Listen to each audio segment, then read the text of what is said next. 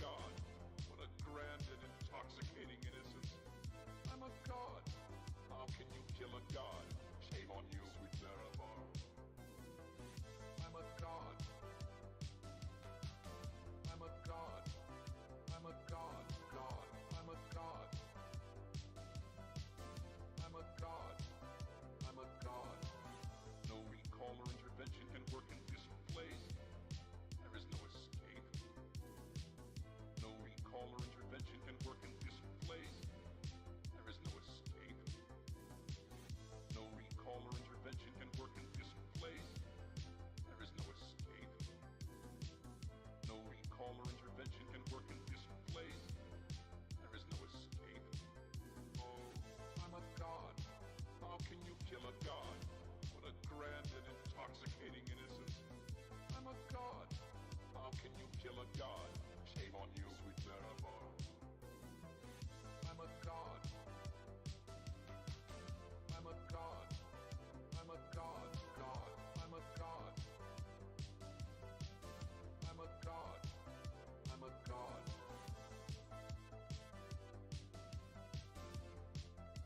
Morning, Pao. Morning. Don't mind me, just prepping things. Because this will be a lot of reading today.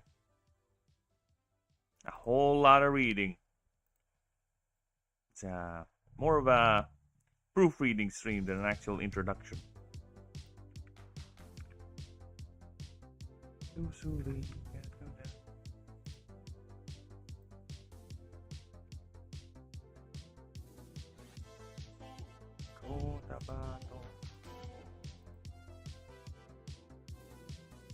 Don't give me a few moments. Just setting things up. Welcome, moon and star. Come to me through fire and war. Oh, oh, come, Narabar. There you go. Come and look upon the heart. Look upon the heart. Oh, lay down your weapons. It is not Oh, I need the link. mercy. The link, the link, the link. Oh, come and look upon the Post all over the world. heart. I'm a god. How can you kill a god? What a grand and intoxicating innocence. I'm a god. How can you kill a god? Shame on you, sweet Marabar. It's not unusual to be loved by anyone. I'm a It's god. not unusual to be in love with anyone. I see you out and about with anyone. Welcome, moon and star.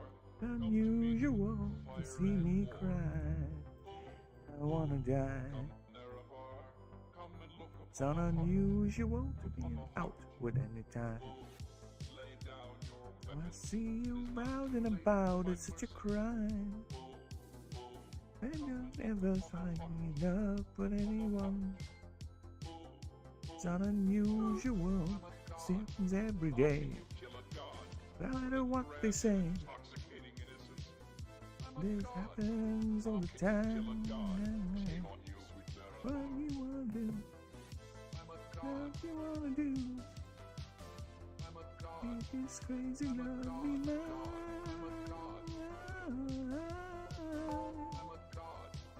I'm a god. No recall or intervention can work in this place. There is no escape. No recall or intervention can work in this place. Unusual There is no about escape. did anyone. No recall or intervention can work in Unusual this to place. sad with anyone. Just say without being framed at any time. There is no escape. It's unusual. I've been in love with you. Oh, oh, oh, Grand oh. and intoxicating innocence. Kill a god. Shame on you, sweet Marabar. Alright. I'm a god. I'm a god. I'm a god. God. Alright. Is that it? Is that me? I'm a god. I'm a god. Don't. Is that it? Is that me? Alright. Okay, I'm fine. I'm fine.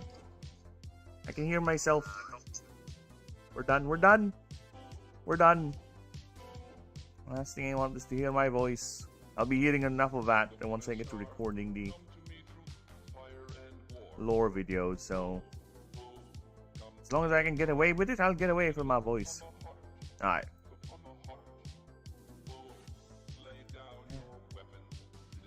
There you go. Hello, hello, welcome. Welcome in, everyone. So we're back. Finally.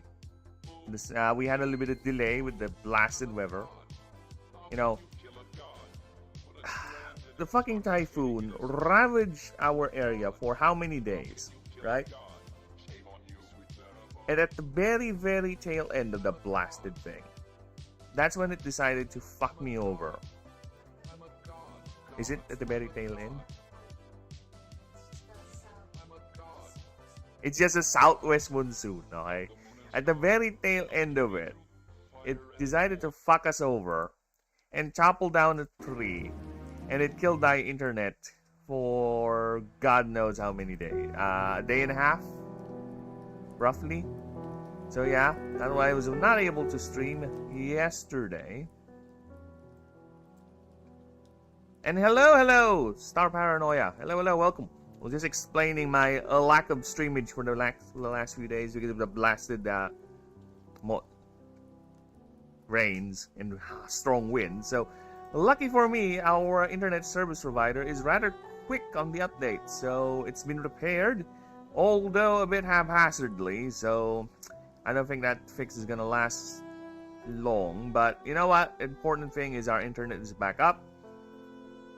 And I'm here. We're continuing, and as promised, because offline, I have resigned to the fact that I'm not gonna able to stream for the next few days, and the internet provider proved otherwise. So they fixed our internet the very same or the day after we filed the ticket for it. But during that time, I worked on finishing up Donkey Hog's creature profile and working on Shruby Mummies. Right? I work on that offline. There it is, it's completed. See, everything is good. Everything's set up. Right? Even with the creature profile and the art. Look at that. 3 of them in a farm. 3 of them just having fun. Just having the time of their lives in a farm. Where did you grow that Shruby Mummy? On a farm?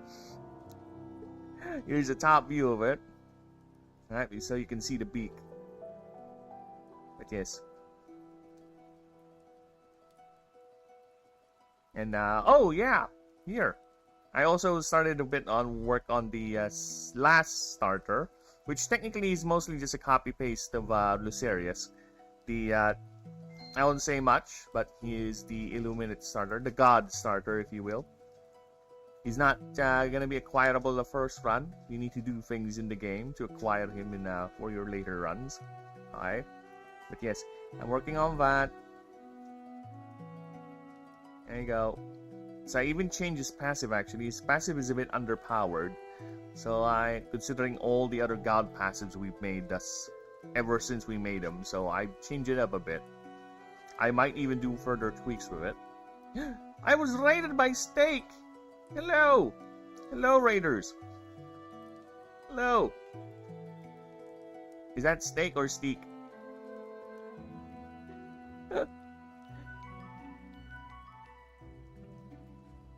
I don't know. Hello, everyone! Welcome.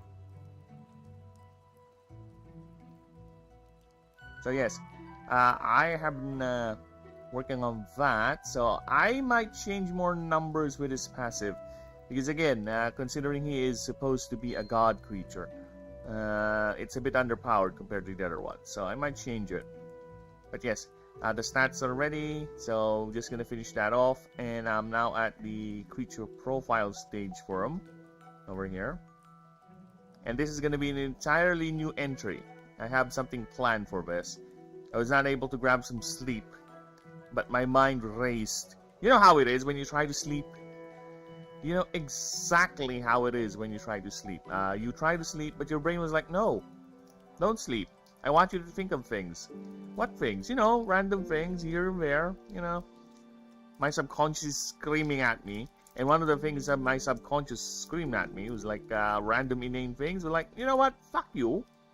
Instead of me being unproductive with all these random thoughts you keep throwing in my brain and you're not going to let me sleep, might as well think of what I'm going to do with Lucerius once I make his creature profile. And here I am. I'm going to make a massive, ambitious drawing. Probably going to do that offline, or if we have time after the proofread pass. And it's going to be an entirely new entry. I think I might do a biography of him. Something like that. So yeah.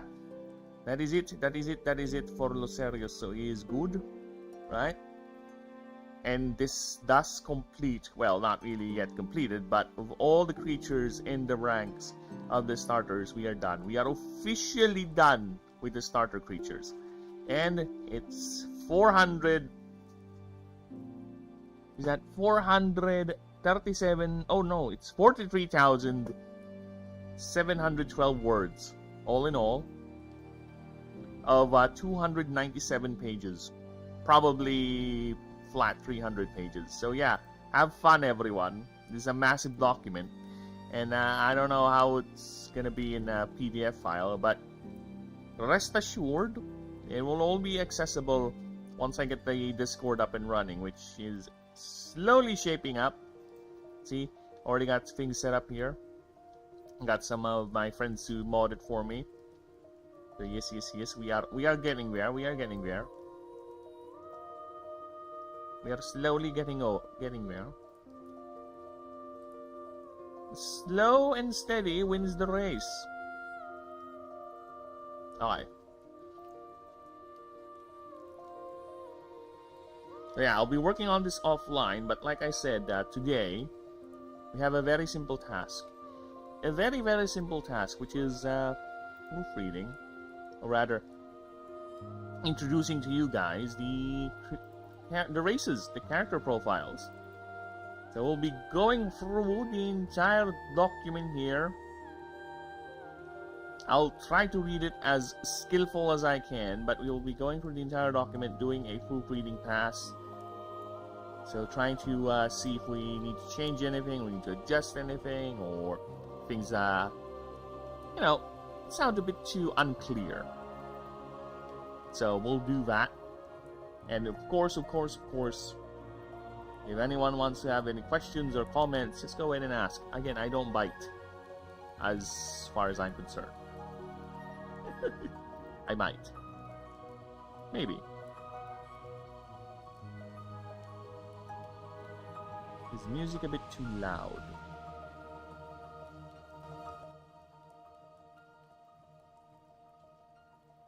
Yeah, grum.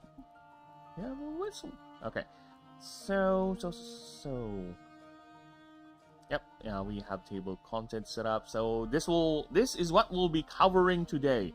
If I have time after this, I'll certainly get to drawing. The ambitious drawing I have for Lucerius is creature profile, because it is gonna be him fighting his dad in the Vault of Veradses. So yeah, it's quite an ambition. I already have the concept of it. It's like the painting of Adam, right? This one, the creation of Adam painting. Here, this painting here. But it's gonna be Lucerius and Aurelion. Lucerius is over here, arms at the ready, you know, attacking his dad, and his dad is gonna be here, reluctantly fighting his son. So yeah, that's what we're going to do. The audience agreed.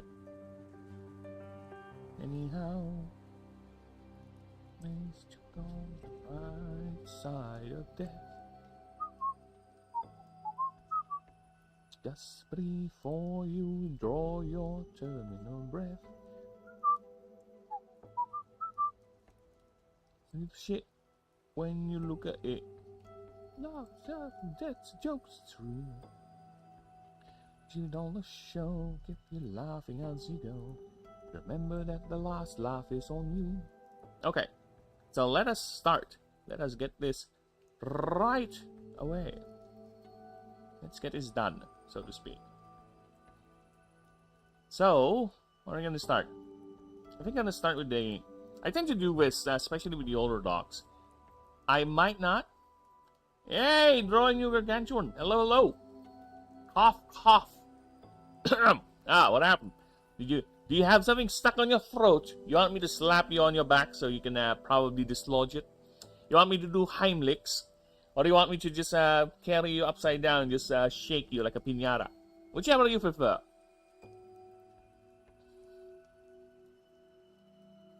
So yeah, so let's go ahead and start with the forward here, because I don't even know if I call this a forward, but I do this with every dock, technically.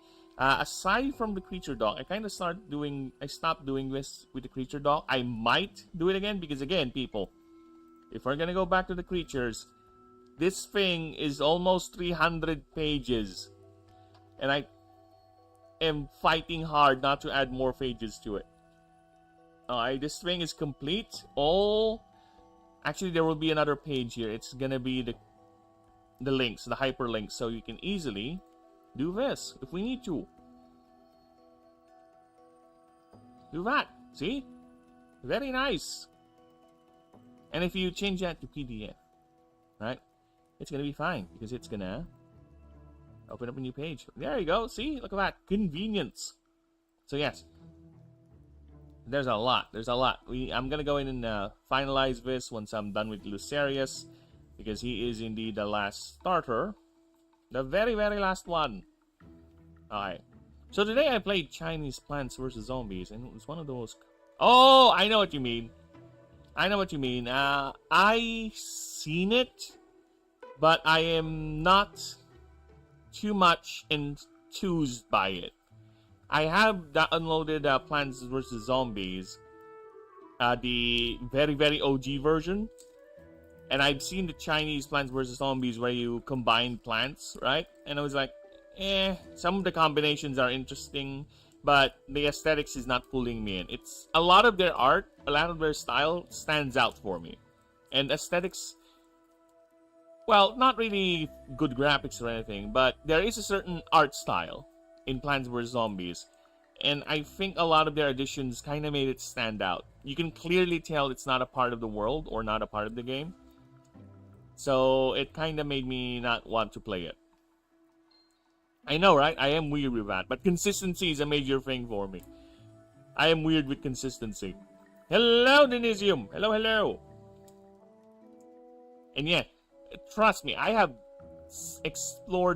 attempted to play a lot of Pokemon fan games, but there are just ideas and aesthetics that make me want to go, we're not really. Especially those Pokemon fan games that just want to make a game hard for hard's sake. It's like, you know what, to each their own, but for me personally, Pokemon has always been a chill game for me. And if you want to make an uber hard Pokemon game, you do you, man. More power to you. But I would prefer, because I do want some challenge every now and then, but not to the extent that every fight is gonna devolve into an uber boss fight style where I have to really commit too much brain power with every randy fight. For me, Pokemon is not like that. Right? Pokemon is a chill game.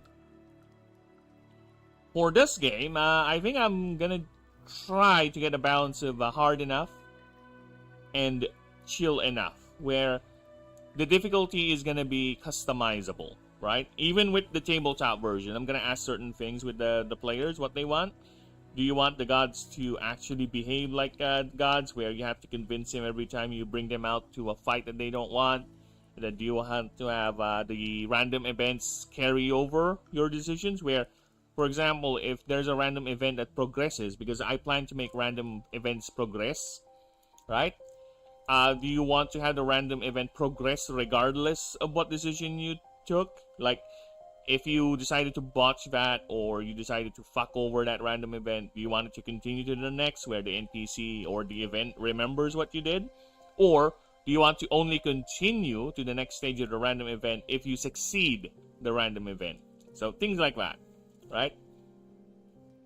So I really like customizable difficulty in games. If a game were to show or give me a customizable slider for its difficulty, I was like, yes, baby. Give me this.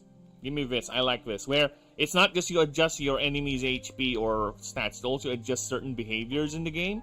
Like, Baldur's Gate recently introduced this with an update of theirs where you can control certain aspects of the game when it comes to difficulty, which is very nice. You can control how many supplies you use every time you rest, how much the items cost for the merchants, right? If the bosses are gonna have those special effect mechanics that they have with a certain the hardest difficulty, or do you want the game to be more punishing with the rolls? You know, it is nice. I like that. I really like the idea of customizable difficulty. Now, yes, tangent aside, I found 2 new plants. One of them, I'm not going to explain because it's reskin act. First, we have Bayberry, which is a cannon and carrot, and it's a banana shooter reskin. Nothing special, I guess. Well, I'm not going to be surprised also if some of those plants are just, you know, taken from the other Plants and Zombies game, because there's a lot of new plants that were introduced in Plants vs. Zombies. Actually, one of the few plants I remember with Plants vs. Zombies 2 that I really like to use is this one.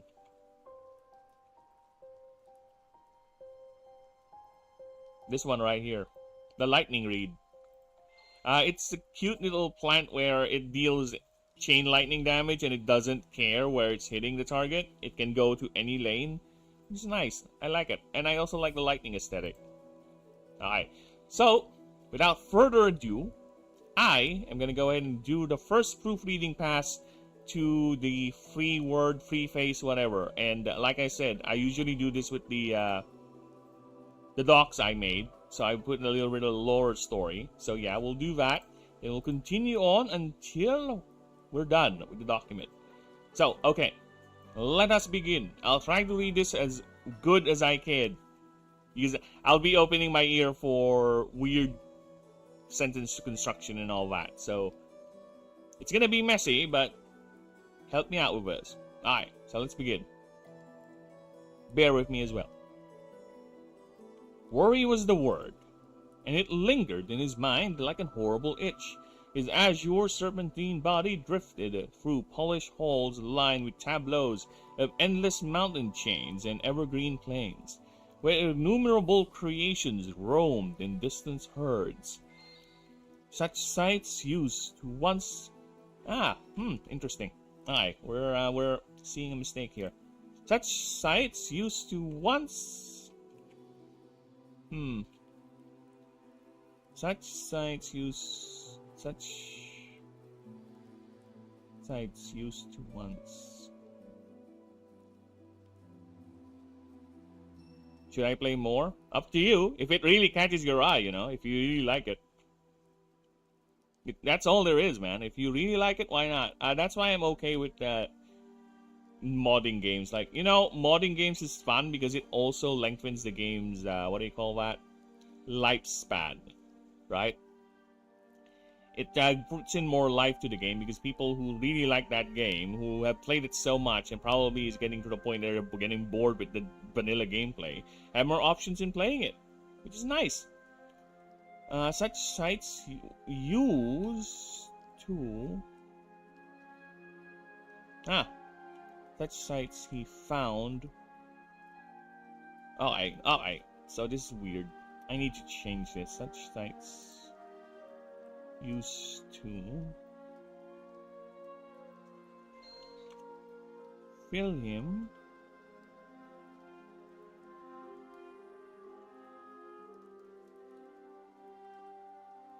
such sights used to he finds this relaxing, a reminder of times long gone and now buried by striking Christ. Okay, I need to change this. This is odd. This should be 1 or 2 more sentences. This is odd.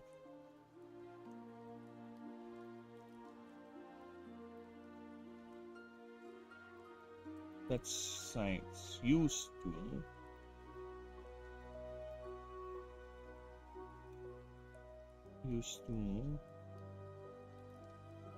fill him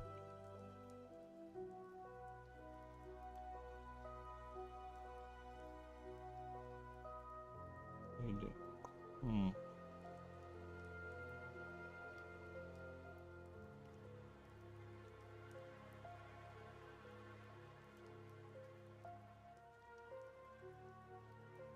with what's the word?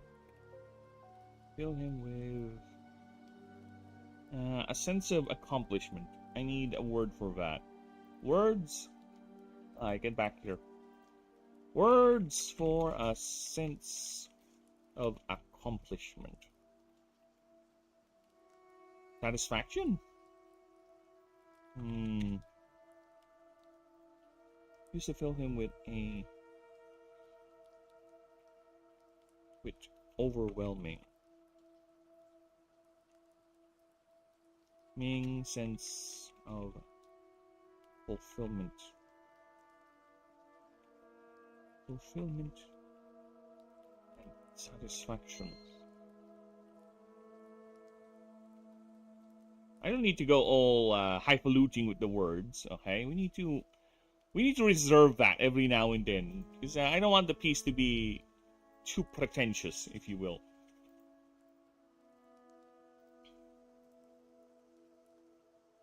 Yet,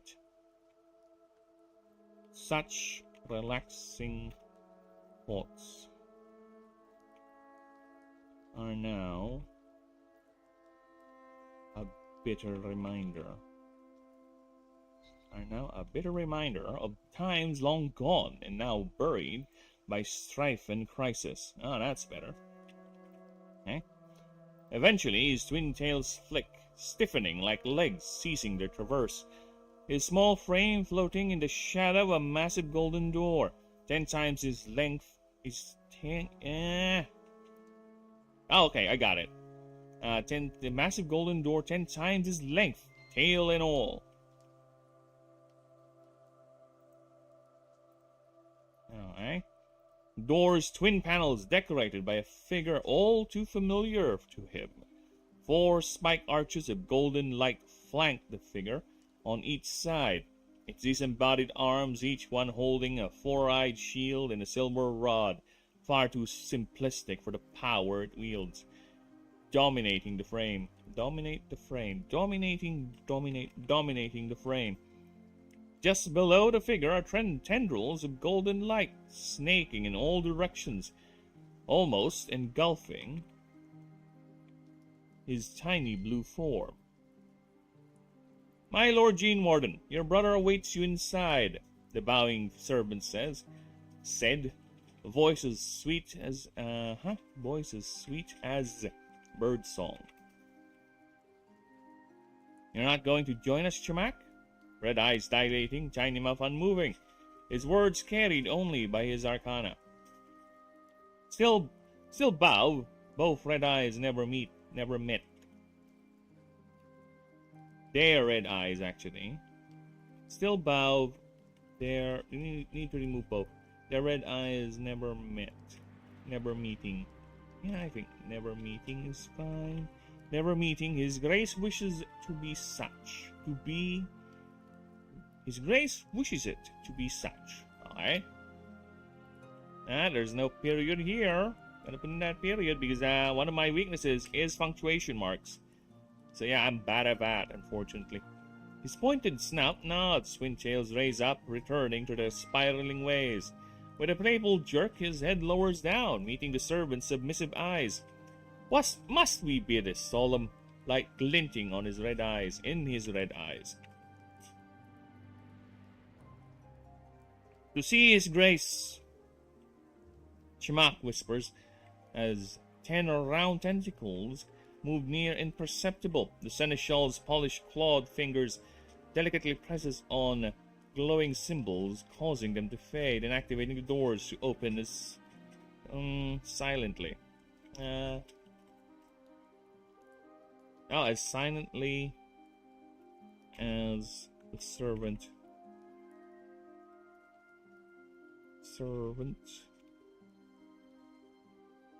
moved. There you go. "I will see to it that you will not be disturbed." He turns around, looking at the empty halls.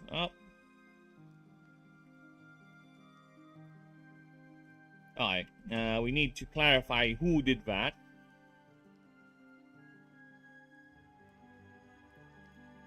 With another nod, the flu figure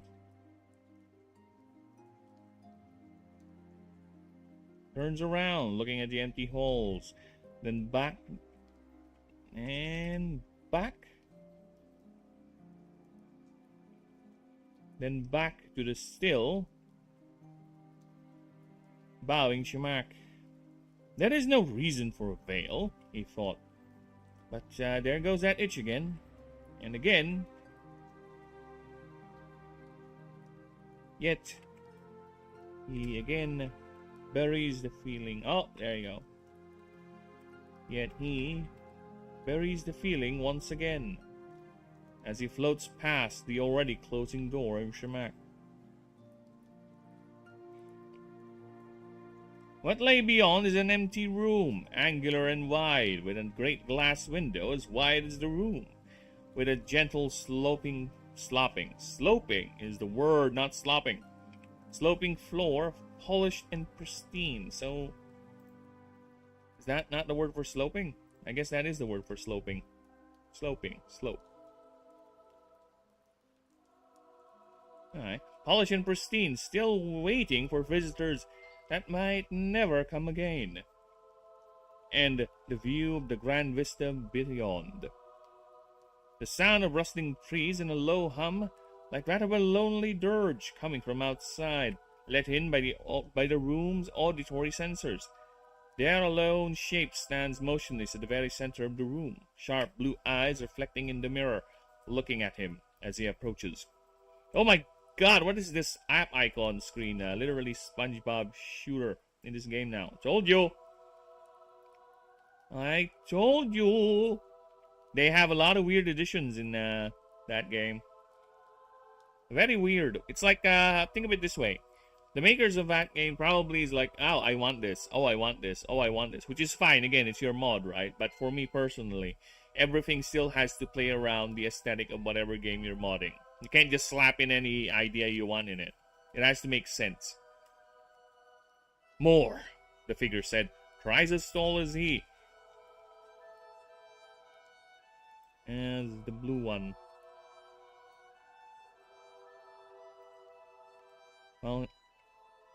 While this figure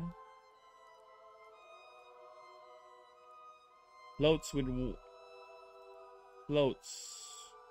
Oh, where? Okay, this. Okay, I get this. I get what I'm trying to say here. While this figure floats, this one. Okay. While the Gene Warden floats, this one stands on two single-tipped golden legs, its voice deep as to his softness. How many? The Gene Warden asked. I think we need to clarify that. The figure squints, activating a neural implant, making... that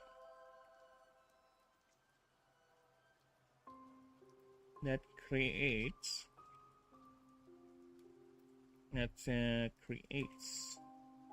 a projection hovering at eye level.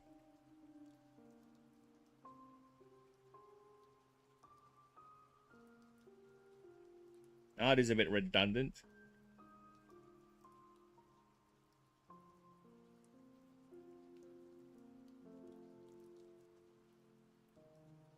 Hovering at eye level and projected. Yeah, okay. The data, I think. The stream of data rushes forth.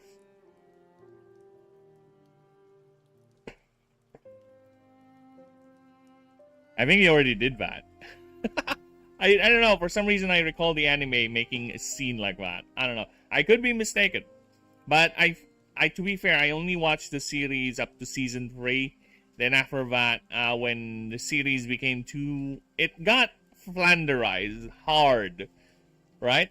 Where people who were making the seasons after 3 know the show is popular, but they don't know what made the show popular, right? So they just ran out of ideas and just did whatever, and just whatever they thought was popular or made the show work, just overdid it to an 11. It became too self-aware for it to be funny and smart anymore. Alright, and that's when I started losing interest with it. Ship class Accurus cargo freighter. Superficial damage on starboard hull, aft section 80% below optimal functionality. Passengers 1,000. Okay. Need to put that in. There you go. 1,678 all elves, 56 crew. Captain Olin Lightholder. Too many, the figure replied, blue eyes blinking away the projection. Turning away from the egg-shaped vessel, landing in the valley below. Trees gently swaying even as gravitic anchors slowly lay the ship down.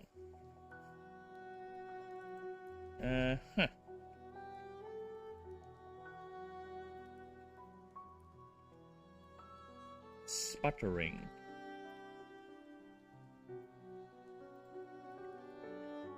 They had nowhere to go. Fortunate they were able to slip through in between the assaults. Slip, the figure snaps back. More like let through. More feeble minds for the foe to feed on and gain egress. I think it should be... yeah, I get what you mean. Because, yeah, it was cut off. What happened to our elevator music? It changed. I am in the mood for some Hollow Knight today. So we are Hollow Knighting. I want the chill, melancholic Hollow Knight music. Because I am in a serious mood right now. We are doing serious proofreading. Despite the tangents and everything.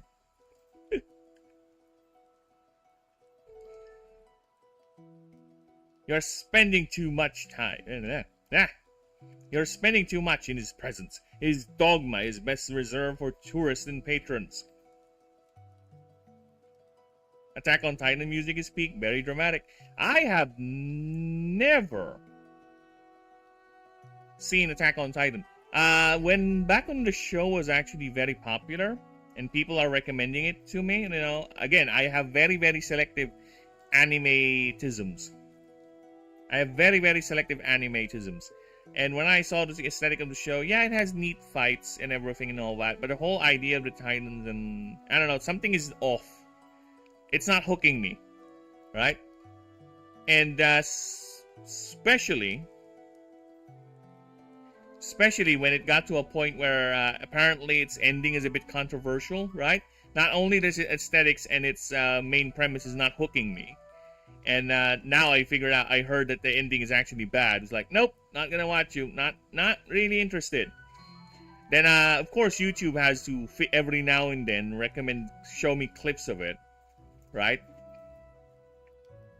Maybe I'm just being a contrarian bitch, but either way, I've seen a couple of clips of it and was like, okay, so they're like that. I like the concept. Correct me if I'm wrong, right? Correct me if I'm wrong. I like the idea of the Titans being mobile suit, but they're flesh. You know, like mobile suit or mecha but flesh mechas or something like that. I was also trying not to watch mainstream media because it was that cool. Yeah, that's probably it. But probably I was just being a contrarian bitch because I was a contrarian bitch when I was young and kinda still am. It will take me a while before I get to watch a popular show. But mostly it's when something doesn't click. If there's really something that doesn't click, because I will tell you this, people. I am not a fan of zombie shows. Zombie movies and everything, because it's such a boring cliche. People run away, they get bitten, whatever. It's boring. It's boring me. I don't like it. But I will acknowledge if a zombie genre show or movie is good. Sure, but it's just really not my thing. I will not go out of my way and invest time in watching no matter how good it is. It's not really my thing. You know? It's not really my thing. There's something about the zombie genre that bores me, and it's not that interesting to me. Or maybe it's because I haven't found the zombie genre that actually clicks with me. Right?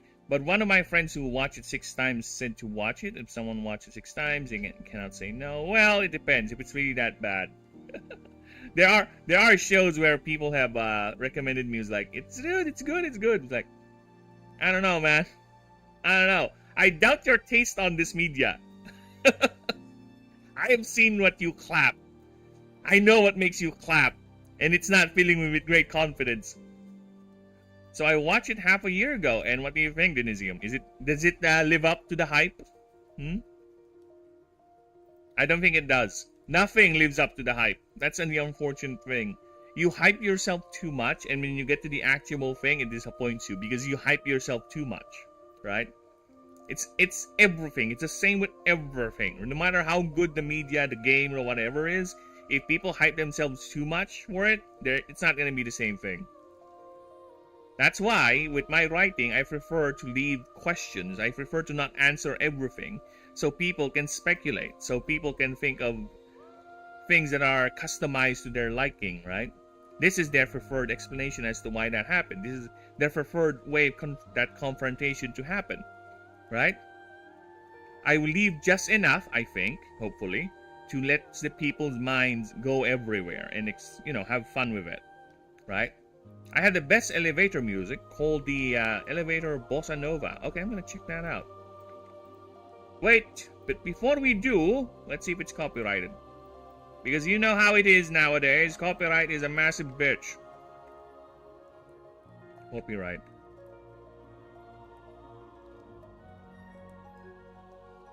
Oh, it's free to use. Okay.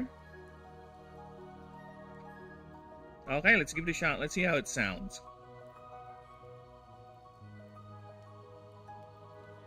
Apparently, it's safe to use. So let's see how safe it is to use. Oh, well.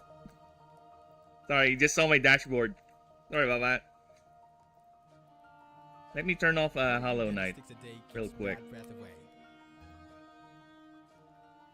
I'm gonna turn off Hollow Knight. Where's Hollow Knight? Hi, silence. Let's see what this elevator music is all about. Oh my god, so many commercials. Fuck off.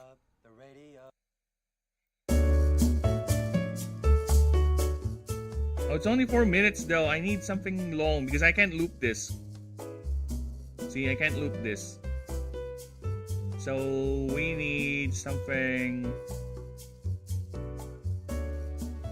Yeah, we need this. Is there like a 10-hour version of this? Because I already like it. It's very chill.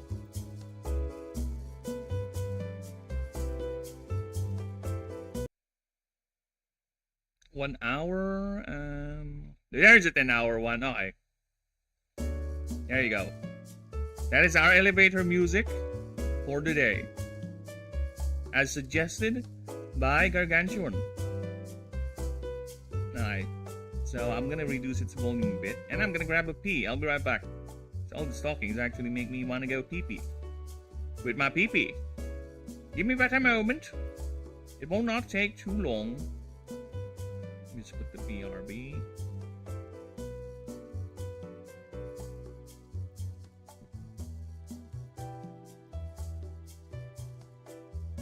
BRB.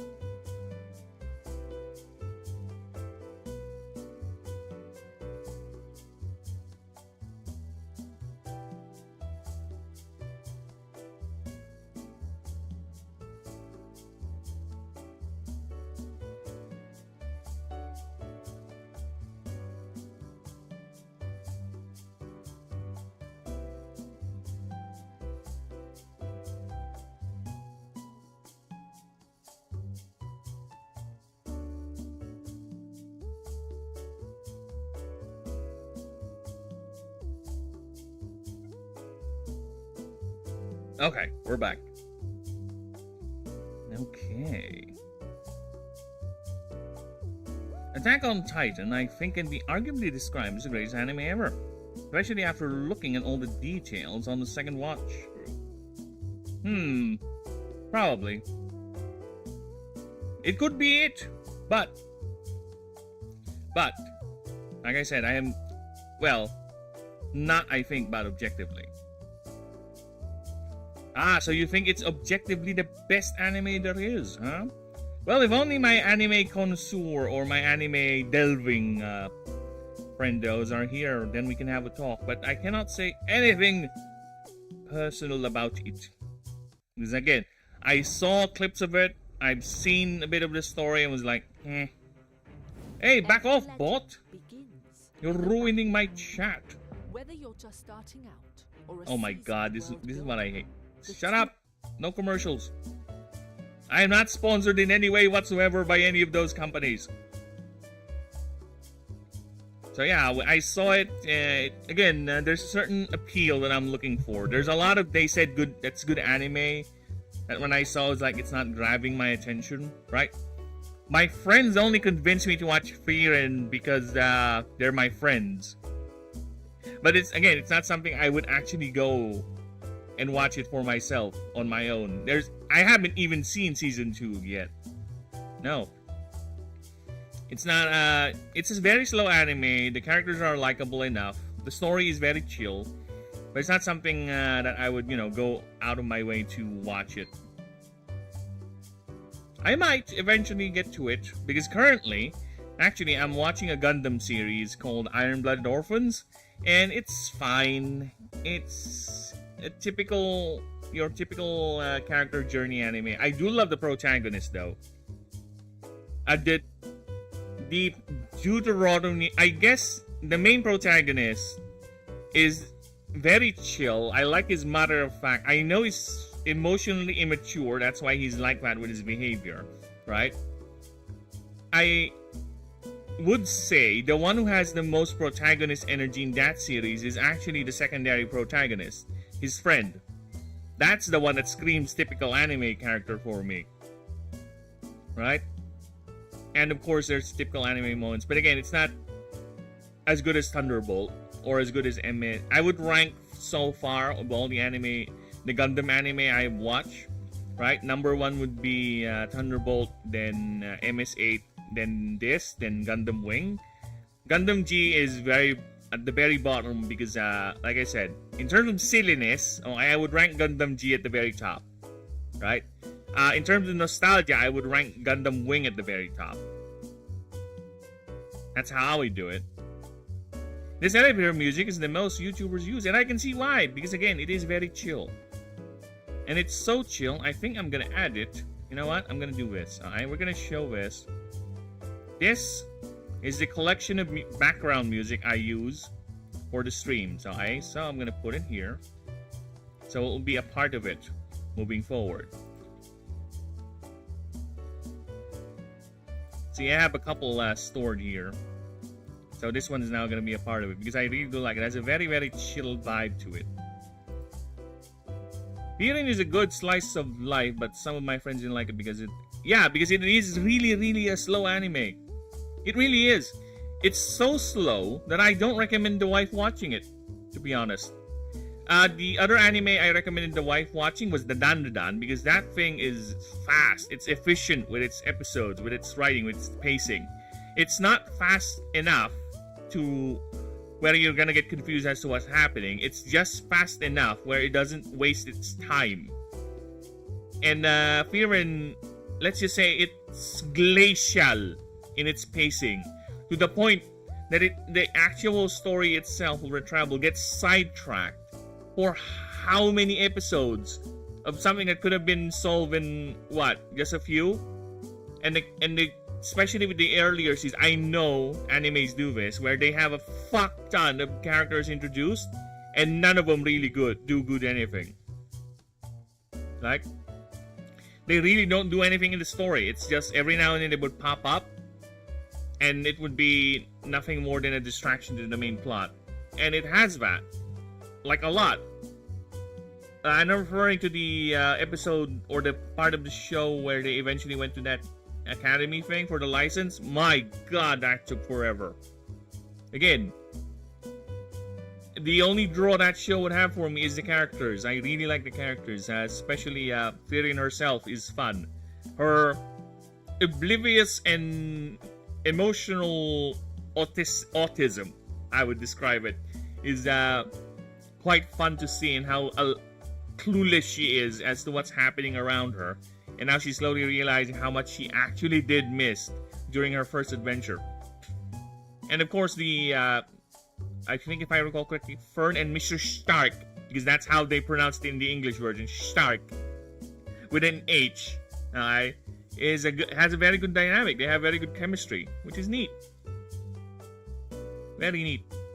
And I really, really don't like the will they, won't they anime trope, because there's a lot of old animes, especially, who loves doing the will they, won't they trope, especially with the protagonist and the main leading lady. That's why I kind of like the protagonist for Iron-Blooded Orphans, because he just, right there, boom, kiss the girl, like, wow. Yeah. Good on you, bud. I've seen far too many animes where the main protagonist is too hesitant to pursue a relationship with the main character, the main leading lady. It's like, can we just fucking stop this will they, won't they nonsense? It's boring me. It's a good stream to like starting soon. Yeah, it is a good one. It is, for me, it's this is still the best. Starting this one. You know why? Because I really like this song. This song is such a meme song to me. Right? Even when I heard this bloody thing, I just can't help but hum it, even at work. And this is such a nostalgic song to me. Right? This is more of a chill, conversational song.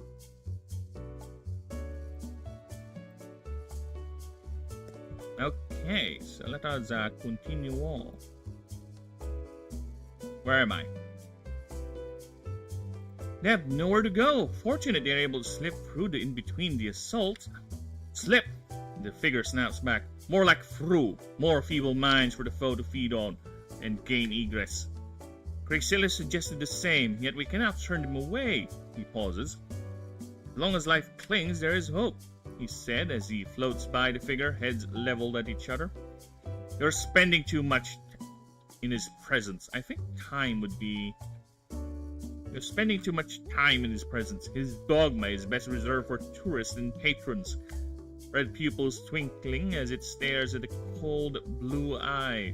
And the cold blue eyes of the figure opposite. His head tilts, eyelids squinting, mimicking a smile. You always find a way to complain with any task. At least it beats being in the war room every waking moment, in her arms and head drooping placidly. Once I handled guests and arranged parties, now I deal refugees and fearful supplicants. Poor clawed arms clench. Crimson light flaring as power builds up. As arcane power.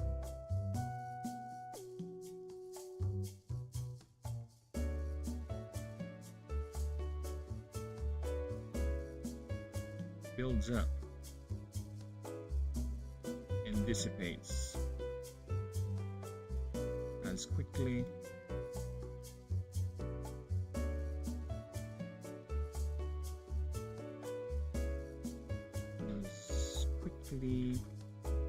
as it was channeled. There you go. Why fight this foe? We are masters of evolution. We must Okay. Again, another interruption. I'm not like an anime guy, but I watch some of them and see how interesting they are. Yeah, same here. I'm not really an anime guy myself. I grew up people watching a lot of anime. As much as I don't want to pull up that Star Wars stupid line from that stupid Star Wars show, I grew up surrounded by anime lovers. Okay, and I don't know. Maybe it's just because me being an edgy contrarian guy. The more the anime became popular here, the more I kind of got more picky with what I watch. right? And a lot of those things that got popular, I didn't really bother getting myself into. Especially the ones that play with the anime tropes far too much. I'm okay making fun of those tropes. That's why I like One Punch Man. One Punch Man, especially season 1, really played a lot with the anime tropes, and it is very self-aware to the point it's not too cringy, where it's funny actually. And Saitama is a good foil against all those anime tropes because he's like, okay, right? That's most of his reaction, which is fun. And unfortunately, the show kind of ran out of ideas, and kind of ran out with gas with Saitama for things to do because he just can easily beat anything and everything, and that shtick of him one-punching everything and everything is gonna get boring, I guess. But for me, you can be a talented writer enough to pull that off on a consistent basis without it overstaying its welcome. But I guess the writer just decided to focus on other characters because, again, it's his story, right? But One Punch Man, especially with the later mangas that I've seen, is no longer focused on the main character. It's all the randies, and a lot of them I don't care about. With every now and then we get a Saitama just popping up. Now, it's more of a, no longer a One Punch Man show, it's more of a one hero show, where it showcases the hero every now and then as part of its main plot. And Saitama just every now and then would pop in and just resolve the problem without a lot of them noticing or whatever. Again, it's his story, but I prefer to see a show where the title character is actually in the show. A roar like thousands of thunderbolts all at once erupts into room speakers, while a great shadow is casted upon the two. Its source a being of titanic proportions. Its seemingly endless form extends upward, rising, undulating with power, filling the valley below with a yellow-greenish hue. Its massive form flanked by hundreds of smaller flyers, either with flapping wings or propelled by unnatural means. Its source, where is that?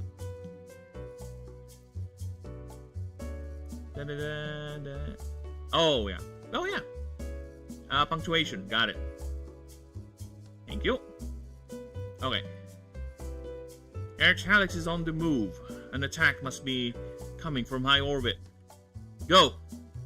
Father needs you in the war room, the figure said, now floating in its pose rigid, teardrop-like wings spread out, bolts of purple lightning arcing in between. He rises, matching. Okay, he needs to be clarified.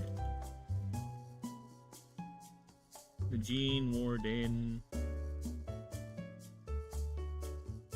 rises, matching the figure's eyes. Meeting, rather. I think meeting would be meeting figure's eyes. Indeed, we must make sure the refugees are safe, he said before zooming towards the already opening doors. Halfway through, he hesitates. There's that itch again. He turns back towards the figure, now fully bathed in the aura of purple menace. In an aura of purple menace. Go! See to your duties. I will do what must be done. As flashes of a distant battle reflect in those cold blue eyes. There you go. Nice. Very nice little prologue, and for those who are aware of what the story is, they would know these two are actually Gabrielus and Lucerius, the two gods, and will be involved in a lot of the great events in the ancient era of the setting. But we shall not linger there for as long as I want to, because that is not our goal. Our goal is not to deep dive the story, but to get a proofreading pass so I can introduce the setting and everything. So yeah, let us continue.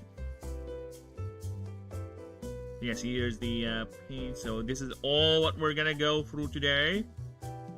This will be a lot of reading for me, and I can already feel my throat complaining about it. But you know what? It's fine. yeah, I prefer to have this read out loud because there are things that sound okay if you read it in your inner voice than actually speaking it out loud. As you can see with that here, right? I already made some additions and changes because I read it out loud the first time since I'd written it. And it was like, oh, this sounds wrong, this sounds wrong. Because I can be quite weird also when reading certain things where if I read it especially in my inner voice, I tend to skip certain things and just fix certain things subconsciously to the point that I didn't even notice that I had it fixed in my brain. And it's actually written weird. So yeah. So good. So let us begin, of course, with what is the Animancer. And also, look at that, I have some art. It's they're there to fill up the spaces, okay? Which is fine because, like I said, I told you this is why I like doing the drawings too, because I have a fuck ton of assets that I can use to help me put more flavor, if you will, to the rule books that we'll be making. So yeah. Actually, I even went back and redo one art from one of the Pantheon docs. You can see this thing has been redone. This thing has been redone to appeal to these current standards of my drawing style, my art. And fucking hell, shut up! Alright, so yeah, I'm an artiste.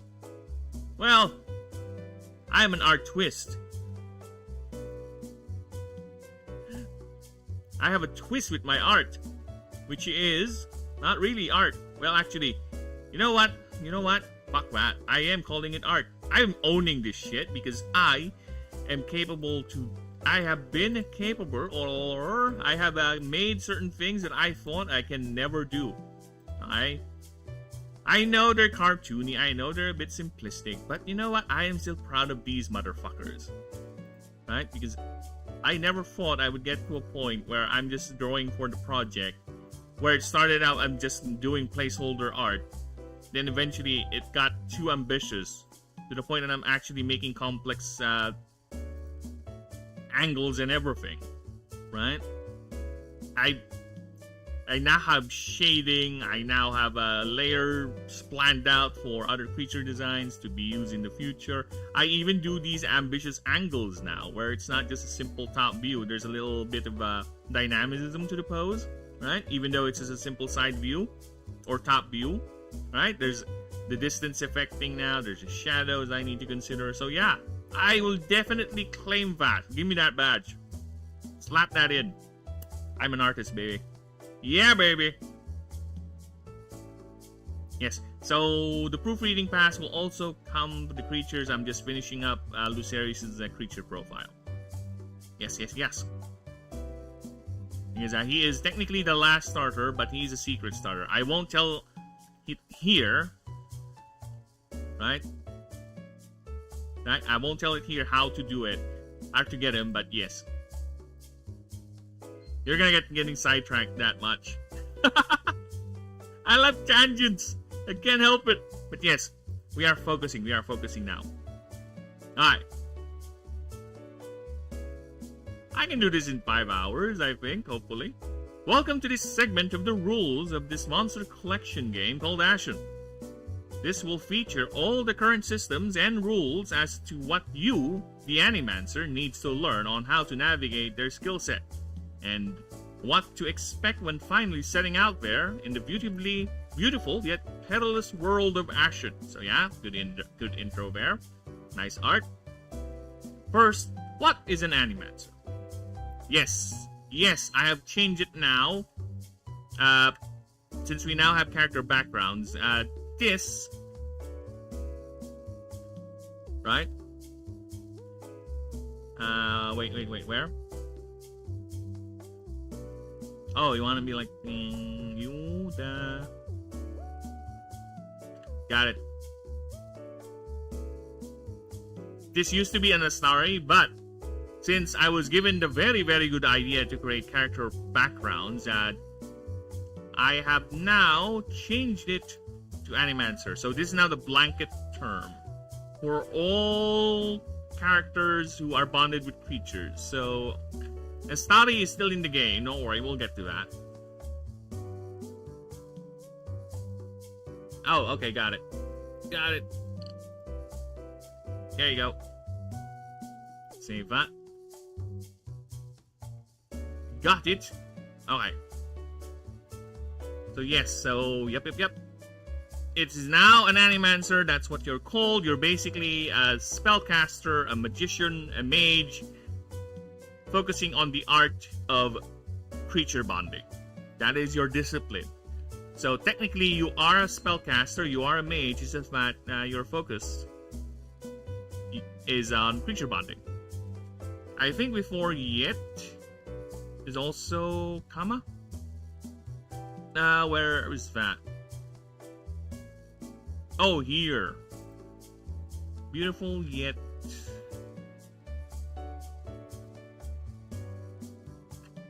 There is a pause. I think there should be a comma, yeah, because there is a pause. I told you my weakness is punctuation marks. Yes, because it's gonna be read as beautiful yet perilous, right? So I think there should be a comma. You are correct, because it should be read as expect when finally setting out there in the beautiful yet perilous world of Ashen. So yeah, I think that would be the good read for that. Right? So let us continue. So mostly of my proofreading here, I'm just gonna be looking at sentence structure. Punctuation is gonna be something that my brain is not gonna catch on real quick. So yeah, that's gonna be something. And I appreciate all the help. Thank you, especially you, Denisium. You've always been my punctuation. You're like what do you call that? You're like my conscience, but for punctuation marks. But then again, you did inspire me in making the character background. So thank you for that suggestion. Okay. So first, what is an animancer? In the world of Ashen. Yep, got it. No problem. It's fine. In the world of Ashen, during the times of the new founding, this term describes you. So yeah, the voice on this one is gonna be a bit editorialized to the point. There's a little bit of what do you call that? Fourth wall breaking. Yes. This is not gonna be as serious as the creature profile, where the voice is more of a biologist, right? Or the Pantheon doc, or it's more of a classified information being disclosed with a couple of fragments and a little bit of right? It jumps depending on the story being told, but it's mostly audio logs and fragmented data and a little bit of what do you call that? Scientific style, biodata, something like that. This one is gonna be a bit more loose, a bit more fun. Yeah, the Faber doc is a lot more serious too. Yeah, this one is a bit more loose. So this term describes you, a person capable or /authorized to partner up with the world's myriads of powerful creatures. Okay? You, a person.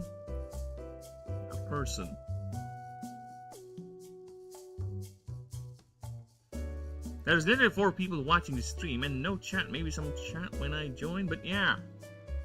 Well, lurkers are a huge portion of any streamer's audience, and either way, I do appreciate everyone watching, because I never turned on the, I keep on saying I never turn on the, what do you call that?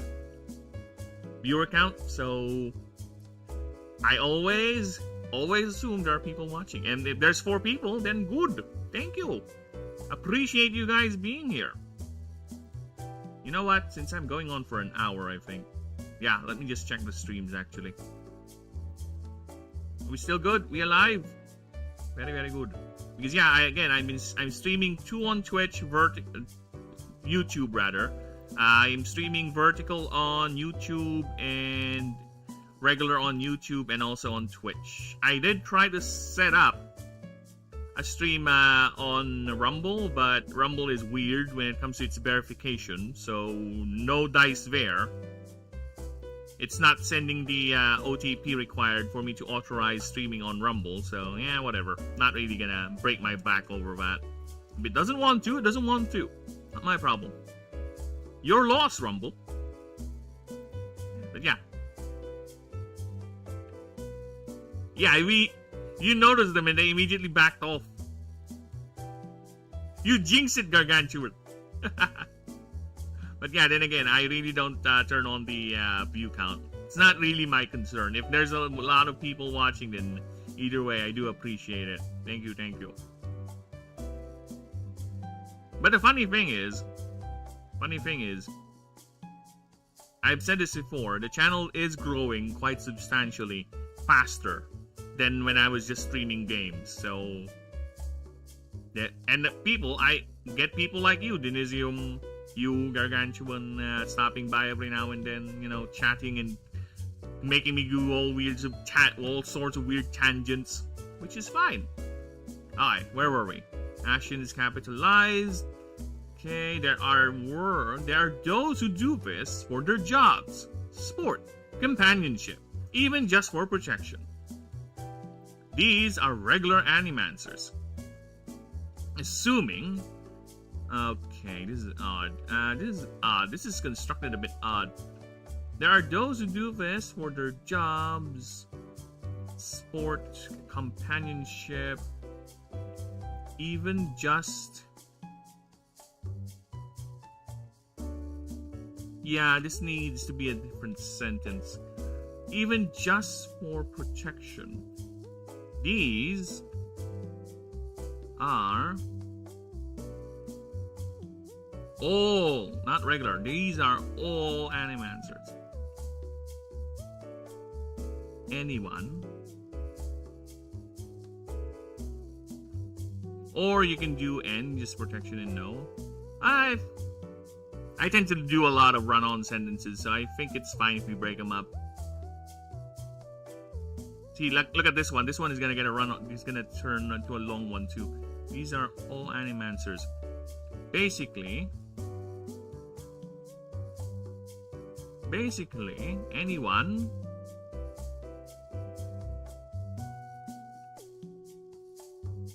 using creatures to perform tasks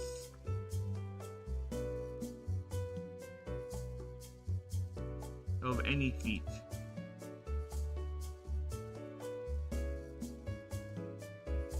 Voice to text always says an actual comma and not a word. Well, that's the thing, right? How do you do that with voice to text, man? Because some of your chats, they look like they're very good with exactly what you want to convey. Because yeah, that is something that you need to specify with voice to text. Put a comma here specifically.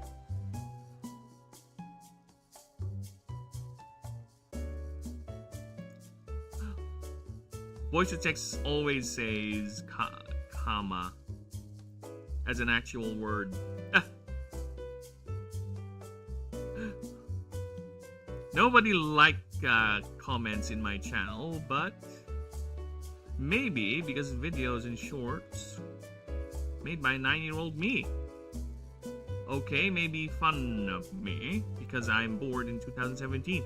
Well, to be fair, there's a lot of YouTubers I know out there that have very good content, they have very good editing skills, but they don't get anywhere with the YouTube algorithm because the algorithm is a goddess, a very fickle goddess that is quite hard to pin down.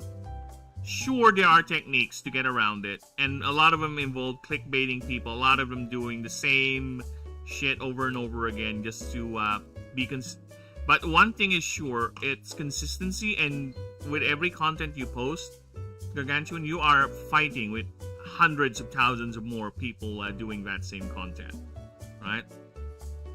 And yeah, I would just either see what everyone's doing, or just find yourself a niche, right? A niche that is too specific, and it will get you the right people who is actually going to engage with your content, right? If you go too broad, you might get people every now and then, but the thing is, they're just there because of that particular thing, right? So if you do many different types of content, like if you gaming, then movie, then gaming and movie, people who tuned in for the gaming content will not tune in for the movie content unless you're really, really that interesting or really, really funny, right? You're able to translate it to that type of thing, but not everyone is capable of that. So, yeah, focusing down, first building yourself with a community, with a group of people that's willing to hang out with you regardless of what you do. Yeah, that's if you really want to do something or make something out of this YouTube thing. But you know what? I recommend you just go at it first like a hobby sort of thing. So you don't get pressured, because a lot of people get too pressured with the whole subs, view counts, comments, all that. It gets to you. It will get to you. That's actually the reason why I don't turn on my view count, right? Because it will get to you. Regardless of who you are, it will get to you. Sometimes I have to edit. I can imagine that. But how many times you have to edit? That is a good question. Okay, so with that, let's see. Assuming you can take the drain. As part of the bonding process with creatures, is using an arcane discipline. Oh, this is a bit redundant. Is using an arcane discipline called the Mana Link. This is basically an invisible tether of raw mana from you to your partner creature, which they can and will feed on your mana to maintain and enhance their own power. Where an individual's arcane capacity is directly tied to how much power a creature can draw from you, where an individual's arcane capacity is directly tied to how much the Mana Link.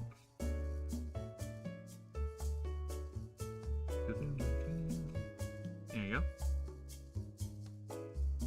Feed and maintain to enhance their own power, where an individual's arcane capacity is directly tied to how much power a creature can draw from you.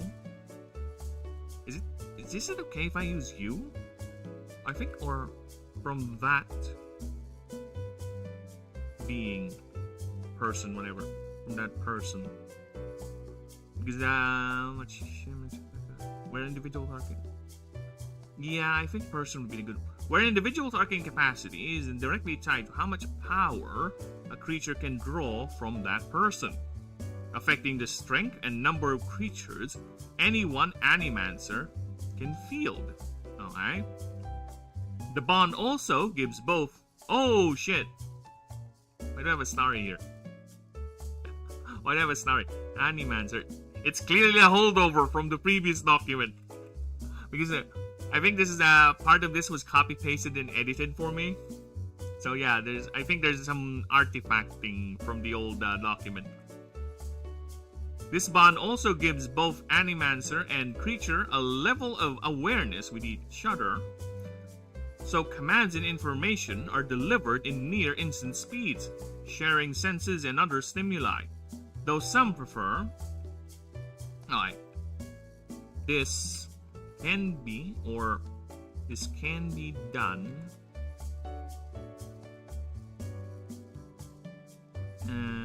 what's the word? Can be done wordlessly. Can be done...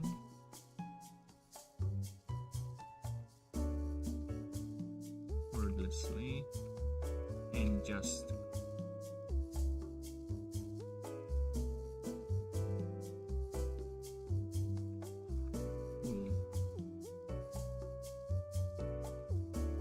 the link itself.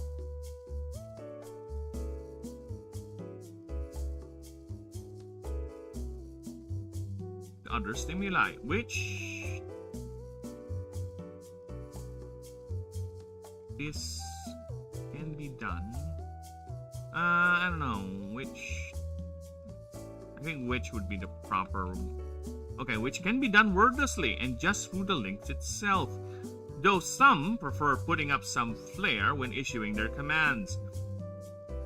Through the arcane link they both share. This is came out of nowhere.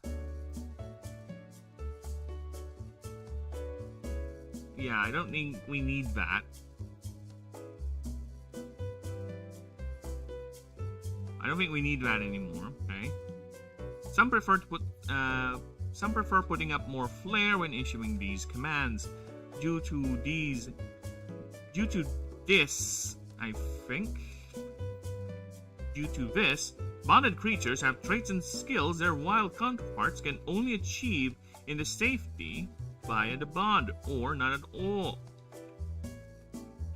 Achieve in very specific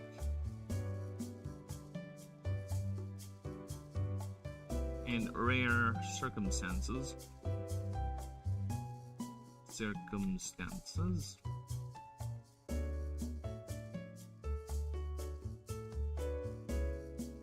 Or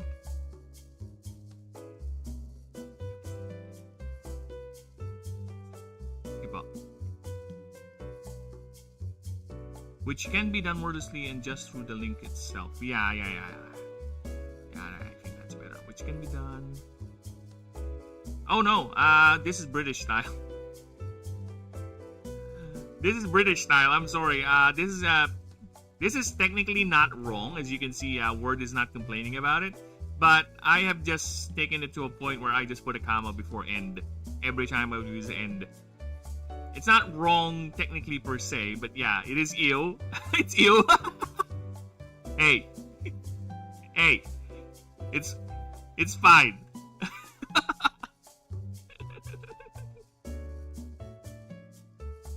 Oh, and I thought you meant through. But the comma is also pretty bad.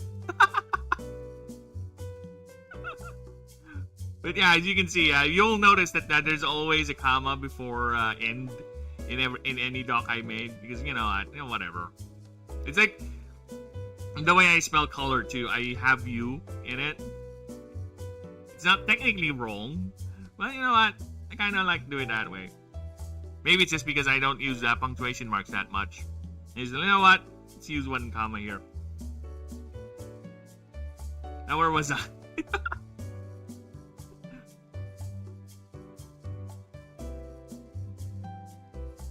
I don't read Japanese.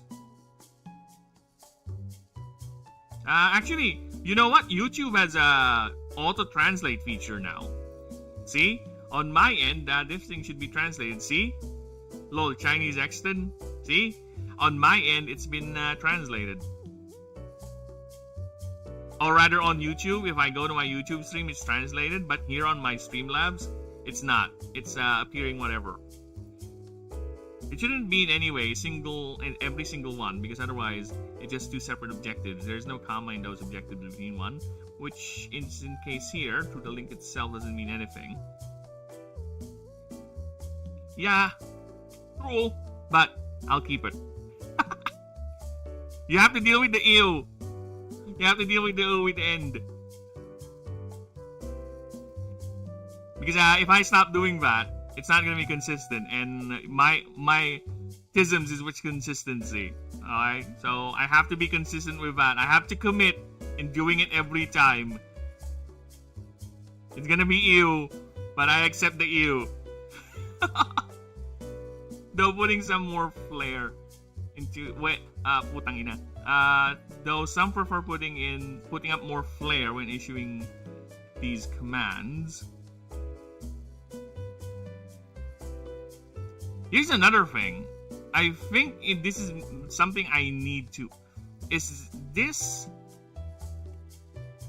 right? Is through and through, are they the same words? By that I mean this spelling. This is through, right? Hello, Gourmet. Hello, hello. Welcome. So this is through, and there's another word called through. I think they're the same, right? right? True versus true. Okay, so it's more slangy. So I think then it depends upon the voice of how I'm writing, right? So if I'm just gonna go ahead and it's more loose, it's more chill, then I would go with THRU, the shorthand, right? But if it's more formal documents, it has to be the longer version. So yeah, okay, got it. That's what we're gonna do. Since this is more of a chill version, I think it's fine if we just use the shorter version. Translate. What about the Chinese accident? No! Hey, what about that Chinese accident? What about that Chinese accident? There's a lot of Chinese accidents going on. That country is being battered by storms and explosions and fires. Which ones? Like, on a weekly basis, there's like 3 or 4 more that happens. You just don't see it because you know how it is. They're much more focused on maintaining their image than actually doing something about it. Which is a sign of an ineffective and very insecure government. And that's all I'll say because this is not a political channel. We don't do politics here, only the politics of the world. Due to this... Oh, look at this guy, it's complaining. Due to these? Why these? Due to these, bonded creatures have traits and skills their wild counterparts can only achieve in very specific and rare circumstances.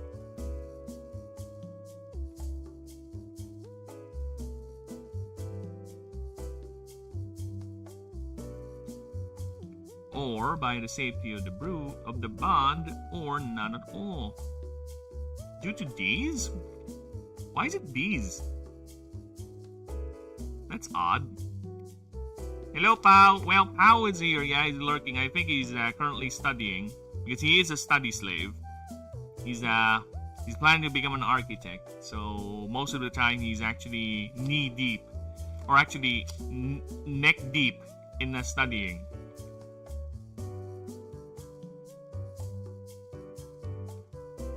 Goodbye.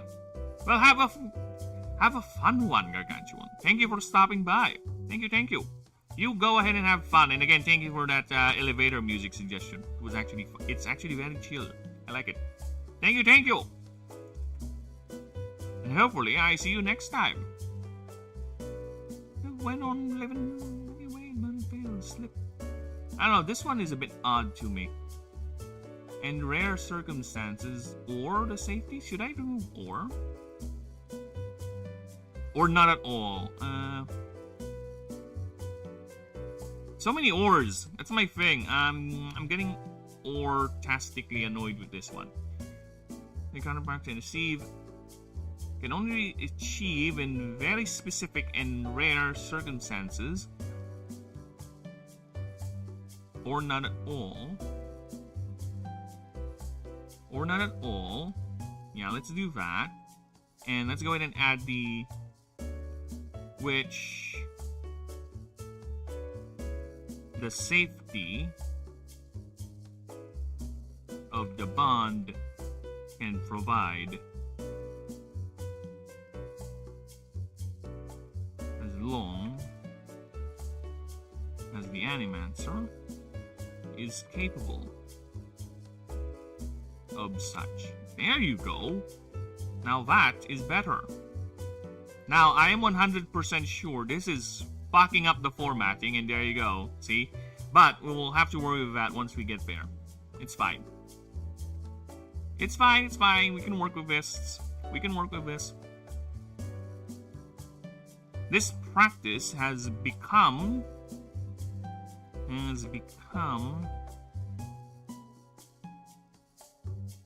so widespread it has now shadowed the other schools of Arcana. The other schools of,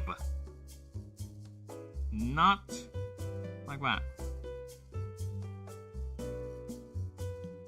The schools of Arcana, as they are also part of society's vanguards, police,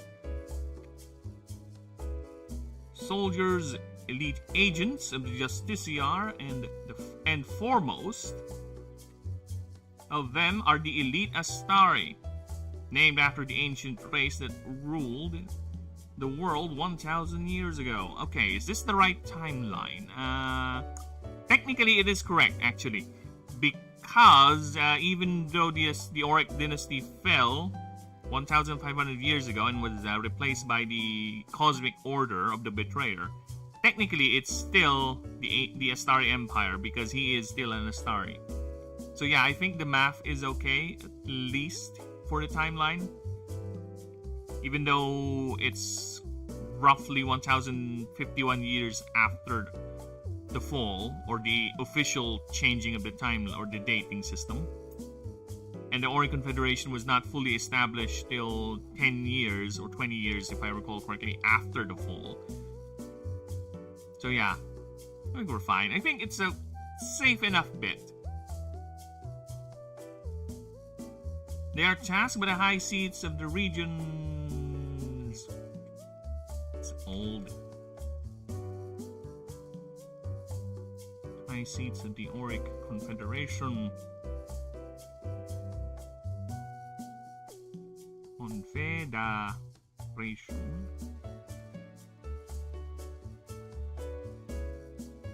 Confederation to act as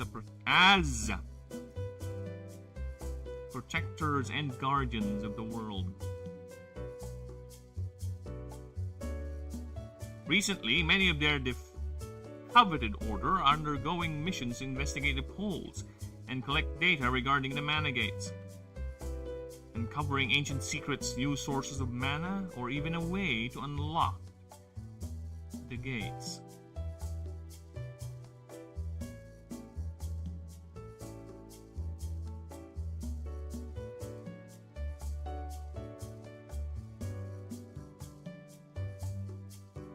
For they all live. Yet they all live. For they all live. How are we gonna do this? For they all live. For currently,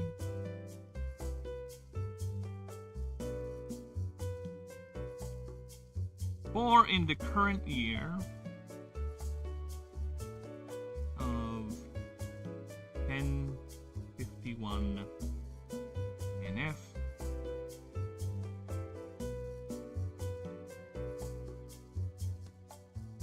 it is a world. It is a world which once had an abundance of near limitless supply of mana, the magical substance used to power magic and technology. Magic should be Britishized. There should be a K there. Fuck off. However, due to events of the old founding, roughly 1,600 years ago, due to events at the beginning of the old founding, at the beginning. What the fuck? Yeah, what happened? What happened? Did I do something wrong? Or you're cringing out with all the commas? It ain't no magic.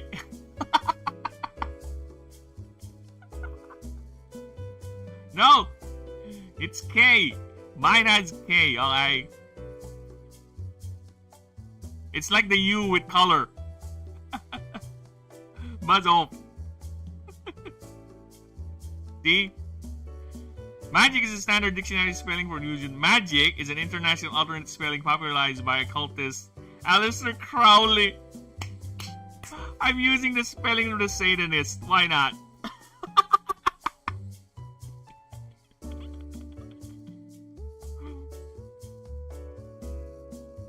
I have chosen to use the one with the K. I've chosen the one. The spelling that Aleister Crowley is using. Granted, I might change it. Because he is quite the... how should I say it? Eccentric figure. Okay. He's one of those cultists that use that to basically not do real... well, I would say real work. To try to get an easy life as much as he can. Okay. Oh my god, yes.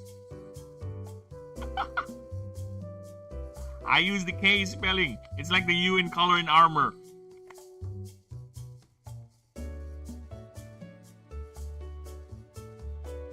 Again, I might change it. But for now, I'm keeping the K. However, due to the events in the beginning of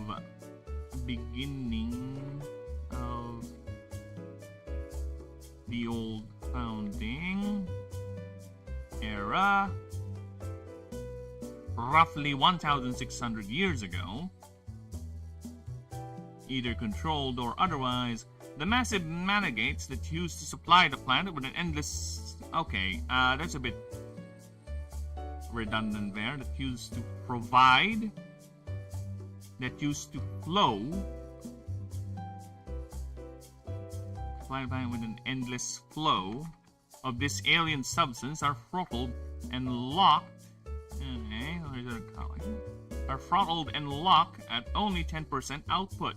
The world is now in what experts call a rationing phase, where high mana saturation akin to pre-throttling ancient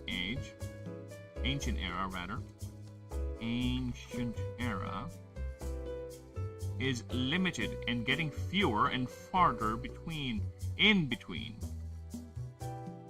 Yet thousands of years of civilization expanding and rebuilding, its ever-increasing reliance on the power of mana is slowly draining, consuming all the surplus energy. Where the world's natural refresh rate cannot catch up without proper measures enacted. With current projections, if the rate... Oh, this is I remember having problems doing this. With current projections, if the rate it is right now, oh my god, words. With current projections, if the rate it is right now, sorry, it is right, we have right now continues. Should I put like a comma here or something? It will take only a span. It will only take a span of a few hundred years, and the world will enter the drought phase. Demand finally outpacing the supply and refresh rate, which will spell doom for all who inhabit the world, not just the mana-dependent races and fauna, but anyone who relies on the technology powered by this ever dwindling resource.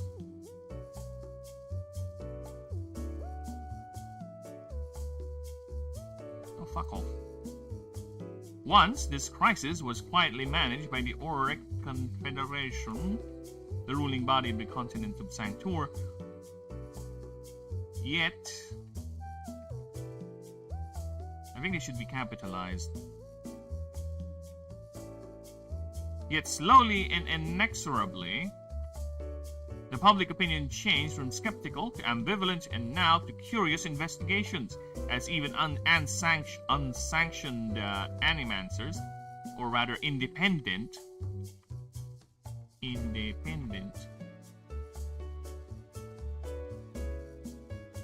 groups,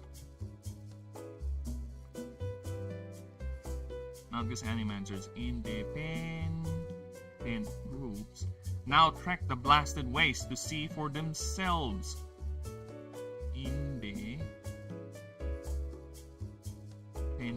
There you go. Independent groups now trek the blasted waste to see for themselves. Others seek treasures, opportunities for a new life, and even as simple as adventure. So, it's all up to you.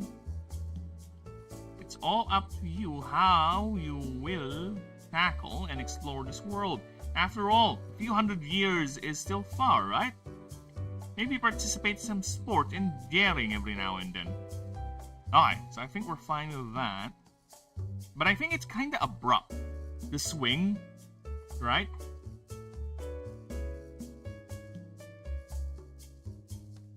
right? It's kind of abrupt. Yet, however, let's put however. However, not all are driven by the ongoing, or the impending crisis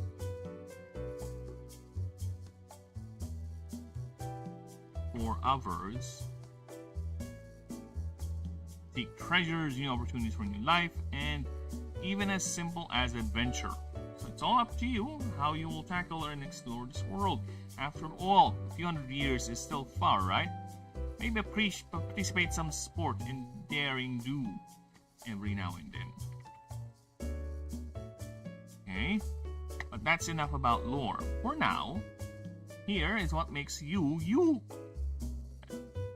The breaking of the voice, fucking hell. For lack of a better term, here is your character sheet.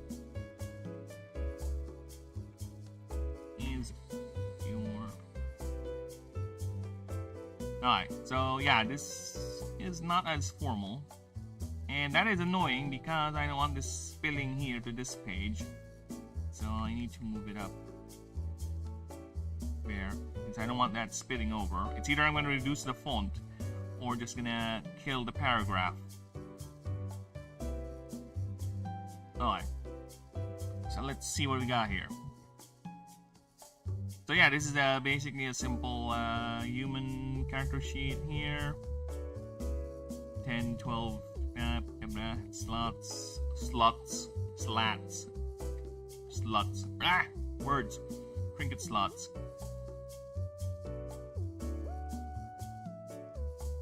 Okay, so let us break this down. But first, I don't know how to draw humanoid. Fuck you with the self-aware nonsense.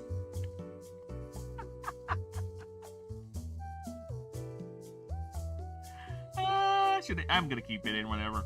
But since I don't know how to draw humanoids, maybe. But what is this? This is a link rune.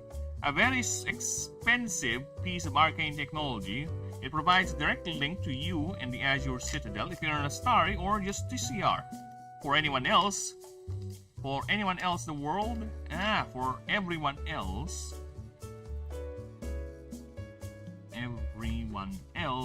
the world has numerous sites. Oh, what the fuck? How is this not flagged with the red squiggly? Is there an actual word that's sty? I guess pigsty, right? But that's not how you spell pigsty. It's STY.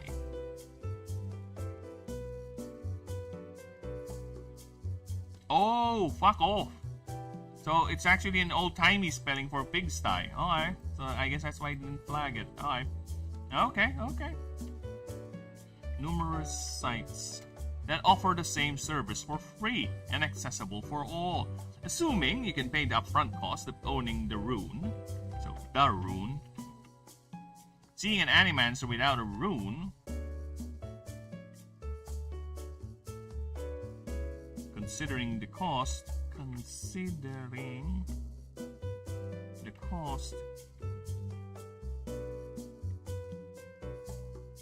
seeing an animancer without a rune and their partner besides them is not that uncommon. It is highly impractical and extremely mentally taxing, as maintaining constant mana might cause irreparable damage to one's psyche and health without proper training and resilience. Okay. Especially when maintaining many or more demanding specimens. The rune technology was invented by Busterfield Corporation, dated 4/16/0216, new founding. Yet, more precisely, rediscovered from the ruins of the now defunct conglomerate Demiurge Core, which was destroyed during the Great Schism. This also allows you to access the creatures your creatures with merely a mental command from any of the storage facilities.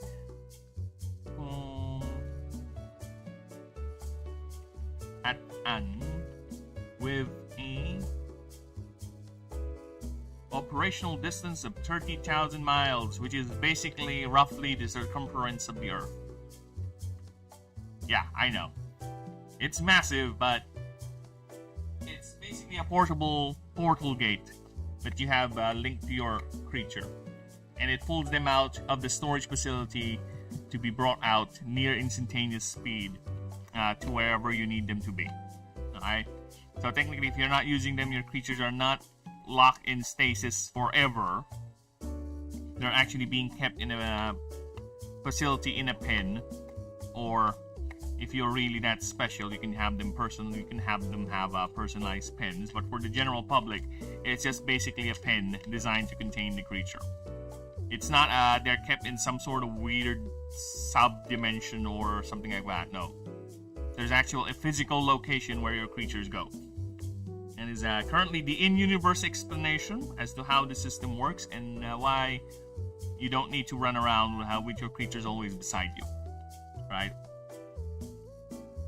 So yes, that's how it is for now. But I don't see it being changed, to be honest. I think it's okay enough because we are already dealing with a massive interstellar gate that connects other gates to other gates in the setting. So I think having a miniaturized version of that is not really that breaking, to be honest, because it's just, imagine an alpha gate, which is the two gates on the north and south poles, connected to every other alpha gate in the universe, right?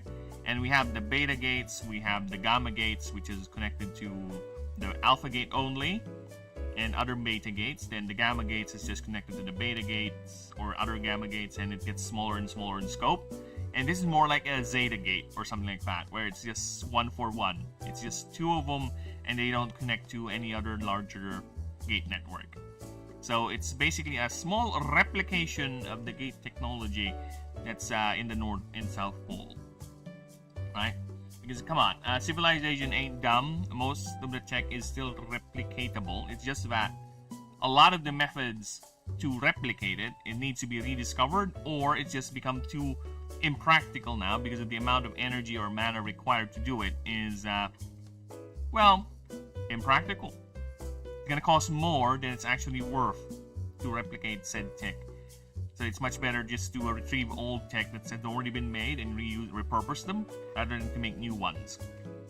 It's the same with the gene smithing technology of the creatures, right? Why, in the current setting, if gene smithing or creating creatures is such the norm back in the ancient era, like a few thousand years ago, and why it's not really used nowadays, it's because it's too expensive, and the technology the Astari use, the precise technology the Astari use, is no longer available. A lot of them were destroyed during the Draconic Inquisition because Lucerius doesn't want that technology shared.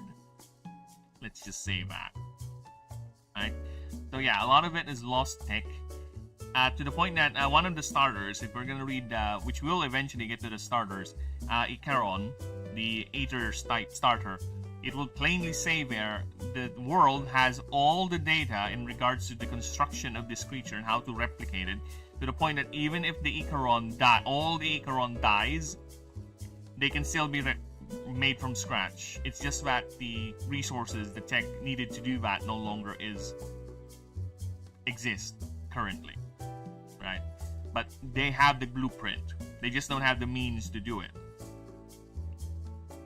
Yes, we're talking about live creatures here. And I'm treating them like they're some sort of biological robots, because a lot of them are, actually. A lot of them are technically just biological robots made by the Astari to perform some certain function. Or it could be just an Astari in the mood to create this sort of creature and he just made it out of a whim. There's no real logic to it. Again, it's just, that's how they treat it. That's how they treat biology or technology. Yeah. It's a genetic carnival, everyone.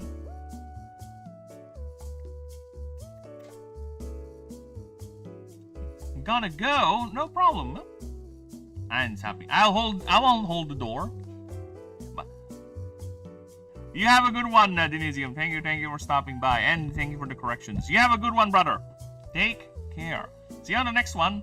I will continue doing this until I'm done. I don't know how long, but yeah. See you next time, brother. So where were we?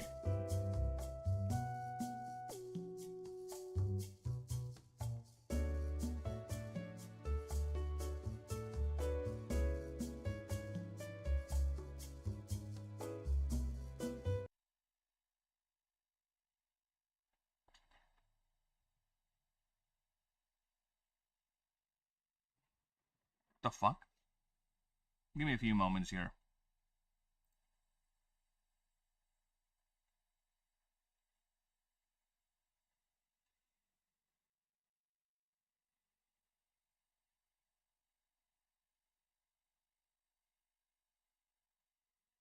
Oh, that's odd. Oh well. Alright, let us continue. And by gum, we're already at 2 hours. God damn. Let me just fix the fan. It's getting hot.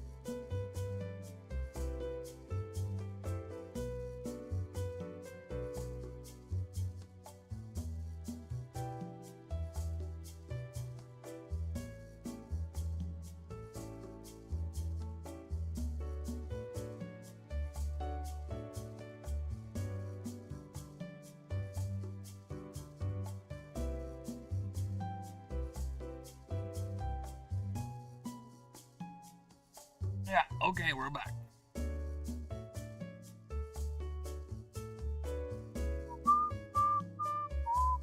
Okay, now let us continue. Character statistics and or stats. Okay, the sentient races of Ashen, each with their own unique and special adaptation to the world.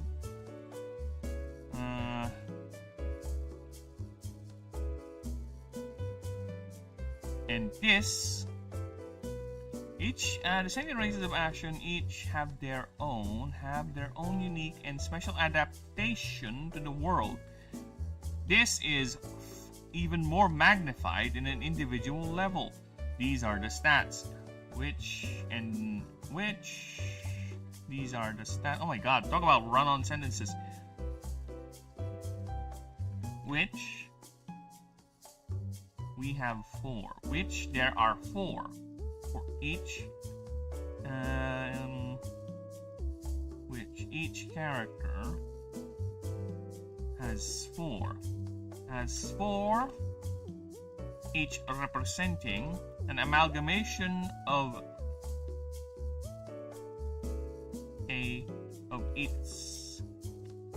its respective representation. Okay. With that in mind, let's start with strength. There you go. Okay, so oh my god, fuck off. Oh.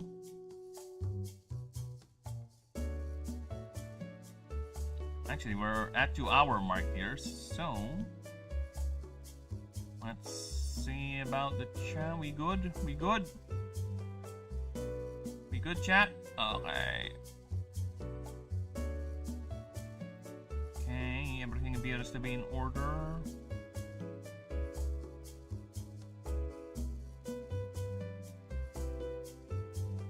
Very good, very good.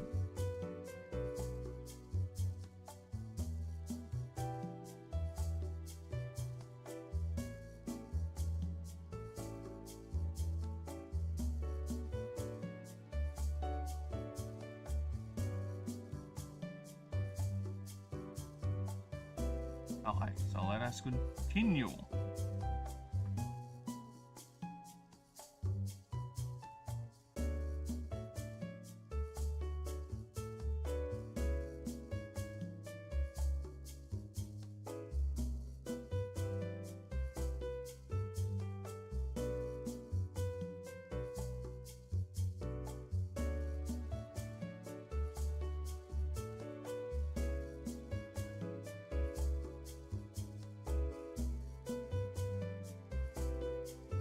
Sorry, just checking on things.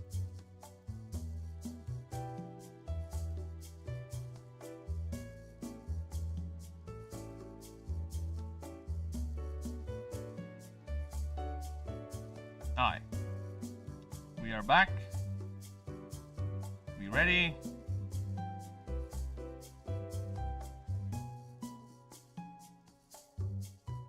Hi. So let's start off with strength. What is strength? What does strength do in the game? It is simple. Strength is a representation of this character's ability to project might, not just physical, but through other means like intimidation and sheer force of will. Sheer force of will. It's one's ability to take in hardship and laugh at it. These are the traits suited for headstrong, forceful, and stubborn people. Races like the dwarves and oprix have this in spades. Have this innately and in spades. These individuals don't just solve problems with their fist, but are not outside or incapable of doing such things. After all, the quickest way to a destination is a straight line. Alright? In game, this is a stat that some encounters and dialogue options use to pass checks. It is also to pass a check. It also determines how many items you can carry in your inventory. 1 strength equals 2 item weight. So these are the numbers that I'm keen on. Probably might be changing, might be increasing some of it, might be lowering down some of it. So we gotta make sure. And the only way you can see about that is play testing. Is actually testing out the game. So okay, so 1 strength per 2 item weight is the current standing. Note, all items have their own carry weight. Even equipped items would still consume weight. So yeah, the only thing I guess that does not consume weight in the game are basically your money, your currencies is what I call it here. So yeah, that's the only thing that doesn't consume weight, and unless the item specifically says weight 0. We'll get to item descriptions later, but yeah, everything consumes weight, equipped or otherwise.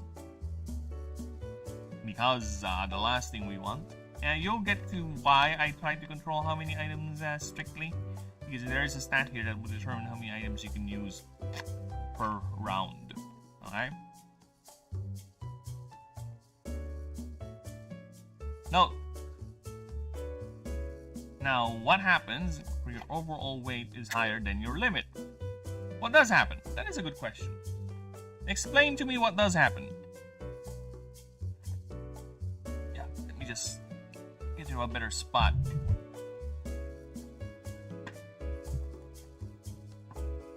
Alright. You get into a state called over-encumbered, where basically your character will have to rely on their other skills to get around. So over-encumbered is kind of a challenging thing for me here, because how can I achieve this idea of over-encumbrance when there's technically no speed for movement? Because you move by a node, so 1 node is 1 movement, and there's no real speed to it. You don't have meters, it's like where it's in other tabletop games that have characters move around, they have speed like inches. 6 inches I think is for Warhammer, That's your typical speed, right? And I don't know, just an example, right? If they're getting over encumbered, they get reduced speed, like half instead of the regular speed, you know, stuff like that. I don't have that. We can't have that in a node-based game. So, or I'm not that creative to think of it.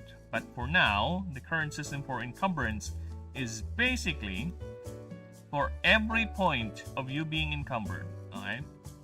To solve the problem carrying all this extra gear, basically, extra carry weight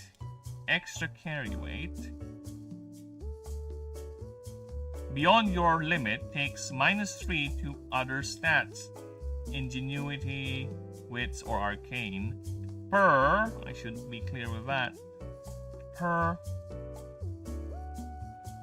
extra 4 per 1 point over your limit. There you go. This is a punishing tax. Yes, that's the idea of it. You will choose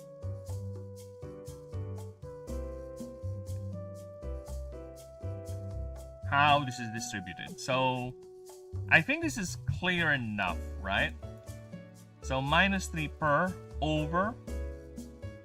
So, if you're like 2 over, it's -6. If you're 3 over, it's -9. So, I think it's clear enough. I think so. So, that should not be a problem. But then again, one way to find out, right? For now, I think we're good.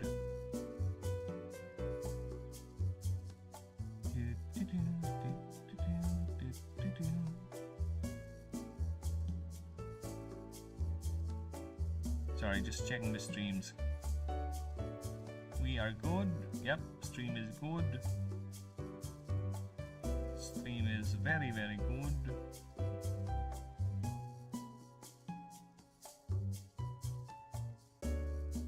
Yep, we're very much in the up and up. Alright. So let us continue.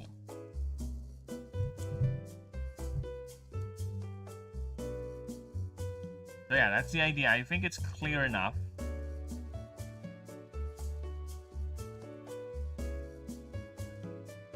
Only 1 point over your limit. Yep. Alright, yeah. Also, for characters, you can use to roll strength to aid in bonding with creatures. This is done by matching your current strength versus the creature's current HP. Okay. And when you have the higher or matches, roll 2 d20s are rolled, one for you and the other for the creature. If you have the higher result, the bond is successful. If it matches, if the value match, roll again until you pass or fail. You either pass or fail. However, you get a +1 modifier on the next roll per... Okay, actually, let me just do that.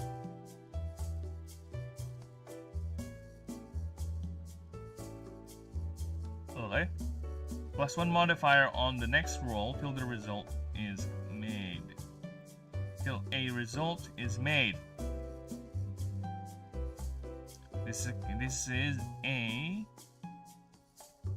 compounding modifier for each tied result. I think it's not that confusing. I think it's fine. If the creature wins, you receive a strength penalty equal to the creature's current HP. This penalty is a direct deduction to your strength for the rest of the run. You get 4 strength per node. Let's just simplify this.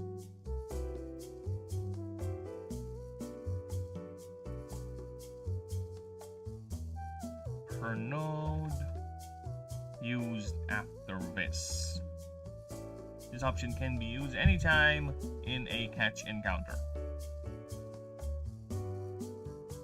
Alright.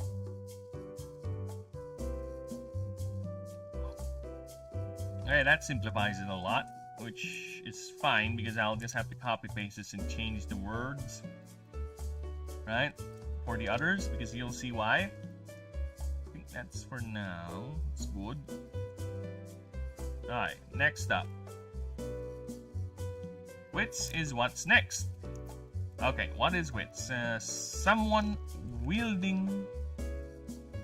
Huh.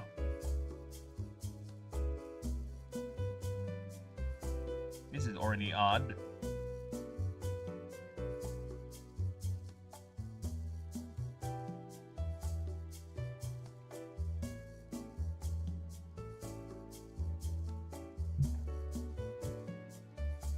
Someone wielding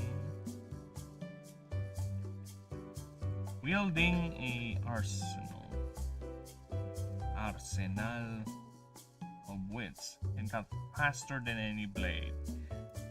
They excel at quick thinking, charisma, guile, cleverness, and perception.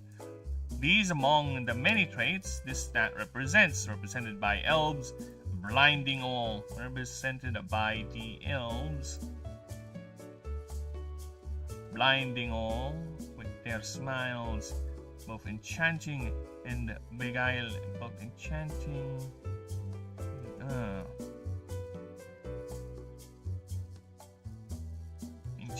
beguiling the occult, enchanting, and there should be an end here, and beguiling the uncultured,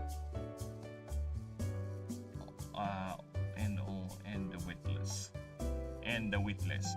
A lobo spotting some hidden alcove and a faint glint of light in a field. They solve issues with winks, whirs, and whisk. The world is their oyster. And you already know that. We just need to make them realize it. Traits this stat represented by the elves.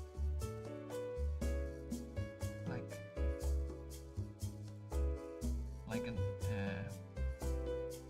that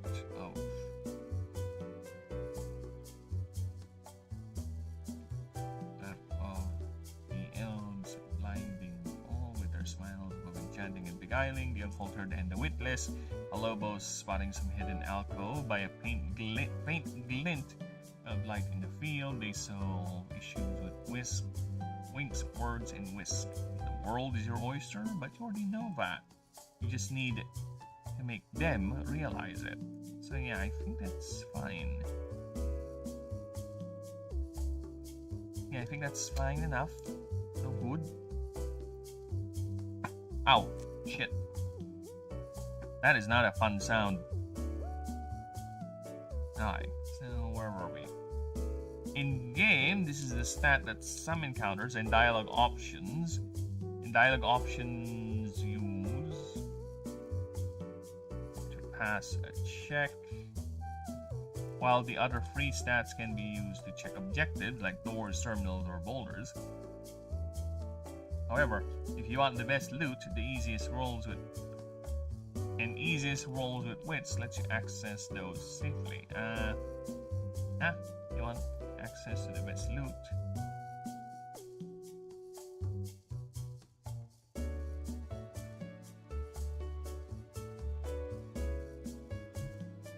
Wits lets you access those safely. There you go. You encounter an option required to open. Okay. I was scolded. I need to be consistent with this too, so let me just get a quick tier list here. Biome tier skill checks. Okay, give me a few moments while we wait for my annoying secretary to compile all that data.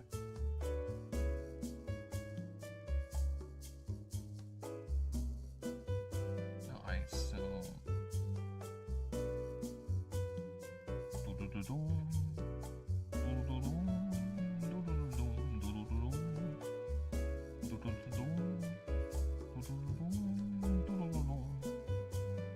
there you go. I think that's better.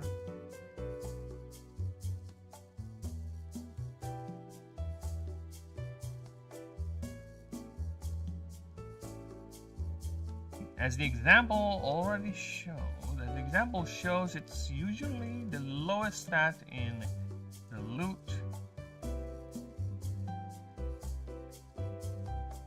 box requirement in a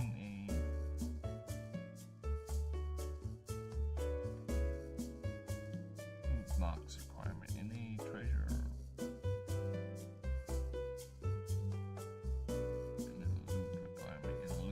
Requirement. Alright. Also, if your wit stat is 20 points,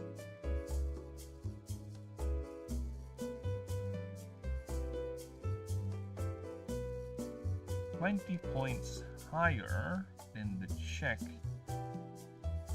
you may roll for luck. Okay.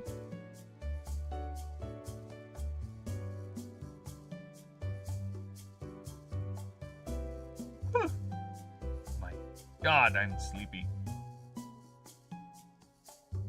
Here's the annoying thing. I was trying to get some sleep earlier, right? I was trying to get some sleep, so when I start streaming, I don't get tired, right? You know, get a little nap before we start streaming. But, try as I may, like for an hour and a half, I just roll on my bed while my subconscious bombards me with inane random shit. I was like, oh, whatever, I'm just gonna stand up and prepare for the stream. And now here I am. My brain is finally telling me that I'm sleepy, I want to sleep. Oh, fuck you, brain. When I wanted to sleep, you won't let me. Now when I need to do things, I want to sleep. I want to sleep. Fuck off. Annoying, stupid brain. Doing things when I don't want it to do.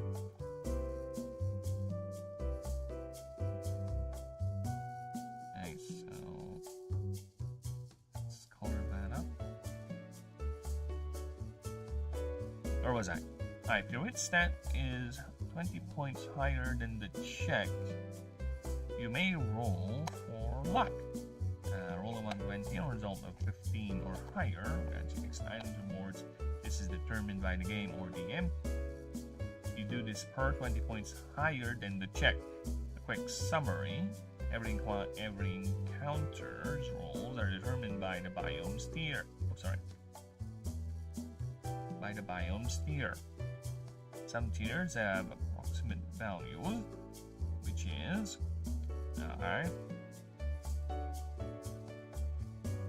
the exact amount needed is set by the DM or the game's engine. For tabletop, yes, DMs roll 120, expand the range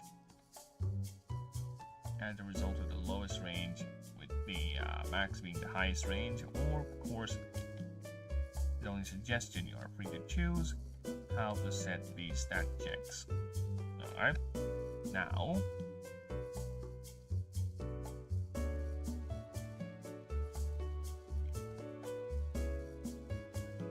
oh, fuck off. I hate that.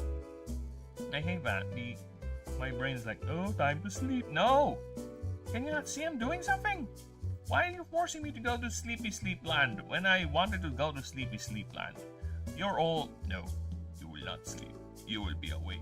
I should keep you awake. But fuck off. Now when I wanted to do things like, you must sleep. You must sleep. You must rest your brain. How annoying that is. Very much so. Very, very much so. Alright, where were we? Also, for characters, you can choose to roll wits to aid bonding with creatures. Okay. This is Simple solution. We grab this, right? Put that here. And turn all the red for strength into width. Yeah, because it's basically the same thing.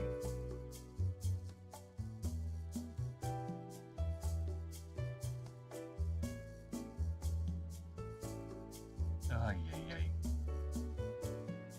Now, where are we? Give me a few moments, actually. I'll be back. I'll be back. Need to fight this. I need to fight that sleepy demon. Where are we?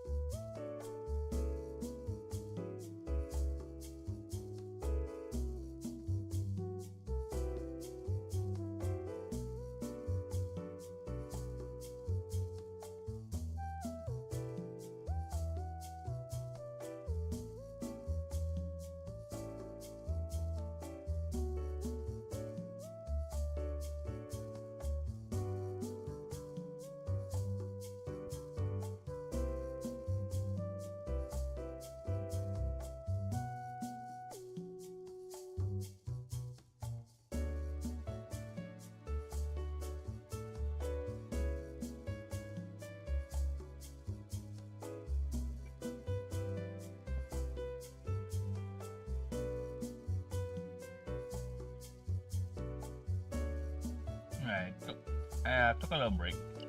Ate some crackers. Maybe that should solve Sleepy Demon. For now, it ain't helping. The blasted Sleepy Demon is a powerful enemy. We'll just have to work with it. Power through, so to speak. But yes.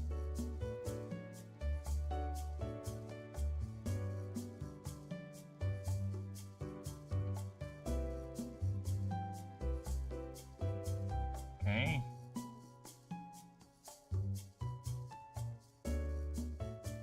Changing that. Yeah, it's basically the same thing. Off. Side.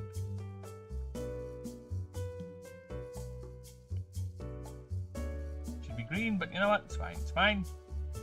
Right.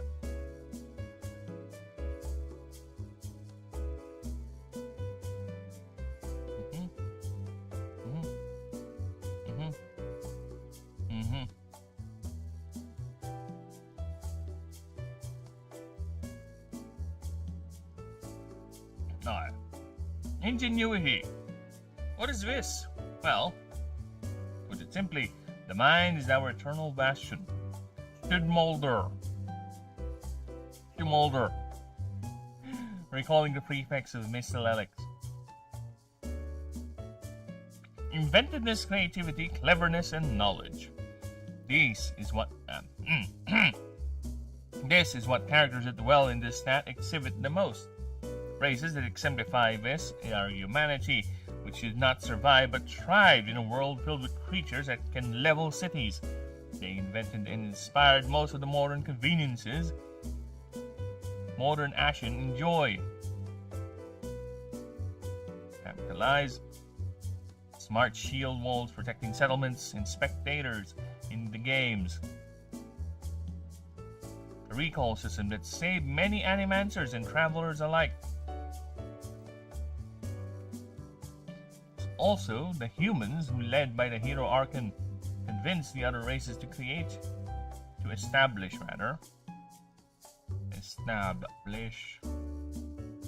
the Auric Confederation and the formation of the 17 high seats. 17 high seats, which now oversees most of the world's affairs. Most. Okay. Another are the Espers, or the is apparently. Though reclusive, withdrawn and isolated race, their cities hold the largest collection of libraries and collected knowledge. Excuse me. All from the mundane to the mind-shattering, advanced physics and astrology, study of mana manipulation, are not mutually exclusive, for each is a building block that powers both the mind and civilization itself, creating even the act of creating anything from nothing.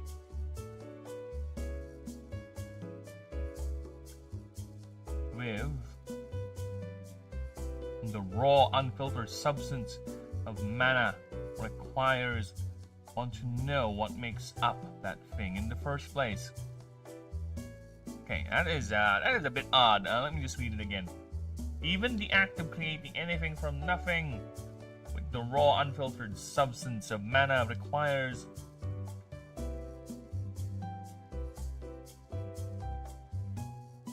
four. For the act of creating anything from nothing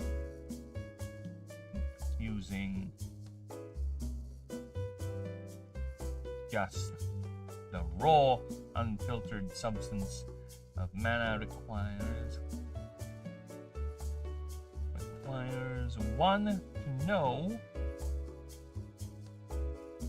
what makes up that thing in the first place.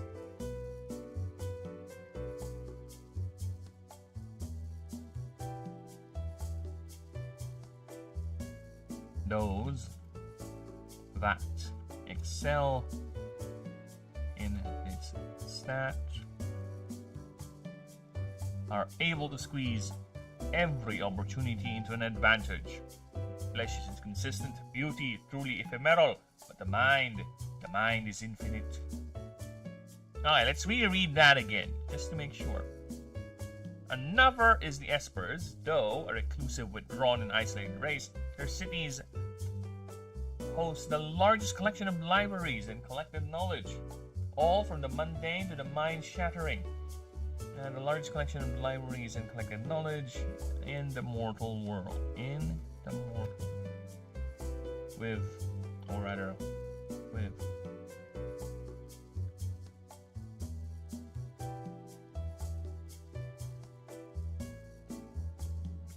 mortal accents.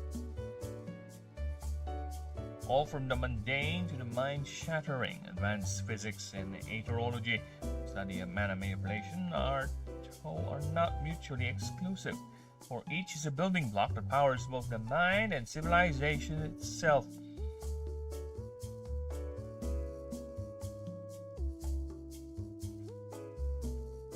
I don't think we need 4 there. Each is the building block that powers both the mind and the civilization itself. For the act of creating anything from nothing using the raw, unfiltered substance of mana requires one to know what makes up that thing in the first place. Those that excel in this stat are able to squeeze every opportunity into an advantage. Flesh is consistent, beauty truly ephemeral, but the mind is infinite. I think that's better. Yeah, I would say so. That is indeed better. So that is a fine.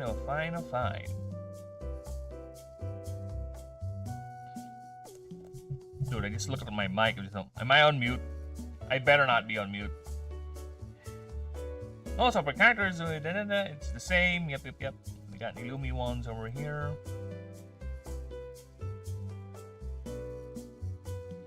There you go. That's for Arcane.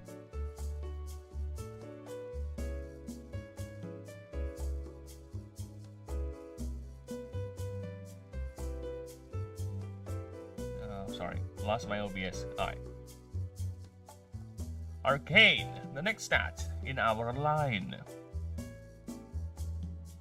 In the year 1051 NF, New Founding, mana is not as abundant and as readily available as it was during the time of the Ancients. The mana gates in the northern and southern poles, once overflowing, are now locked at 10% capacity each, which was only enough to sustain life and civilization. This was done by the god Aurelian as a final act to protect the world from the horrors of the void, roughly 1600 years ago. Aye.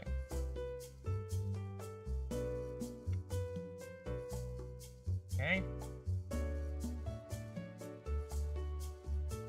Now, roughly 16,000, or rather 1600 years later, the area around the gates is a ruined, nonsensical wilderness and biomes that do not make physical sense. A bit redundant, actually. I already said it's nonsensical.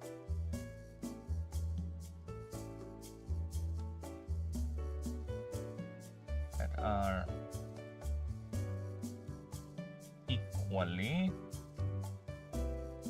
perilous as they are confusing.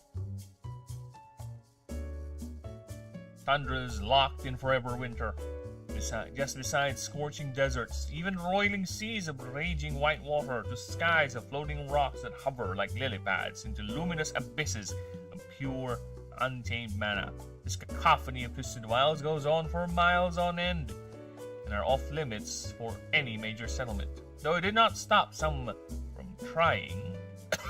Sorry about that. For another species known as the Arachne tried on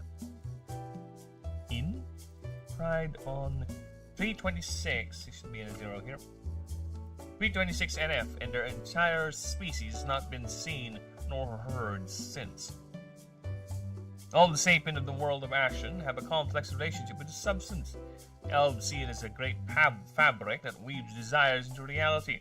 a gift given by the immortal Illuminate, and must be used to its full potential.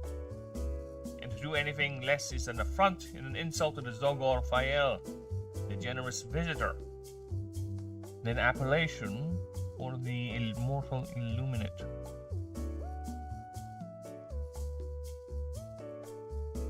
There you go. The Espers and the Lobos, whose biology cannot literally function without sufficient access to the latter. Oh, without sufficient access. The latter suffering.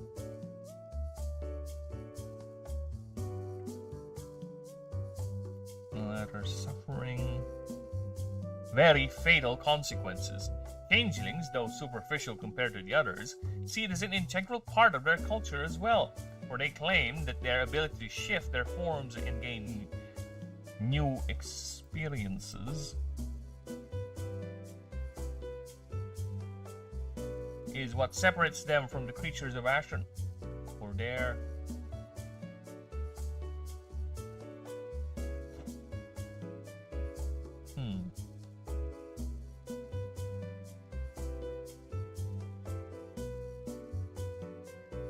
calling stagnation as the death of sentience. For there had been cases of changelings turning feral due to being deprived of new stimuli. The dwarves see it like anything else, a resource to use and profit from. Much to the disdain of the elves and the Esper, even some Opthrix share this grievance, as they long sought for the day that they can one day fully return to their true draconic heritage. All humanity stands as the great mediator.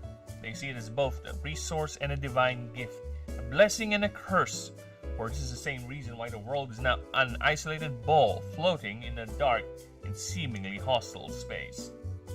This grim view is shared by the Sullen, being the original sapient race of the planet before the ancients took over and lifted them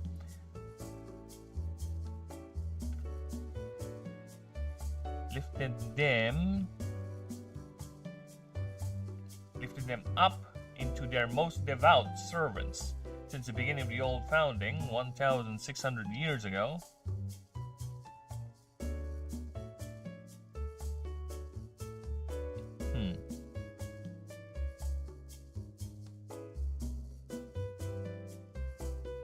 1,600 years ago. Yeah, roughly the same. They rejected the harnessing of the substance, however. They're harnessing the substance completely.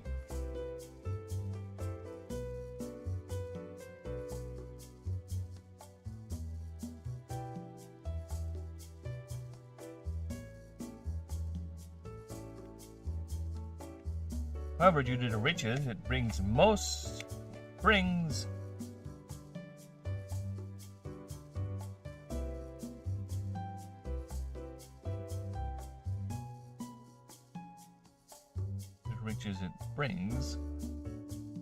families have reluctantly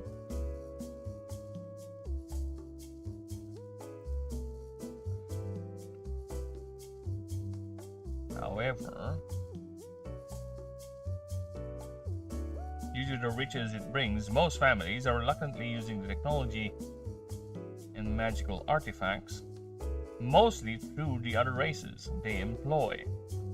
Though there are hardliners who are adamant and they want nothing to do with it. They want nothing to do with it, branding it as the universal pollutant, and seek to totally sever the world's mana dependency. Look, good looking nader.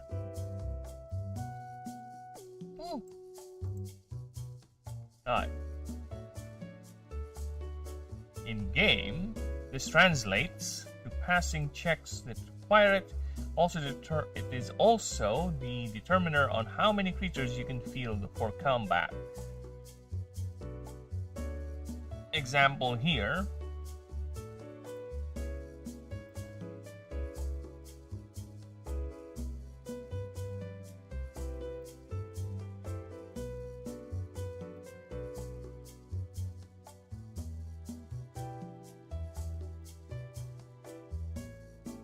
Pupikin is a swarmer and voltaic type.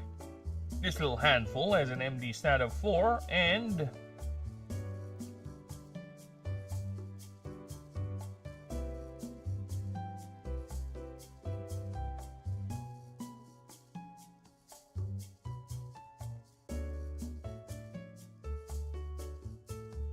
Oh god.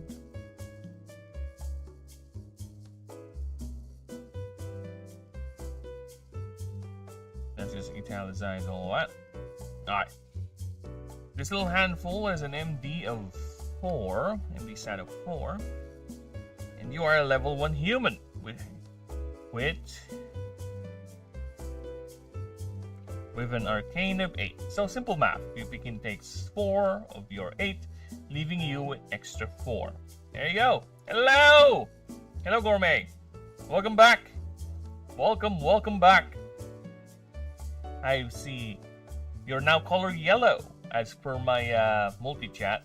You were green earlier, now you're yellow. Now you're yellow. You see? You were green before, now you're yellow.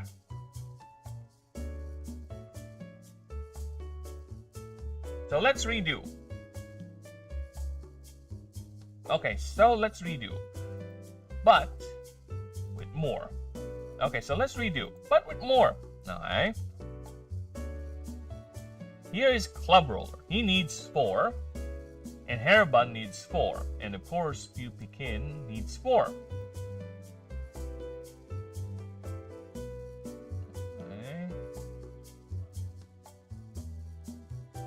The weather done disasters. I know, right? How's the weather there? You guys still scorching hot? Because here, it's finally died down, the rains. You know what's funny? You know what's funny with the forecast here? At the very last day, when that tree annoyingly crashed due to the high winds and the softening earth because of the rains, right? Before it destroyed my internet, they actually declared that there is no school, like no classes for the day. But the funny thing is, the rains are over. It's like very mild weather. We just have strong winds, but that's about it, right? And they just declared no school. Like, wow. Oh my god, yeah, I can definitely not go to school with all this rain. Oh my god, look at all that rain. It's so rainy that I cannot even go outside, despite the fact it's not really. I'm being sarcastic. Very good there, government. Very good. But yeah, lucky for me, the internet provider was actually very quick in responding. We called it in like the same day it happened, like in the evening, and just in the early morning, the technician already arrived and was already fixing it. They arrived so early that I was still not even home yet. Only the wife was sleeping at the house. So unfortunately, she had to wake up and ruin her nap, right? To help the technician and point out where the problem was. But either way, we were quick. And they were back up and running, and here I am. It's better now. Well, good. Finally. It's very good. That weather has finally eased up, you know? Enjoy it while it lasts, because God knows it only lasts for so long. Before it stops fucking up again. Alright. So yeah, it's basic math, right? So a human has an arcane stat of 8, as we saw with Glubshoe's gun holder, right, over here. So a human starts with 8 arcane. So if we look at a creature's MD stat, we will see the MD stat on some creatures, right? Let's pull up a creature here. Look. For example, Lucerius right here, the reduced form has an MD of 10. Level 1. So for you to use him, you need an arcane stat of 10. Basically like that. So with this example, Pupikin has an MD cost of 4. So he's a swarmer voltaic type. So 4 versus your 8. So you still have 4 more extra. So if you want to field more creatures, you just either find yourself a creature that's below 4 or at 4. You can field 2 of them. Because yes, again, the game will support multi-battles. Even though I prefer 1v1s. But, then again, what I'm aiming for, I think it's fine if you have multi-battles because it's gonna create a very neat, nice little strategic layer with the combos too, with some of the passives. They will definitely lock up. So yeah, so that's how basically is the soft cap for how many creatures you can field. It's your arcane stat. The higher your arcane stat, the more powerful the creatures you can field out. And actually, this is a good example to point out. This is Lucerius. So he is a secret starter. He is the God of Ambition, Passion, and Power. He is the Illuminate type starter. Okay, so he starts off. If you're gonna pick him at the start at the very beginning of the game, he starts off with the reduced form. But then again, you can choose his other two forms whenever you want. So at the very beginning of the game, if for some weird reason you have you want to and be crazy, you can have him switch to his adult form, right? You can do that. Just outside of combat, though. You can't do it inside. So, as you can see here, there's a look at the MD cost for the level 1 stat. MD is 10. For the biosuit form, this is the middle form. It's 25. And for the god form or the adult form, where he's fully god realized, it's 950 ND. You can see the escalation, right? And just look at the stats. This is a stat of a 3rd ascension form already, but this is just the level 1 of the base, the baby form. And the adult form, the god form, has 900. So yeah, like I said, these things are powerful because they are the gods. Right? They don't fuck around, unlike with ordinary creatures. Alright? So that's the disparity of level, and that's why we have the MD cost to gate that. That's the balancing. Most of the balancing is coming from the MD cost. All gods are very hard to field. Very hard to field. Because they are all endgame boss level. You know what I'm saying? Well, okay. Let's give you a good indication of the escalation what we're talking about here with the MD, with Arcane. Now, let us continue. Okay. Simple to note is that the higher your arcane, the more creatures you can field, obviously. And be advised, the example above are swarmer types, known for their low MD requirements. Other creatures have their own MD requirements, so make sure to pay attention. Last thing you want is raising and upgrading creature only for it to be unusable because your arcane stat is too low for its MD. Alright? So yes, you need to be mindful. You don't just grind out or over-level a creature and just be done with it. No. The main idea, everything has a cost. Power has a cost in this. Alright? It's not... You are allowed. I want you to go crazy, but you gotta weigh in the cost of getting that crazy level of power. Right? Everything has a cost. What happens next? What happens if you are in combat and somehow you lost arcane to arcane stat to field your creatures? You are forced to return a creature to your reserve, as the strain will literally kill you. Okay?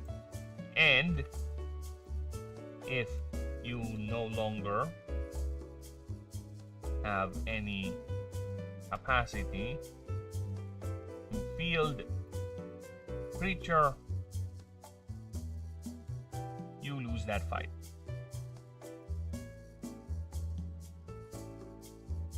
You lose that fight. There you go. So if somehow the enemy is able to fuck up with your arcane stat, you know, further lowering it down to the point that you cannot field the creature anymore, that's an automatic win. That's an automatic win because it doesn't make sense. So we're gonna fight. You have guns, sure, whatever. Maybe you're a merc.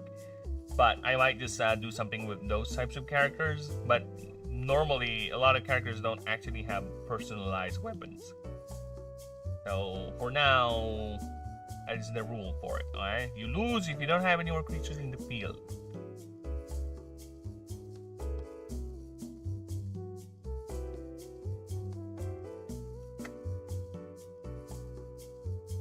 what happens, also for characters that have surplus arcane, you can purchase the key item called Channeling Matrix. Oh, this is fun. This item will allow you to channel your arcane into raw stat boost for a chosen creature for the rest of the combat, at the expense of having no access to that arcane for the rest of that combat encounter.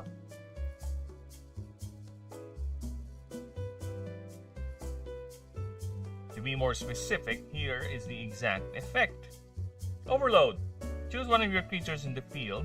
You can convert any number of your arcane into additional power, DR, and speed for the rest of combat. 1 for 1.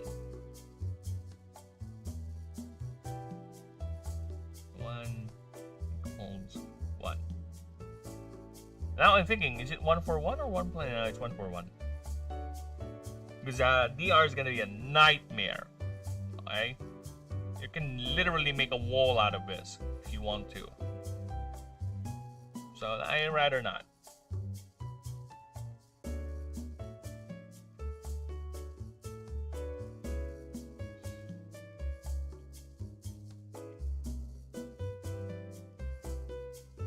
Yeah, power scaling is gonna be a nightmare.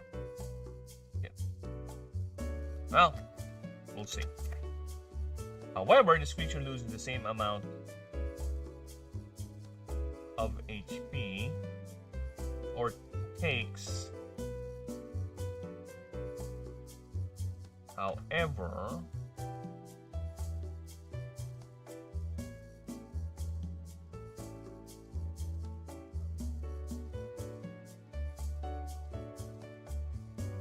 takes damage.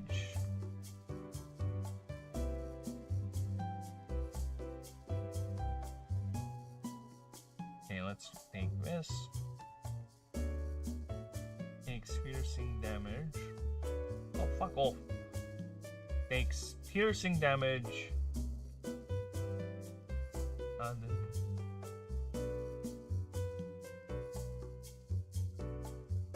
Via the same amount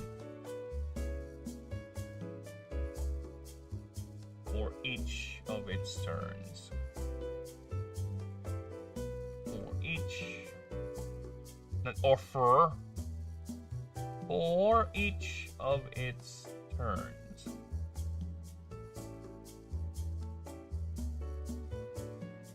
Same amount boosted. There you go. Alright, that's better now. Alright. So that's Arcane. It is the most crucial stat for building your team. And much like any other stat in the game, there are more than one way to acquire.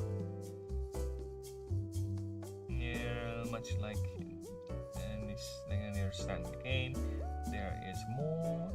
There are more than one way to acquire even more.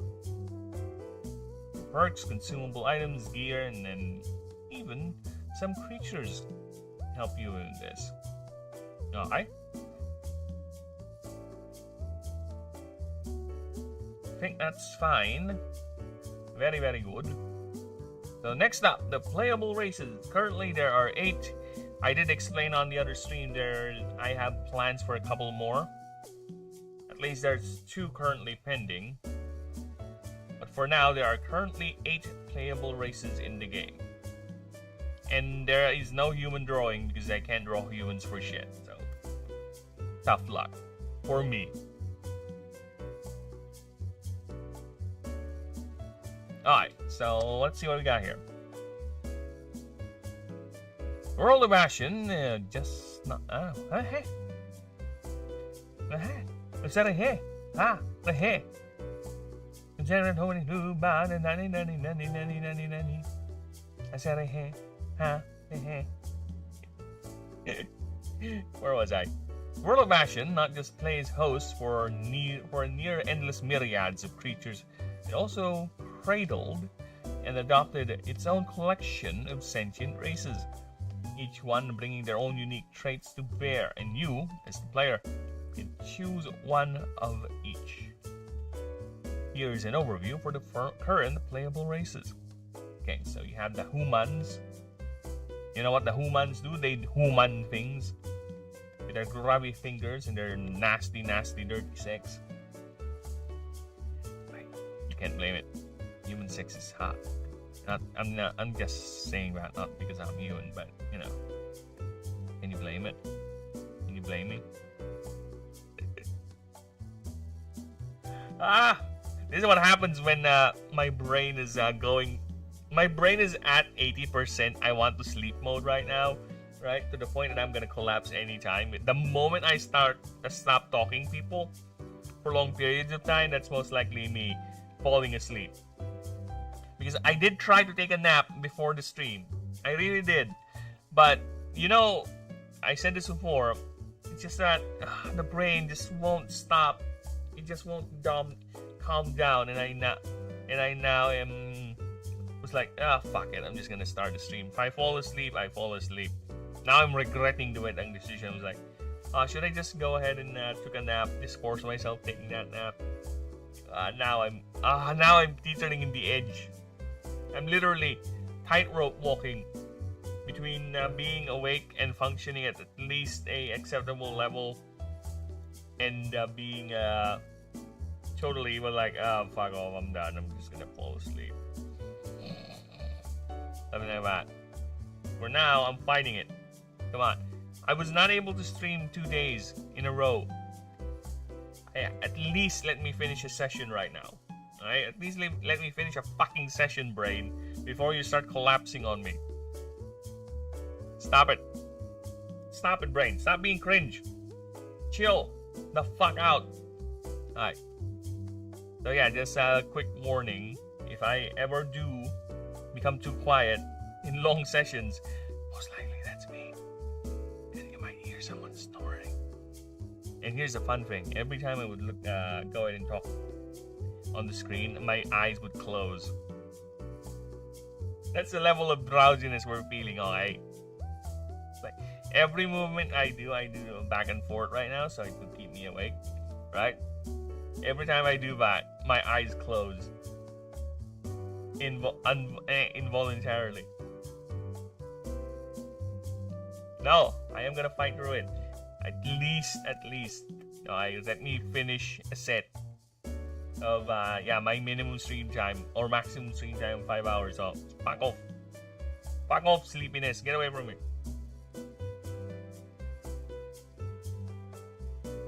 Shit. I'm losing. Alright, let's continue.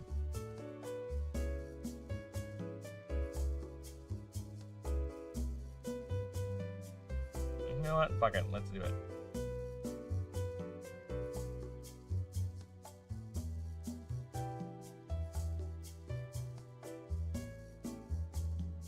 I'm gonna sing. Maybe that'll help. Every town about and pretty little stranger one fine day.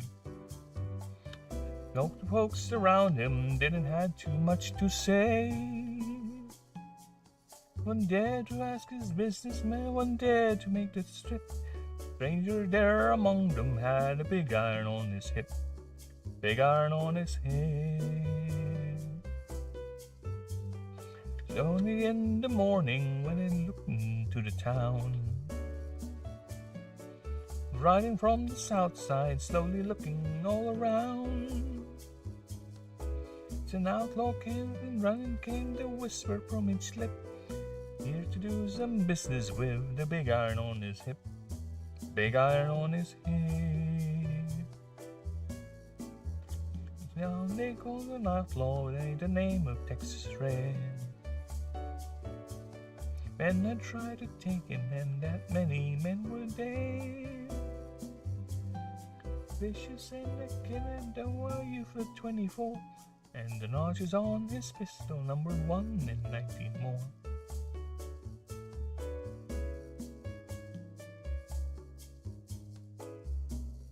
Very plain to folks round. An Arizona Ranger wouldn't be too long in town. The guy an outlaw back alive or maybe dead. It didn't matter, it was after Texas Red. Oh my god, it's not working. Then before the story was relayed to Texas Red, the outlaw didn't worry and the tide went forward there. 20 men had tried to quill, 20 men had laid to slip. Would be the ranger with the big iron on his hip.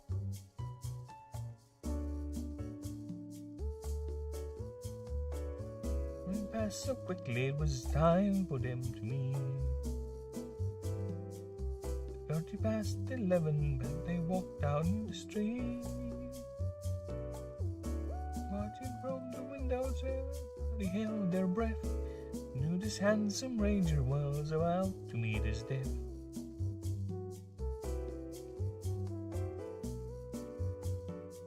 Only feet between them, they could stop to make their play.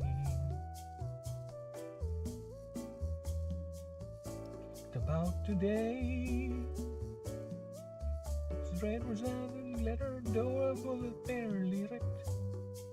Aim was deadly with the big iron on his hip. Big iron on his hip. Alright. Let's just go ahead and read the humans real quick. Alright? It's not working. The song did not work. Actually made me more relaxed. God damn it. I hate it. Alright. The ever-adaptable, most adventurous of the races. The species may not have a deep connection to the wells of arcane power, nor the raw, innate strength of the otherworldly intelligence, or otherworldly intelligence. They make a fort with sheer creativity, tenacity, and inquisitiveness. They are the most numerous and well-adapted to weather the incoming mana crisis for their ability to adapt to any situation, societally and technologically, is unmatched.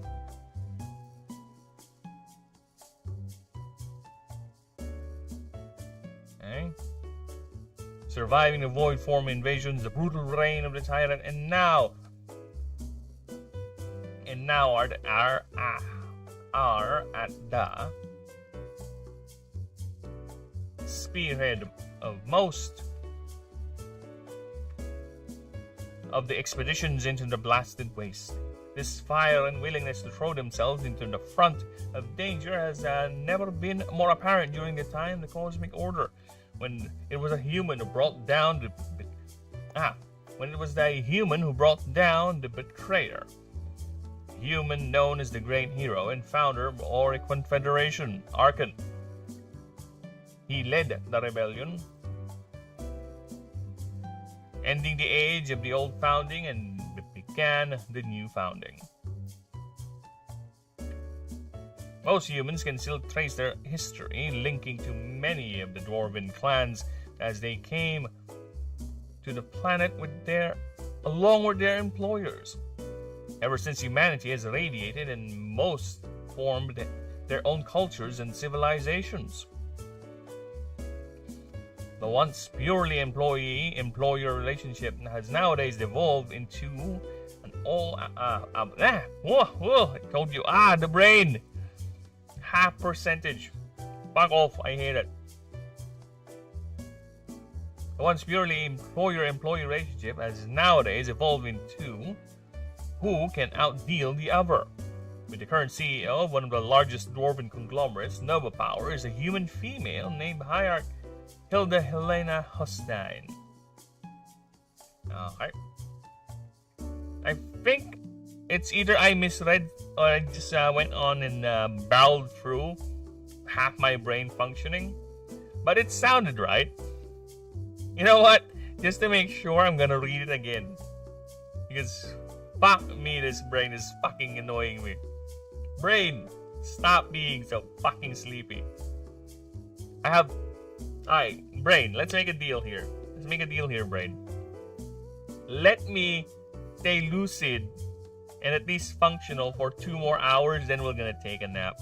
We're gonna take a long nap. How's that? How's that, brain? I hope you like that. Alright, brain? You agree with that? Alright? You good? I don't think the brain likes it, but you know what? You have no choice, brain, because I am me. You're my brain. Alright? Actually, the more I say about it, I want a drink. I'll be right back. I want to grab a drink. Anything. Something sweet or I don't know. Anything to keep this brain from collapsing into the realm of sleepy land. BRB.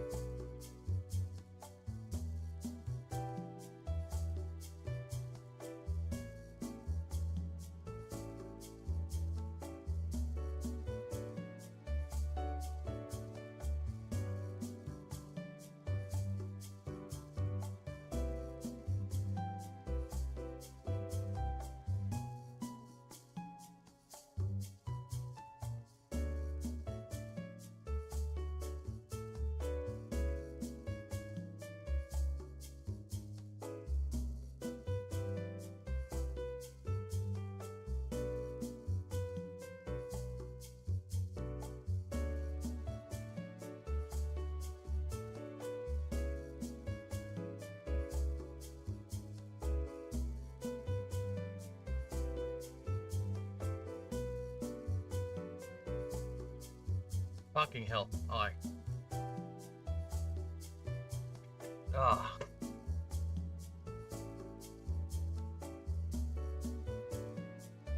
Aye. I did a lot of things outside. I fed the cats. I went to the in-laws, delivered something they asked, or one of my wife's nieces asked for to be printed. Left it there. Hopefully that stimulation should be enough to remind my brain that I should be active at this time. The time for sleep will come later.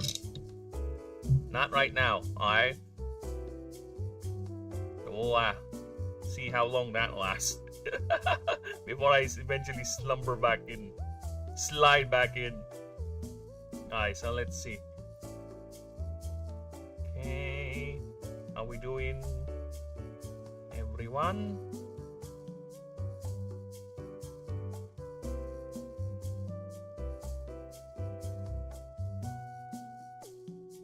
Okay, I think we're fine.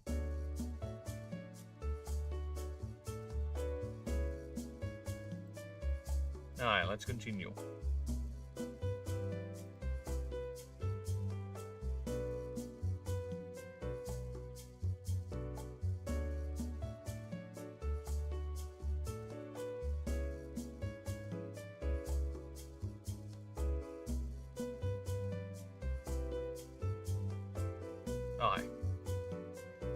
Alright, so let's reread humans. Let's reread with the intent and focus of a partially awake brain. Alright, humans. The ever adaptable and most adventurous of the races, the species. Though, see, already seeing improvement. Though the species may not have a deep connection to the wells of arcane power, nor the raw innate strength or an otherworldly intelligence, they make up for it with sheer creativity, tenacity, and inquisitiveness.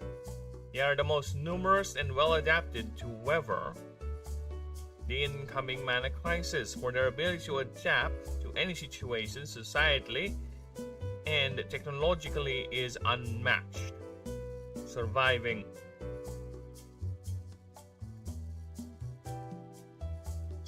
the void form invasions, the brutal reign of the tyrant, and now they are at the spearhead of most of the expeditions into the blasted waste. This fire and willingness to throw themselves into the front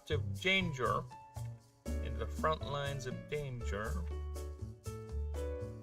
has never been more apparent during the time the cosmic order, as it was a human who brought down the betrayer. The betrayer's reign.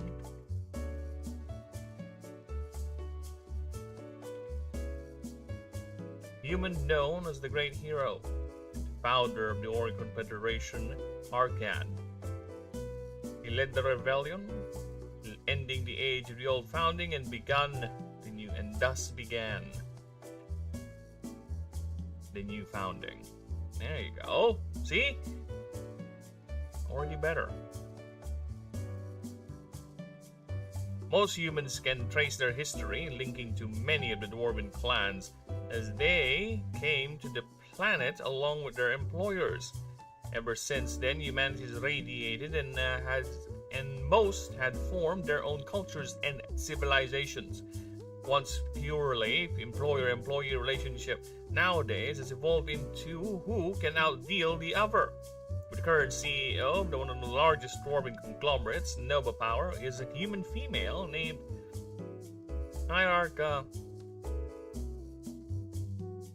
Hilda Elena Hustine, which she is also the hierarchy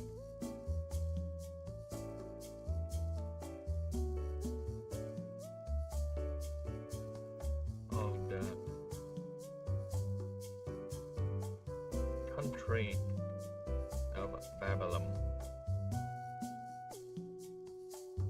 go. Aha! See? See? See the power of me just walking a few steps. That's what you get. The power of walking a few steps and getting the brain, you know, functioning at least.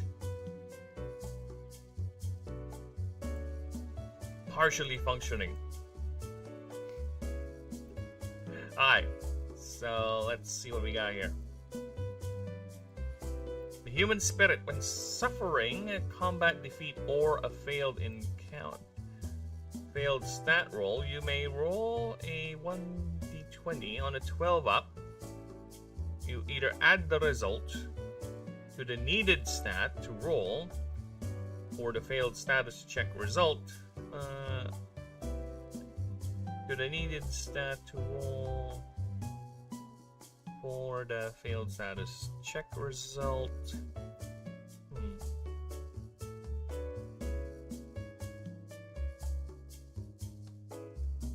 As for combat defeats, revive and heal creature to percent equivalent to the result of the roll. This can be used once per scenario or combat.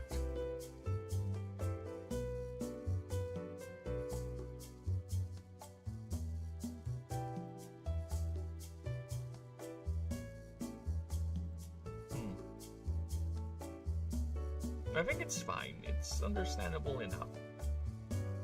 When suffering a combat defeat or a failed stat roll, you may roll a 1d20 on a 12 up. You either add the result to the needed stat to roll, or the failed status check result. As for combat defeats, revive and heal a creature to equivalent X equals percent. We do this, X is equivalent to result of the roll. This can be used once per scenario or combat encounter.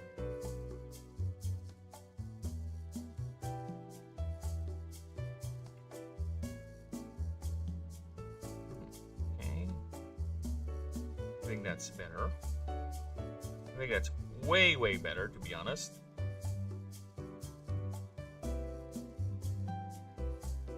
So let's go with elf. The elfy elves.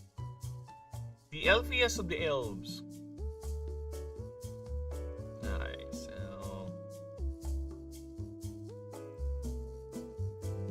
elf. Live, graceful, immortal, and beautiful. To all but the heartless.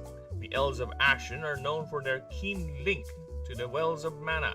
With prismatic crystals that grow on their chest and wrist, these act as natural focal points for mana collection and arcane projections. They are often called vain and arrogant, for they don't wear head coverings, claiming it. Yet, they're often called vain and arrogant,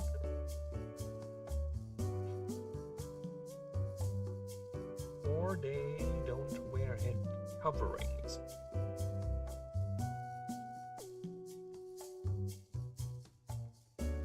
Full head coverings, actually, is the word we're gonna go here. Full head coverings. Or they claim.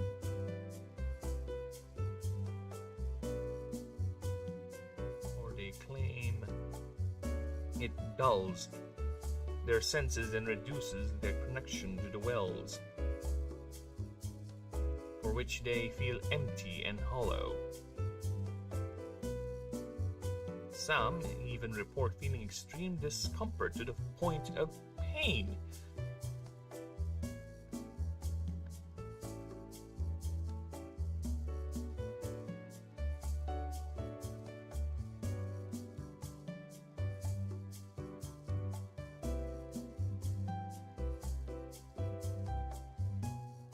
Despite the reason,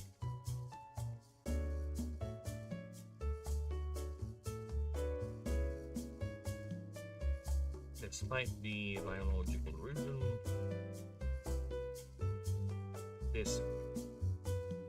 their reputation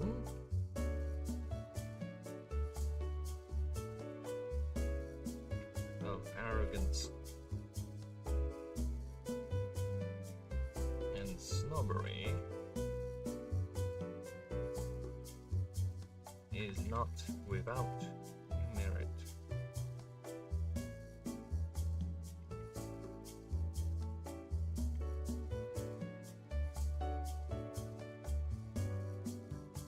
For they are a very insular people and tend to stay together, only mingle with the other races for business cooperation, and during their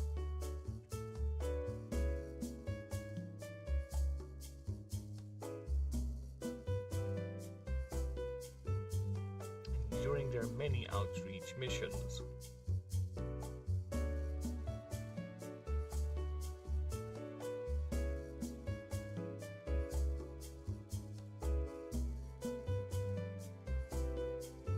As these acts of generosity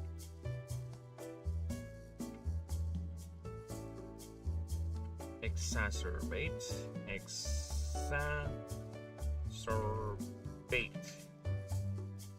Okay. Thank you. Exacerbate the already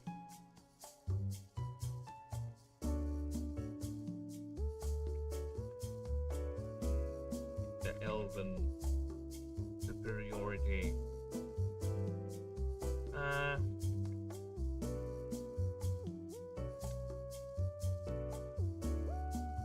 Other words for arrogance or holier than thou. Come on, give me words here. Sanctimonious? No. Self-righteousness, piggish, roughness, smug. Elven. Dude, I saw a word that I want. It was like, what is it? I forgot already. Hubris. In imperiousness. Or elven hubris.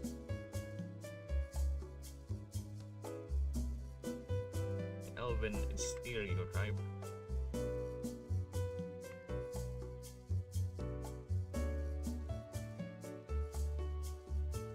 Hubris.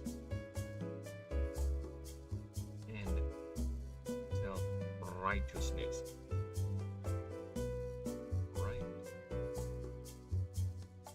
Righteousness. There you go. Aha! Nice. For this, they claim, is their penance, because it is true elven arrogance.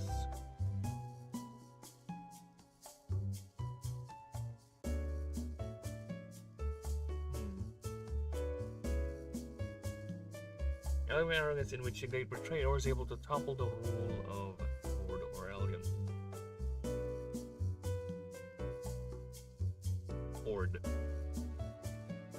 Lord Aurelian, as many of them supported the initial coup of the great betrayer.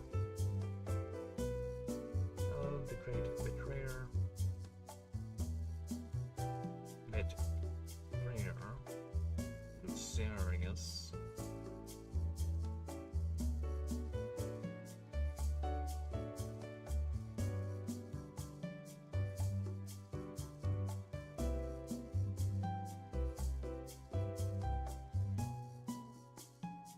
Supported initially.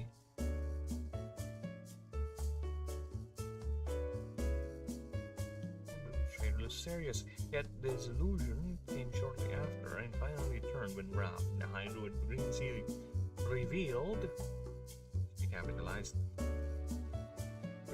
that the betrayer has been using their most mana-sensitive individual as fodder for his experiments with the Void. However, in the recent years of the New Founding era, their withdrawn nature is slowly becoming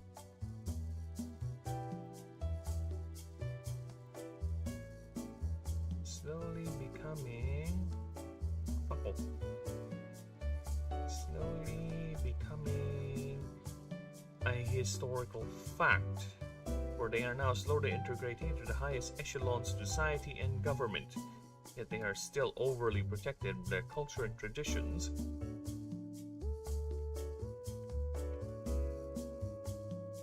As like many of the non-natives of Ashen, they were refugees who sought asylum in Ashen during the events of the Void Form Cataclysm 2,000 years ago.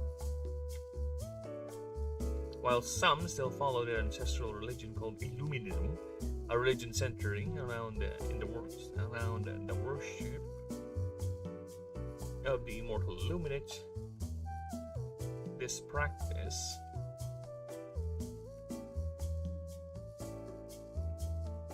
is slowly being overtaken by worship of the Pantheon Ashen, primarily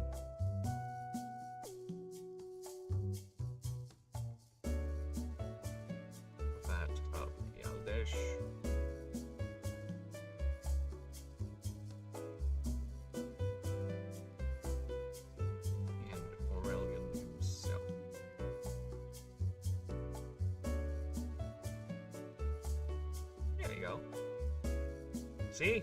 See what a little walk can do for you. Now I'm able to do all this quite okay. Okay-ish. Not totally. Okay-ish. Probably.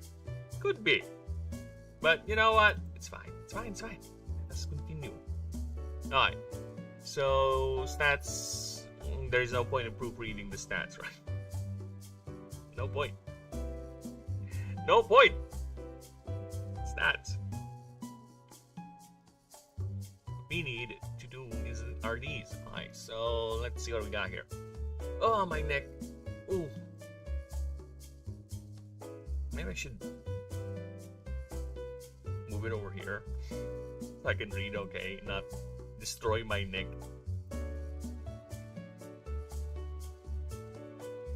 Alden's Grace. You may roll 1d20 to heal.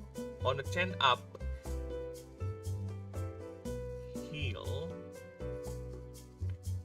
after successful use. Successful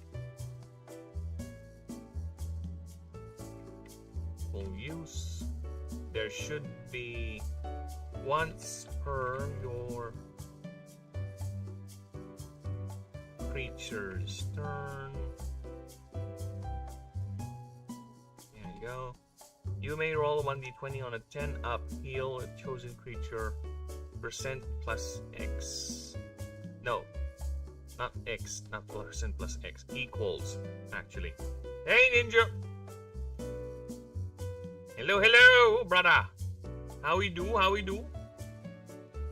This is my first stream where I am very, very sleepy. I'm just powering through it. No, actually, I'm lying. I am so fucking sleepy right now. I just want to do a stream, get this to 5 hours, so at least I am able to make up for the 2 days that I was not able to stream because of the weather. And my internet getting destroyed. Alright. So I am partially awake because I did things outside, but I don't know how long will this boon of wakedness will last. So I'm making up for it as much as I can. We're proofreading. Also reading out the rules and the stats here for anyone listening in. Alright. This rate is unusable for 1 round after successful use. We should clarify this is 1 combat round after successful use. Note, an elf may also elect not to choose a patron god and instead choose to devote themselves to Illuminism. This gives them, I think it's funner and more rewarding to stay away from the Pantheon if we do plus 15 to Arcane. I think. Alright?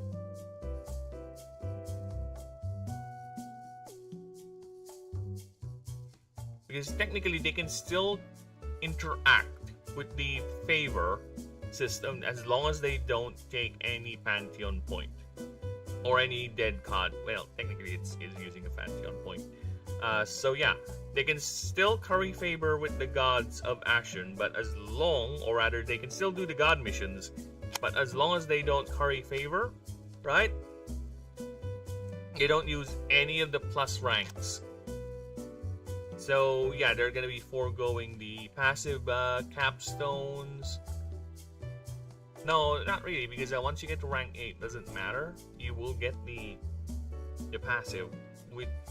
Okay, I need to clarify that, because it means if you get to rank 8, you have to use a passive, a point to get the god rank, to get the god capstone passive, which is not my intention. Oh yeah, oh my god, the favor doc. How many times I have to rewrite that fucking thing?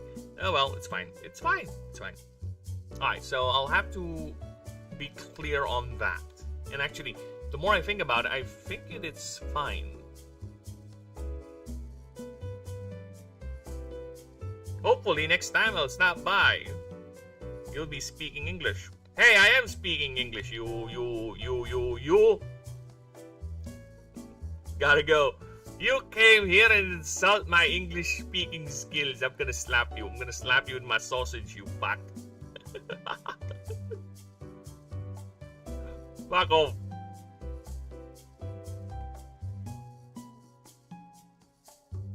Or maybe YouTube is translating my language into whatever. Do you have the captions on and it's doing something weird? Is that what's going on?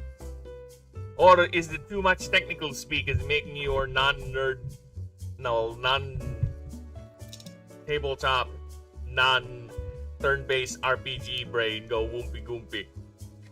I know he's already gone, but still, fuck off. Speaking English. I'll slap you with my sausage, ninja. Alright. So yeah, I think we're fine. Plus 15 arcane is massive, by the way.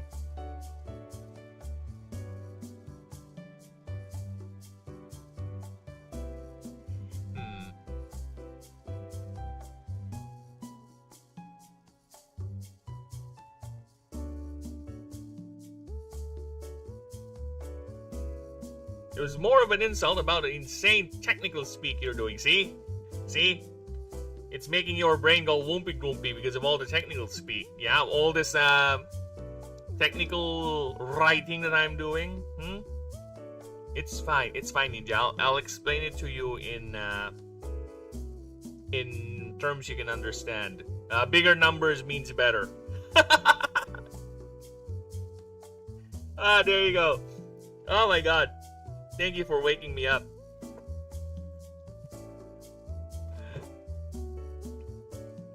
There you go. That's it. Bigger number, better. I understand now. Bigger number, good. Thank you. I will now perform bigger number. Question. What is number? Oh, we already had this conversation 10,000 times. A number is what you do when you count things. Okay, what is counting? Ah! There you go. That is me doing technical speak to a caveman. I don't know where that came from, but there you go.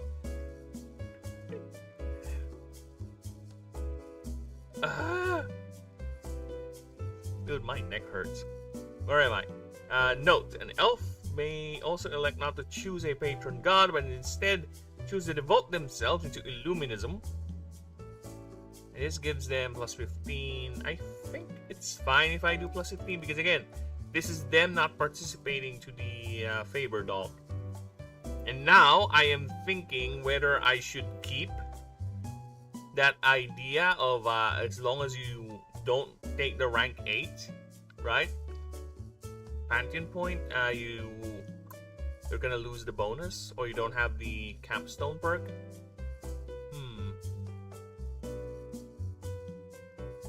You know what? I think, yeah, that is a good idea. I think that is a good idea. yeah, if you don't have the level 8, yeah, I'm gonna go ahead and make a clarification statement on that. You know what? I'm gonna do it right now. I am gonna do it right now. Where's the favor system? Alright. Alright, so let's see here. Let me think here. No, I think it's fine. I think it's fine if they get the capstone perk because there is the flat bonus, right?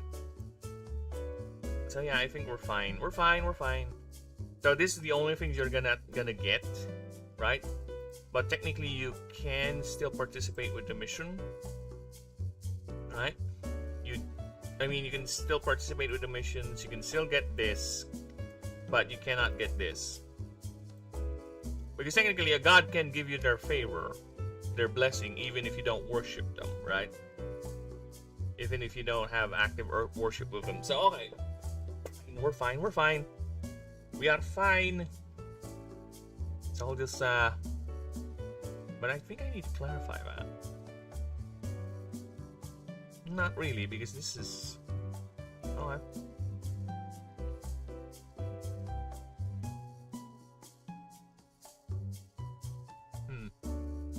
think we're fine.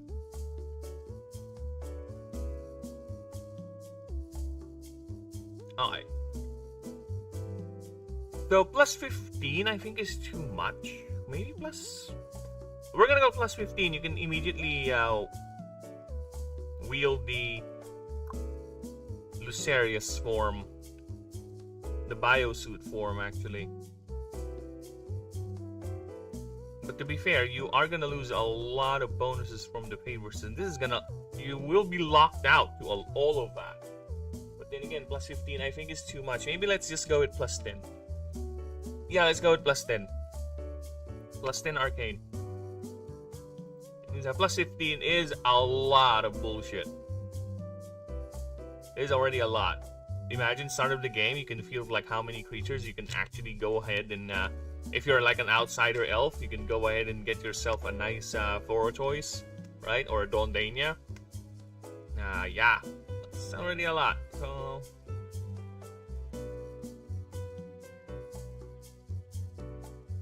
yeah, it's already a lot. Dwarf! Let's see what the dwarves have to say. Let's see what they have to offer us. Alright? Dwarves. Fire, industry, and commerce. The stout and venerable race believes that everything can be overcome with a little bit of elbow grease and the unrelenting power of commerce. Okay? With a little bit of elbow grease, the unrelenting power of commerce, and the hammer of craftsmanship. Though humanity has a creativity, but none of the sentient races can match dwarven industry. Their cities and holds are resource-hungry metropolises brimming with factories. Brimming with manufactoriums. Manufacturing complexes. Clean or otherwise. They believe that progress does not wait for no one, and it better be them to grab it before anyone else does.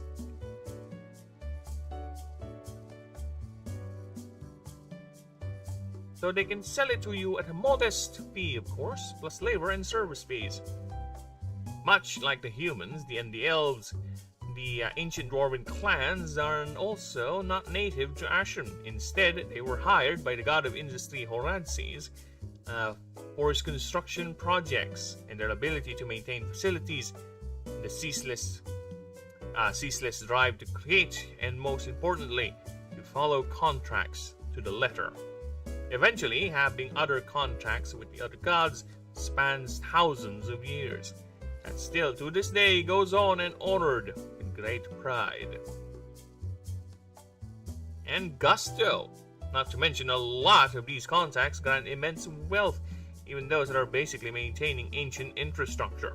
However, much like the elves, they got much like elves, they got stranded and eventually lost their home system during the void forms during the fall of the Golden Age, or rather to the fall of the Ancient Era.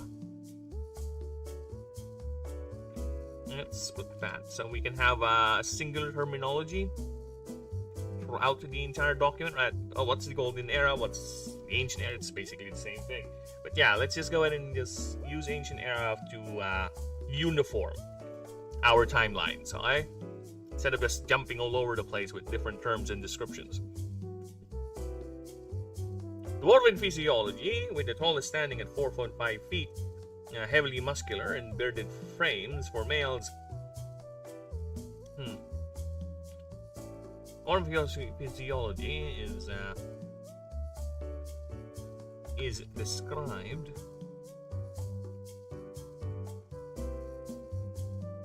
with the tallest individuals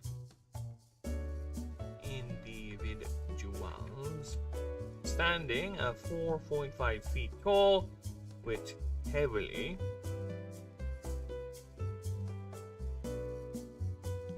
muscular and bearded frames for males,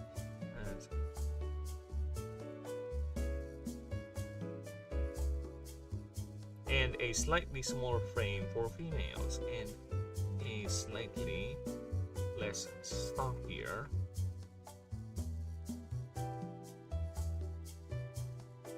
build for females.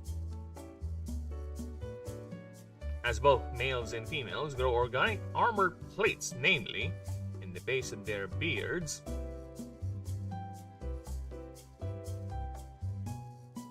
while females grow smaller growths on their cheeks. Both gender grow these plates on their brows, wrist, and just below the abdominal area. Pubic hair, but armor plating. I know. Dwarves love very, very rough sex. Those platings would smash at each other, literally. Grinding stone. With that thought firmly implanted to the audience, let's move on.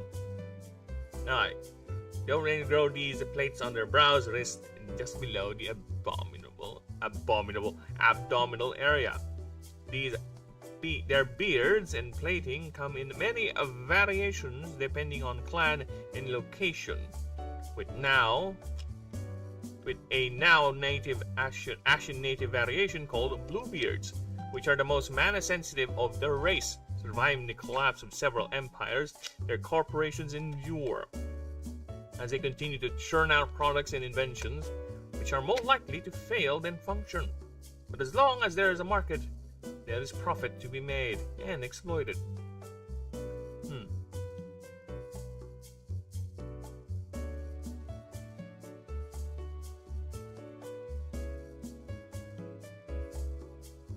Yet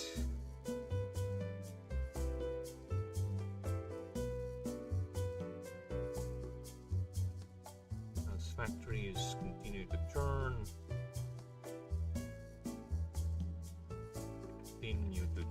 out,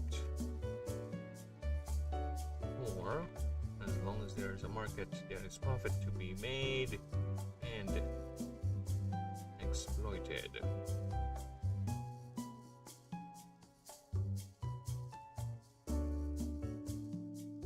Made, cornered, and exploited. There you go. Aha! Fuck. Satisfying.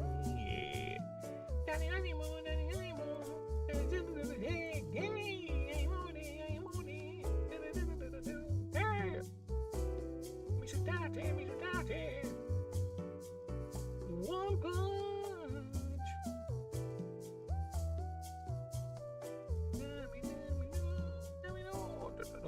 No idle hands. Once per combat, whenever you use an item, you may roll a 1d20. As a result of 12 plus X to the tier item or higher, you get an extra copy of the item used.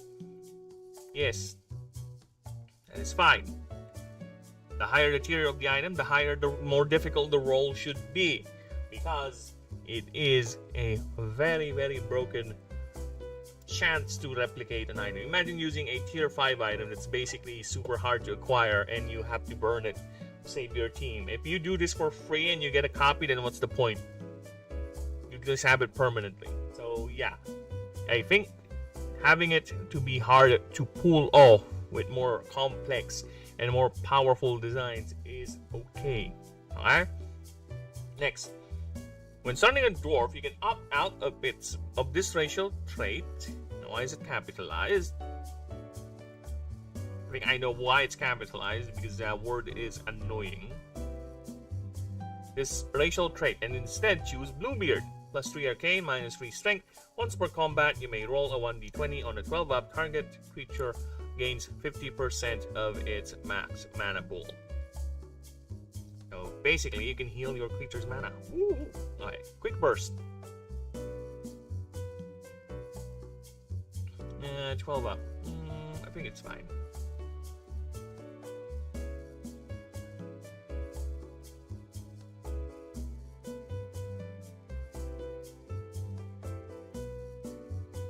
Yeah, you know what? Let's do that. Let's do that. Let us do that. Since the elves can be reused anytime.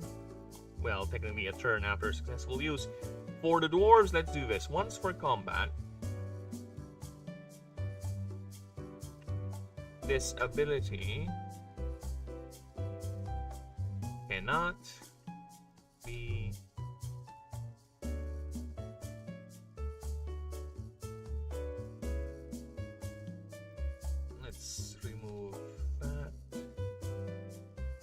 reuse an item. This ability cannot be reused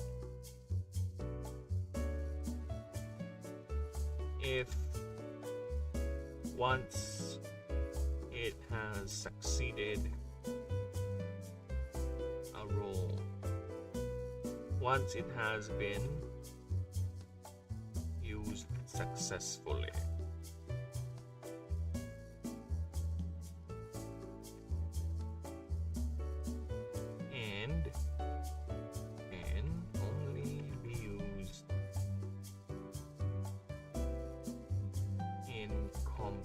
Encounters.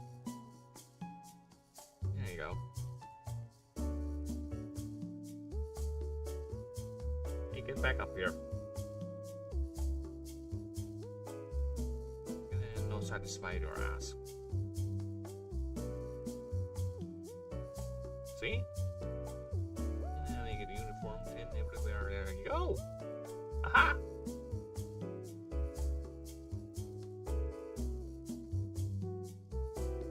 Nice.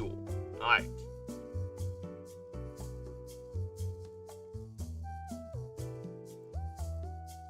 We are gonna change this, my friend.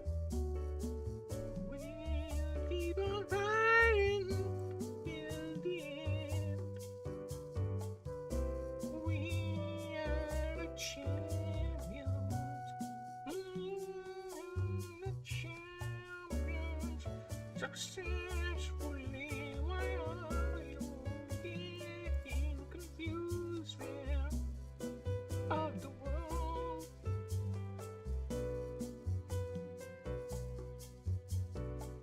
And curtain calls, and fortunate games along with it. I got it all, but it's no bed of roses, no pleasure cruise.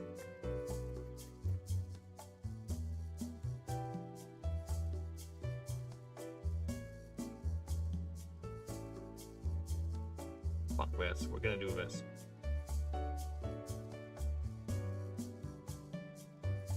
And almost heaven, West Virginia, Blue Ridge Mountains, Shenandoah River.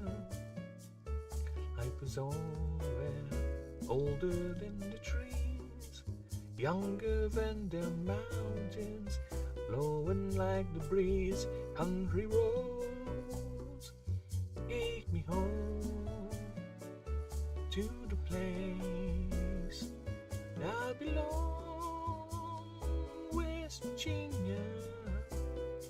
Mountain mama, take me home. Country road, all the memories gather around her. Mindless ladies, stranger to blue water. A bit dusty, bring on the sky. Tasted taste of moonshine, teardrops in my eye. Country roads, take me home to the place I belong. West Virginia, mountain mama, take me home. Country road, I hear the voice when the morning owl she calls me. Radio reminds me of my home. I'm far away, driving down the road and in the feeling that I should have been home yesterday. Country roads, take me home to the place I belong. West Virginia, mountain mama, take me home. Country road, oh, take me home. Country road, oh, take me home. Country road, oh, take me home. Country road, oh, take me home. Country road. There you go. That should wake me up. Alright. Let's continue. Now, next on our list are the Lobos. We are finally getting away from the trilogy of fantasy races, which is the dwarf, elf, human, right? So this is an entirely unique, I think, unique fantasy creature that I have come up with. Well, to be fair, I did try to give the elves and the dwarves their own unique flair, right? With the dwarves having organic rock armor and the elves having crystals growing out of their chest and their wrist. I want to put them in their arches too because people can be very degenerate. There's already too much foot content in the internet. I don't want to add more to it. Alright, so Lobos. Lobos are described as balls of gelatinous, transparent, pulsating skin, filled with heated gas, a thin layer of mana protecting this fragile ball. They look and smell like fragrant hot air balloons. With jets of gas and or arcane energy, they are able to navigate whatever environment the Lobos desire to explore or decided to explore.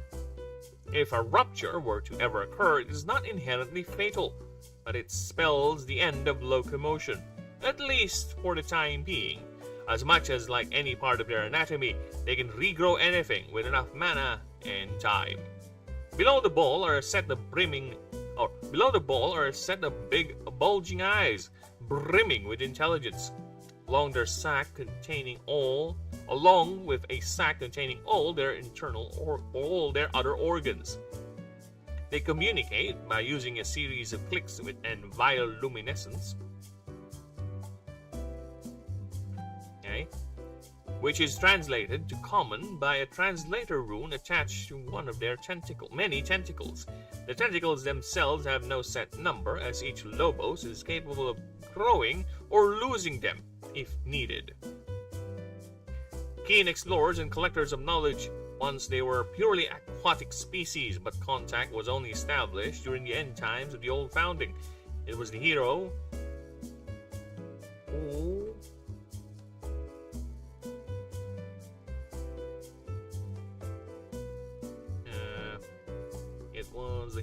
Arcane, which was initially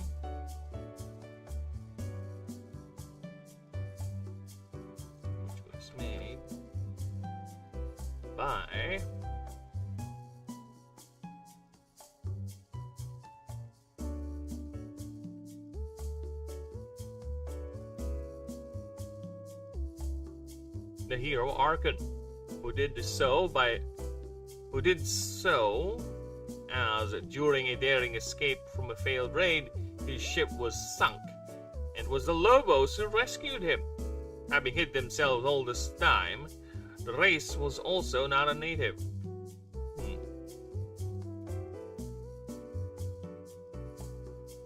For the race was also not a native, but rather was snuck in by Cathlalics from the gates.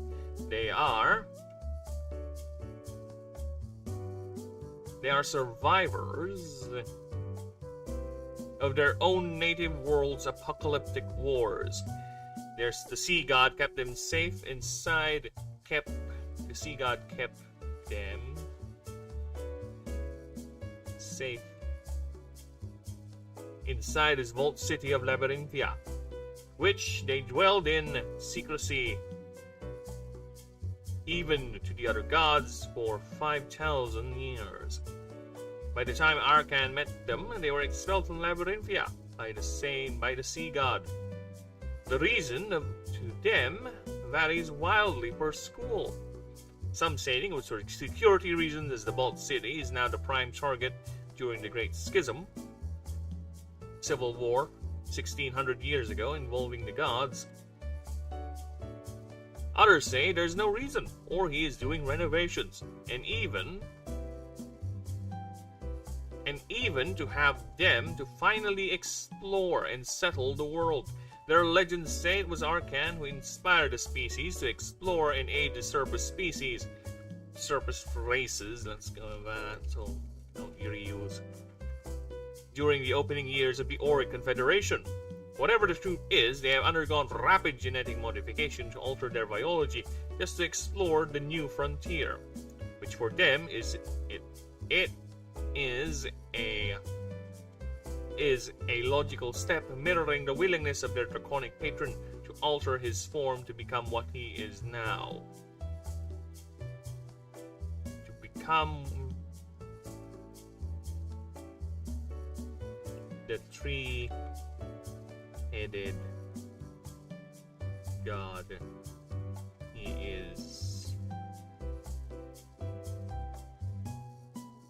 is now. This has been seen as a species testament to their hunger for knowledge. This has been seen as the species testament and willingness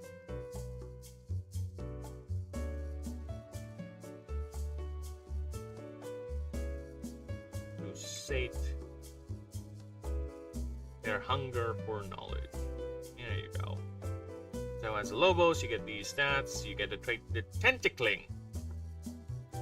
You can use 2 unused stat points to create a tentacle instead of... Okay.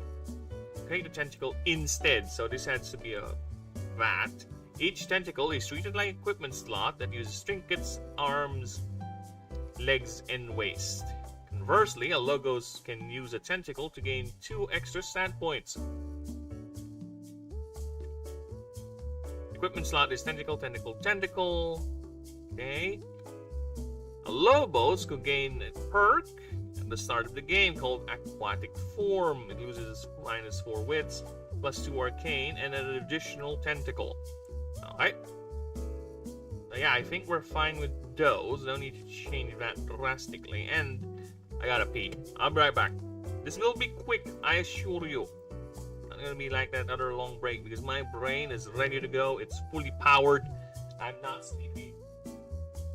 Let's go. I'll be right back.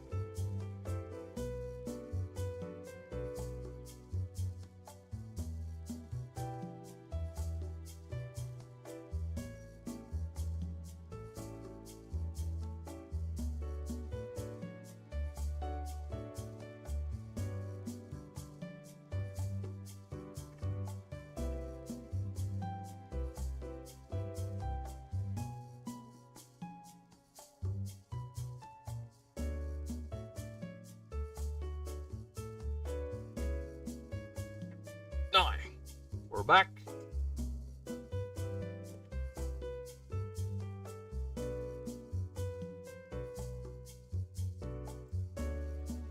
Alright.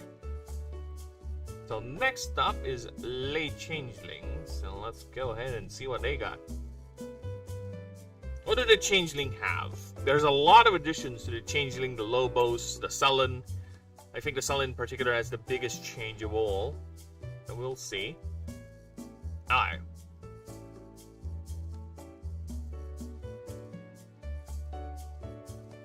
I have returned, and hello! Are you like General MacArthur? I have returned. I've become to liberate my country from the invaders. Which, actually, I don't even know there's anyone invading. Probably some stupid K-pop trend. I don't know. I don't know what invaders we have here, General MacArthur. But I appreciate you going back.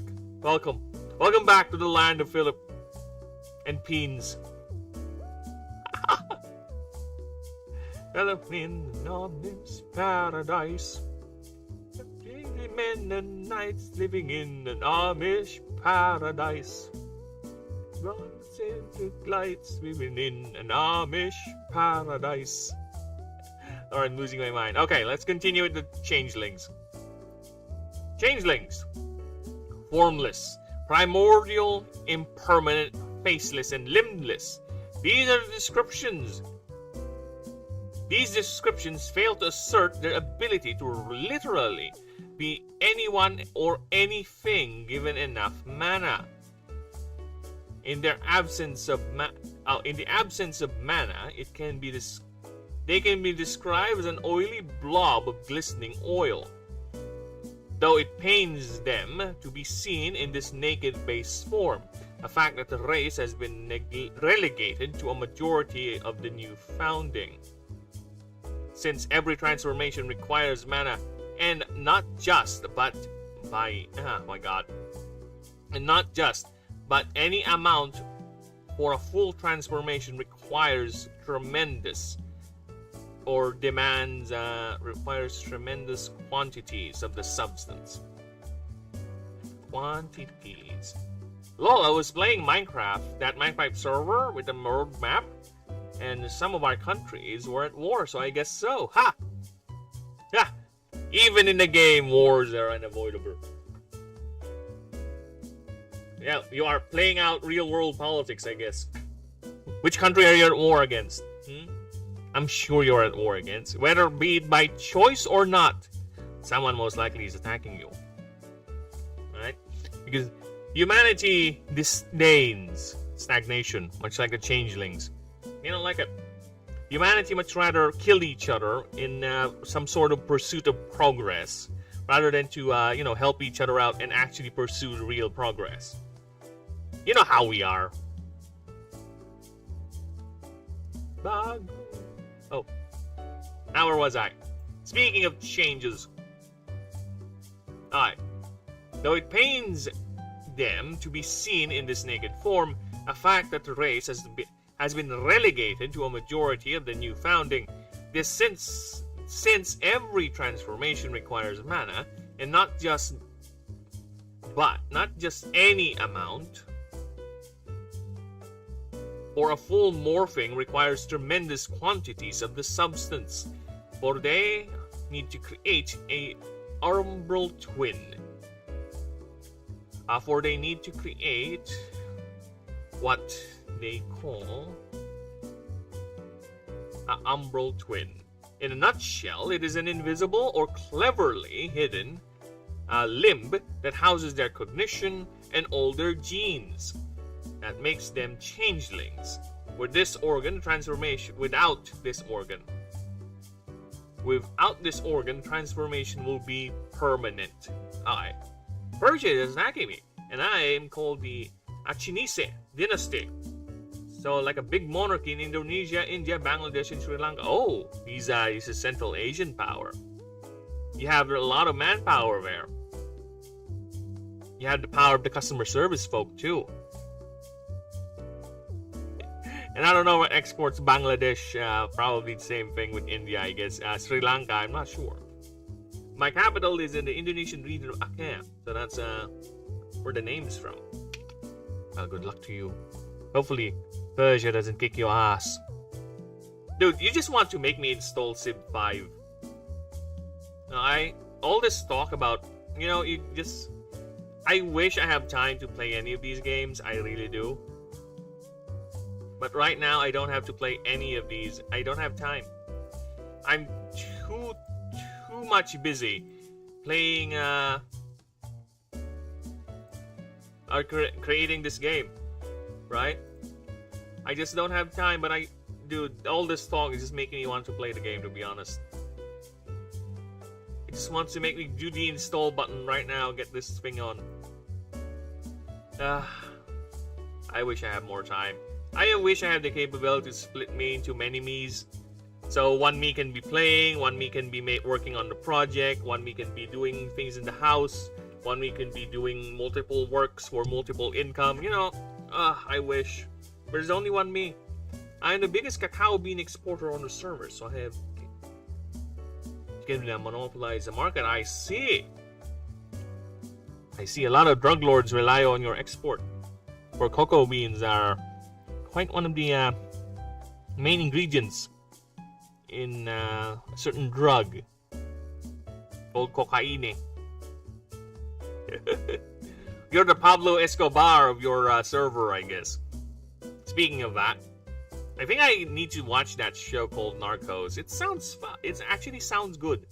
I was watching a review of that history channel called History Buffs, where basically I'm gonna say gimmick. The purpose of the show, the main concept of it, is he would compare historical shows with how they are with IRL, and so far it's quite interesting.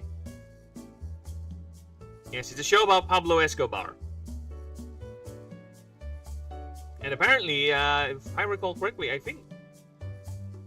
Who's that guy? Who's that guy? That actor that always gets into things nowadays. The one who played that one charismatic dude in Game of Thrones who got his head squished. Forgot his name. He's everywhere, literally everywhere. He's so everywhere, I forgot his name. Pedro Pascal, yeah, there you go. I think Pedro Pascal is in it. He's one of the DEA people. Alright, let's continue. Older genes.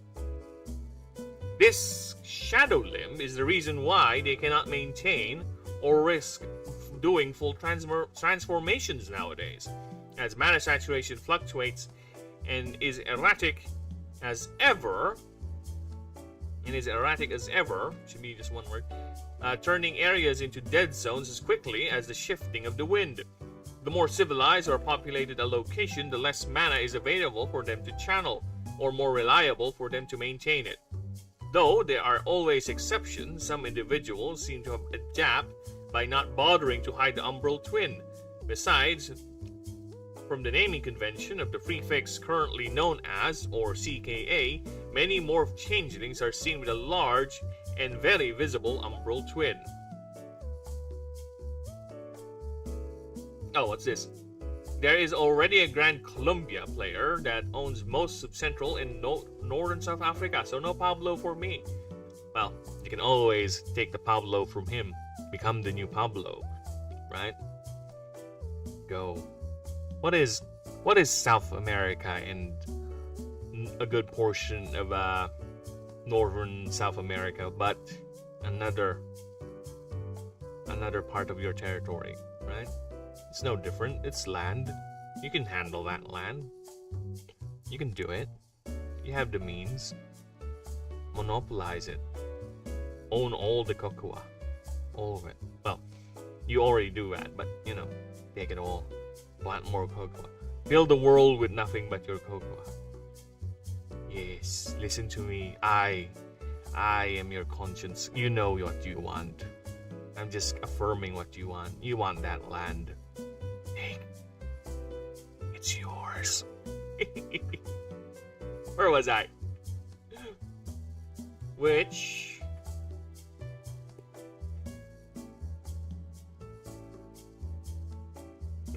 is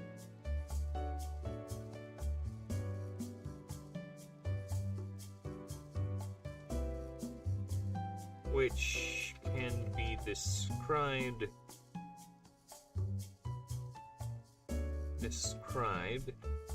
as a thick ebony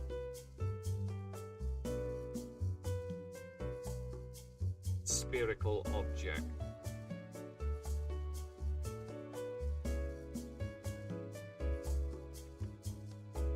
On their body or floating besides them. While others do half transformations,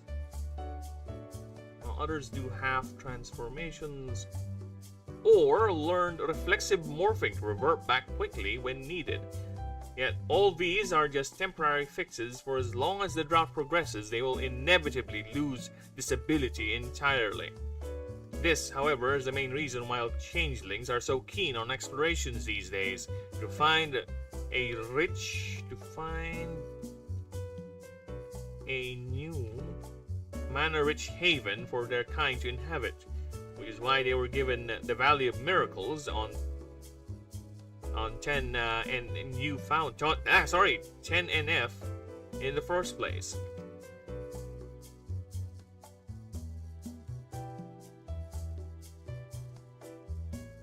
Alright, too far away. The map doesn't wrap around, so I can't sail east to Indonesia and Pacific. That means I have to sail. Oh, so whoever made that server is a flat earther, I see. Boo! Boo, I say! Flat earther. You're playing a flat earther server. Boo! Boo, I say. Boo, hiss. Hiss and boo. Hiss. You guys seen Smiling Friends? That show is very funny, and I'm glad it ended, and I'm glad it ended, and I'm also sad it ended, because it's such a funny show. Okay, it's a funny show that there are two scenes of you seeing the Earth outside, right? You can see the Earth. It's clearly round in one episode, and on one episode it's now flat. It's like, make up your mind show, but I think it's fine because it is a comedy show. A lot of it does not make sense, okay? There's literally a place there, or a country, a city, that's just internet garbage. Nonsensical garbage. I made a server and I believe it's round. Good for you. Dude, it's like a joke. Sorry, I want to play around with an idea for a bit, okay? I don't want to be mean or anything, but I want to play around the idea where in your world it's reversed, right? The flat Earth is the norm. People believe and know the world is flat, but you are basically the flat earther of your world. You believe the world is round, but the reality of it is different. It's not like here where there are people who say the world is flat, but the reality of it is different. The world is actually round. It's kind of fun to think about that. Fun little concept, Actually, I can make a story out of that. I can make a story where someone is firmly believing something that is entirely normal on our end, right? But on their end, it's actually not normal, right? It's fascinating. See, little things like that. You can be inspired to make a concept or a story. It really just depends. Anything can be turned into a story. It just really depends on the execution of that idea. How are you going to portray that to be an interesting thing where it's not just interesting to you, but interesting to everyone else who's reading in or watching in? It's just impossible to turn a Minecraft world into a sphere, as Minecraft generates a world that don't wrap. Yeah, I get that. It's just a fascinating concept. Think about it. You're the round worlder on a flat world. And wait, I do have a question, since I don't play the game. Does the game have an actual size? I mean, is there no limit to the size of a world? Is it just depends on the server, right? It can be as big as it is, or does it eventually run out of space? Because that is an interesting thing to think about. If Minecraft does not run out of space, just continually generates the map the further you go, right? Just constantly refreshes itself, or how does it work? Because logically there should be an end to it, right? Because otherwise it's going to cause a lot of problems in terms of maintaining all that data, right? Considering how many servers are out there. Minecraft maps generates infinitely, but my map just have straight edges into the void. Yeah, because you are basing it on the real world map, right? So it does not make sense if it goes further than that, right? I get that, but I guess normally it just doesn't end for normal Minecraft. So what happens then? Because if theoretically, if you have a map that constantly generates new maps the further you go, what's going to happen with the previous area that you've been through? Can you go back? Are they gone forever? Or is it just going to continue on expanding and expanding until it has too much data for your own PC to handle because of all the information it has to load, right? Or is it going to be saving all that data where if you're gone for a certain distance, that old piece of map is going to get deleted, right? So when you go back, it's going to generate a new set of maps in that direction, right? Does it work like that? Or it has some way of remembering what generated map is that? It's in that spot. Because what happens if you build a base in this side of the map and you just decided to go very far off, so far, what happens to that base? Does it get destroyed or does it stay there? Somehow you can get go back. So yeah, that is generally interesting to me. Just a question how it works. Because I can see really, if it's really that infinitely scaling the map, I can see why some people just get lost in that game. Because technically you have no edge, you just keep on going, you just keep on doing shit. And that is... Dude, it's all weighed by one man too. Well, not really one man, but it's as indie as you can go. Nowadays, I don't think Minecraft is free, right? There's a paid version, or you need to pay Minecraft nowadays. Because I think it started out as free, if I recall correctly. Could be wrong. Either way. Let us continue. Which is why they were given the Valley of Miracles. This should be capitalized. The Valley of Miracles. The miracles on in 10NF in the first place, and has been the seat of their hierarch CKA Jessica Albright. Though it has been rumored the hierarch. Okay. As even the hierarch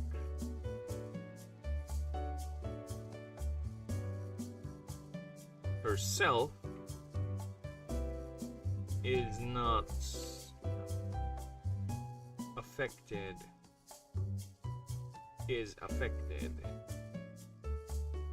by their race's ongoing existential crisis. For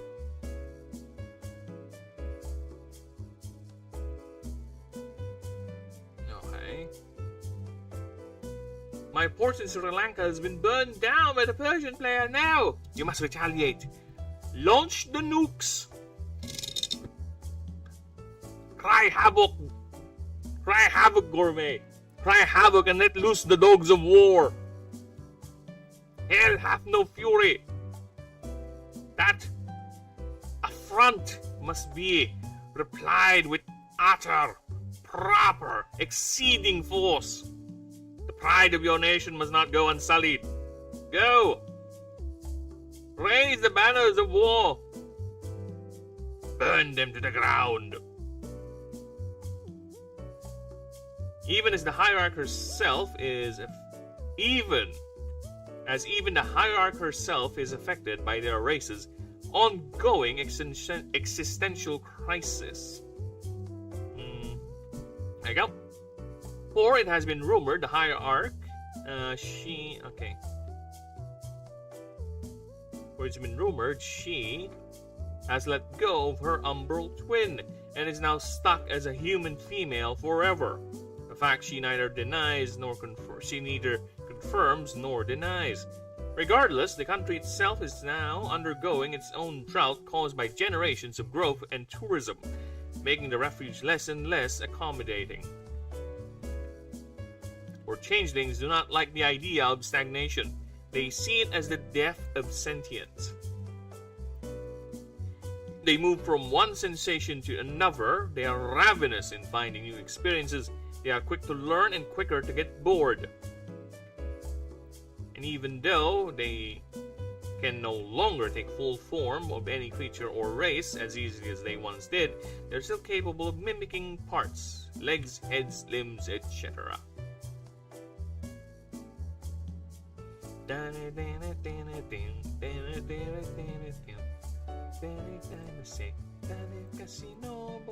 Okay, you guys need to see it. You guys played, anyone here who's watching currently who played Hollow Knight Silk Song? I'm sure you guys are gonna appreciate this. I appreciated this. I'm sure you guys will. So, let's have you guys hear it. We have a bunch of mods like Create mod, which lets you hack planes and factories and stuff. So I'm gonna try out my TNT plane and drop down a TNT. Yes, nuke them. Nuke them! Remove them. I want those pixels be evaporating by the time you send your next chat. I want them to be all in flames. Where was I?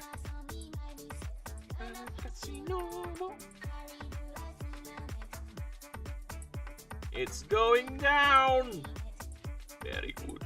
You have done well, my child. Use that hate. Wipe them out.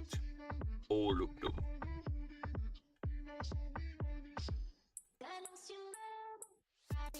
Now, what's the next song after this? Oh shit, I'm gonna get that copyrighted for that.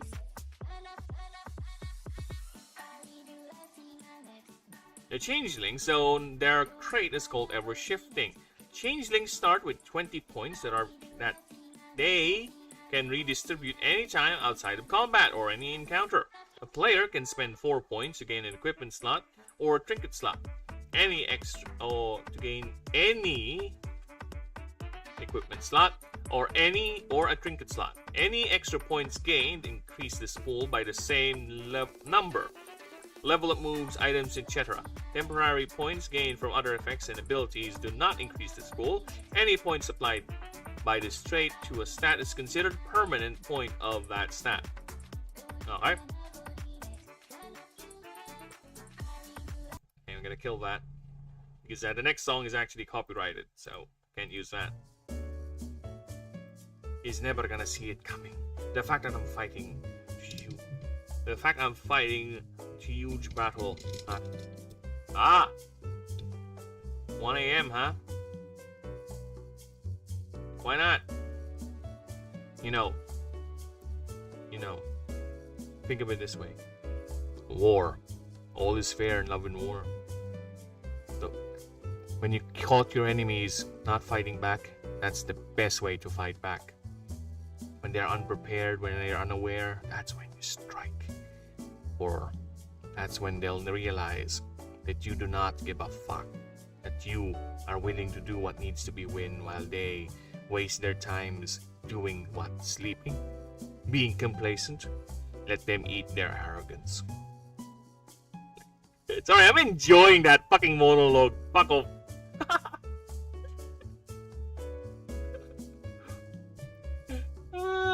I'm enjoying that monologue. I hate it. Sometimes when I get into character, I really like villains, okay?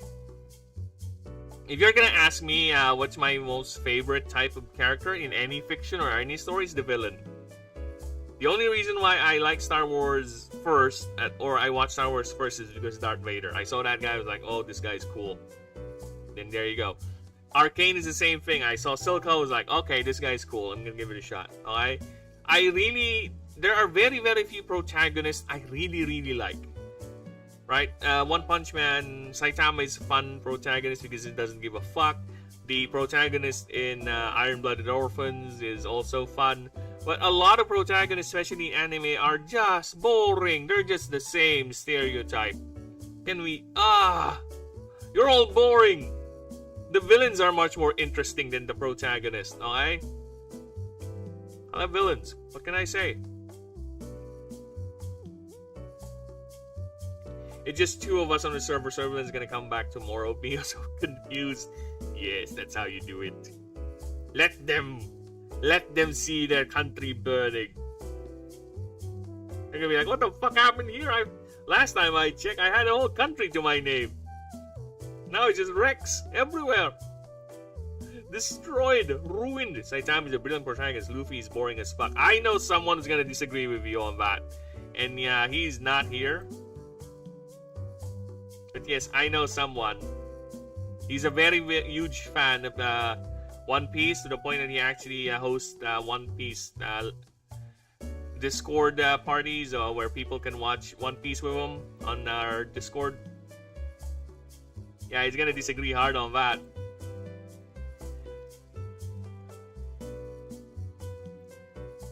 I don't know, from what I've heard or seen with him, I think he's one of your typical anime protagonists.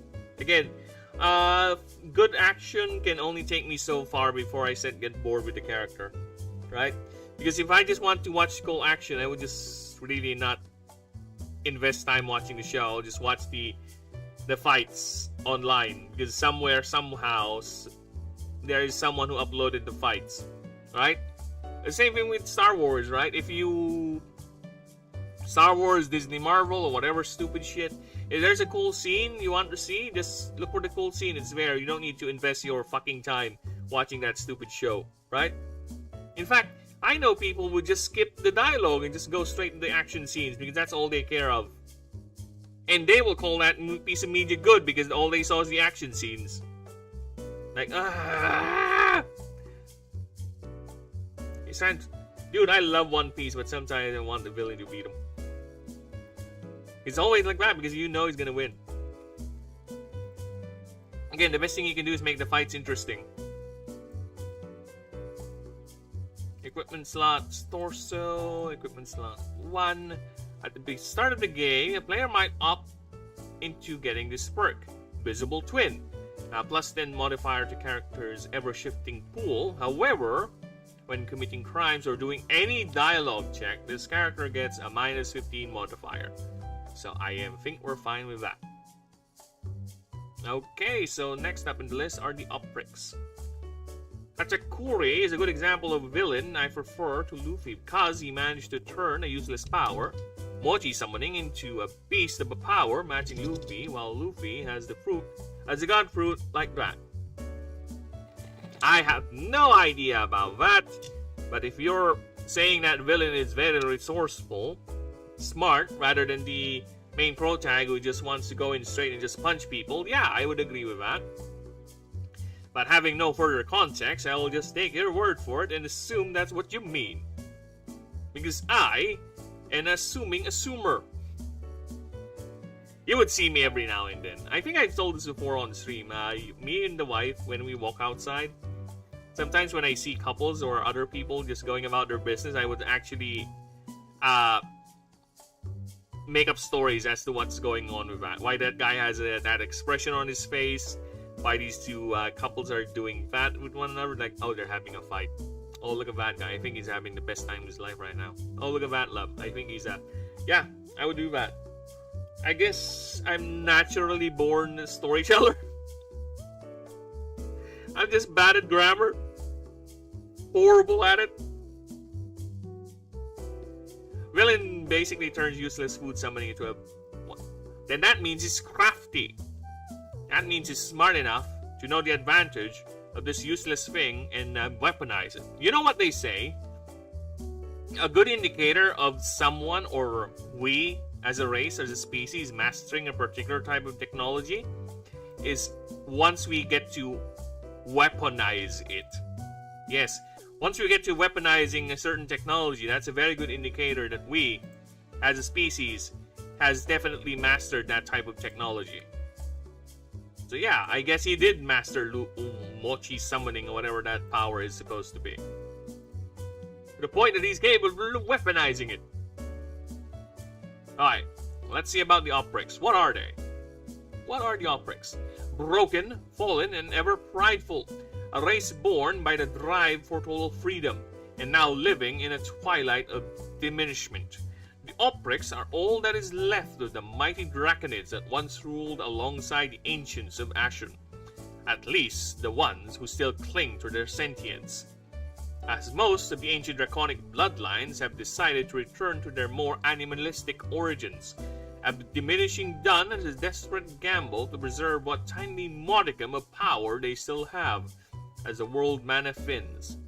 As other broods follow to save themselves during the draconic purge initiated by the Betrayer's Butcher, the war god Craesiles,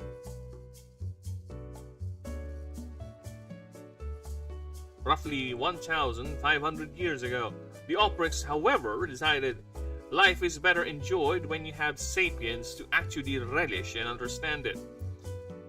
Or how can one rule when they are nothing but snarling beasts? At least, that's what they tell themselves. As it was their disgraced father and former patron,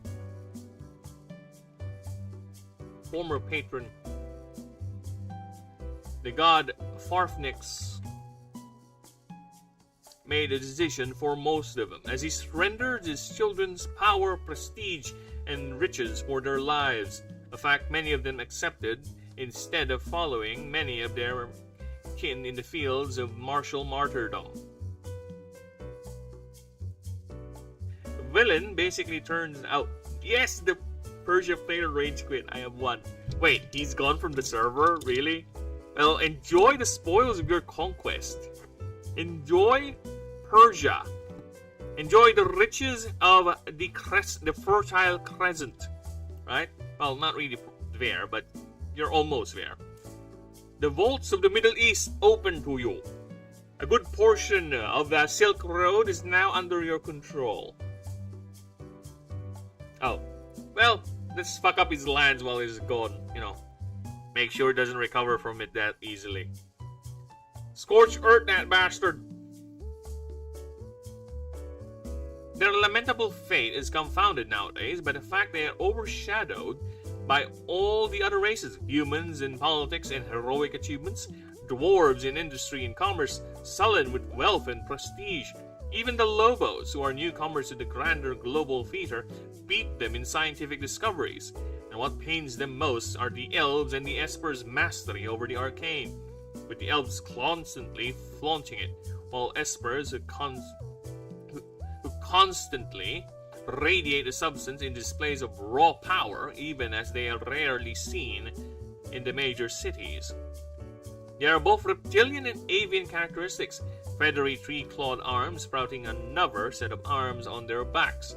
The three claws, and with the third claw being one as long as the arm itself, which were remnants of their once proud draconic wings, which they see as a point of pride to maintain and display this arm. To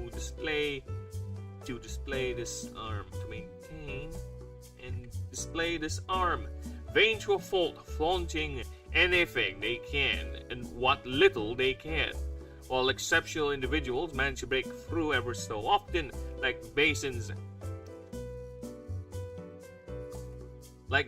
hydromantic prodigal choreographer of the waves, Hierarch, Glendarix, Mariana Azure, Cerulean Tail, Blue Scale. Yet they are always eager to regain any scrap of glory they believe should be rightfully theirs. They are at least competing with the sullen among the most religious of all the races, bordering on zealotry, but most of their devotions magnifying around the remaining draconic deities like Flalix, Ertalix, and Liliatelix, with only exception being Farfnix, which they despise with apocalyptic intensity. I have to build my Silangon ports. Well, it's fine. It's fine. You know, course can be rebuilt. What cannot be rebuilt is the pride of the Persian player. Destroy it. Level it. I'm such a nasty bastard, am I? So have fun being you playing a game while I'm DMing it, because I can be quite the sadistic bastard. But I will allow you to outsmart me. It's fine. It's part of the game. I appreciate that if you're able to break through my bullshit. Okay? Trait: mythical dominance. When bonding with a creature, reduce the required dice to roll by 1. When there is just 1 needed, the creature is automatically bonded. At the start of combat, declare a type. All creatures of that type gain 10% HP or damage of your choice. 10%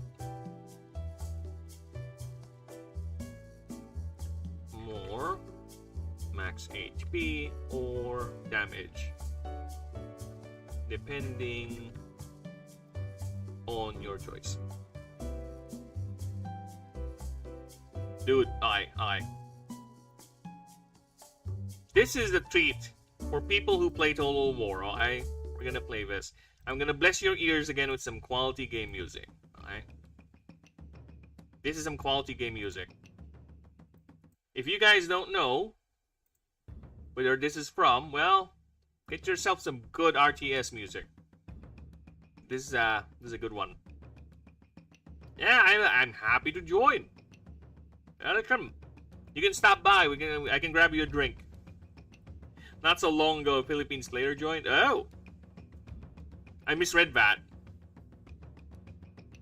Tell him to be as loud and obnoxious as possible, and also a bit racist.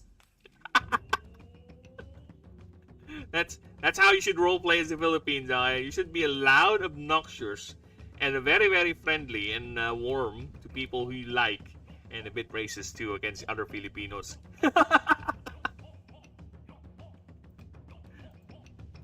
We are self-aware, okay? We are aware of our partial racism towards each other, and we're okay with it.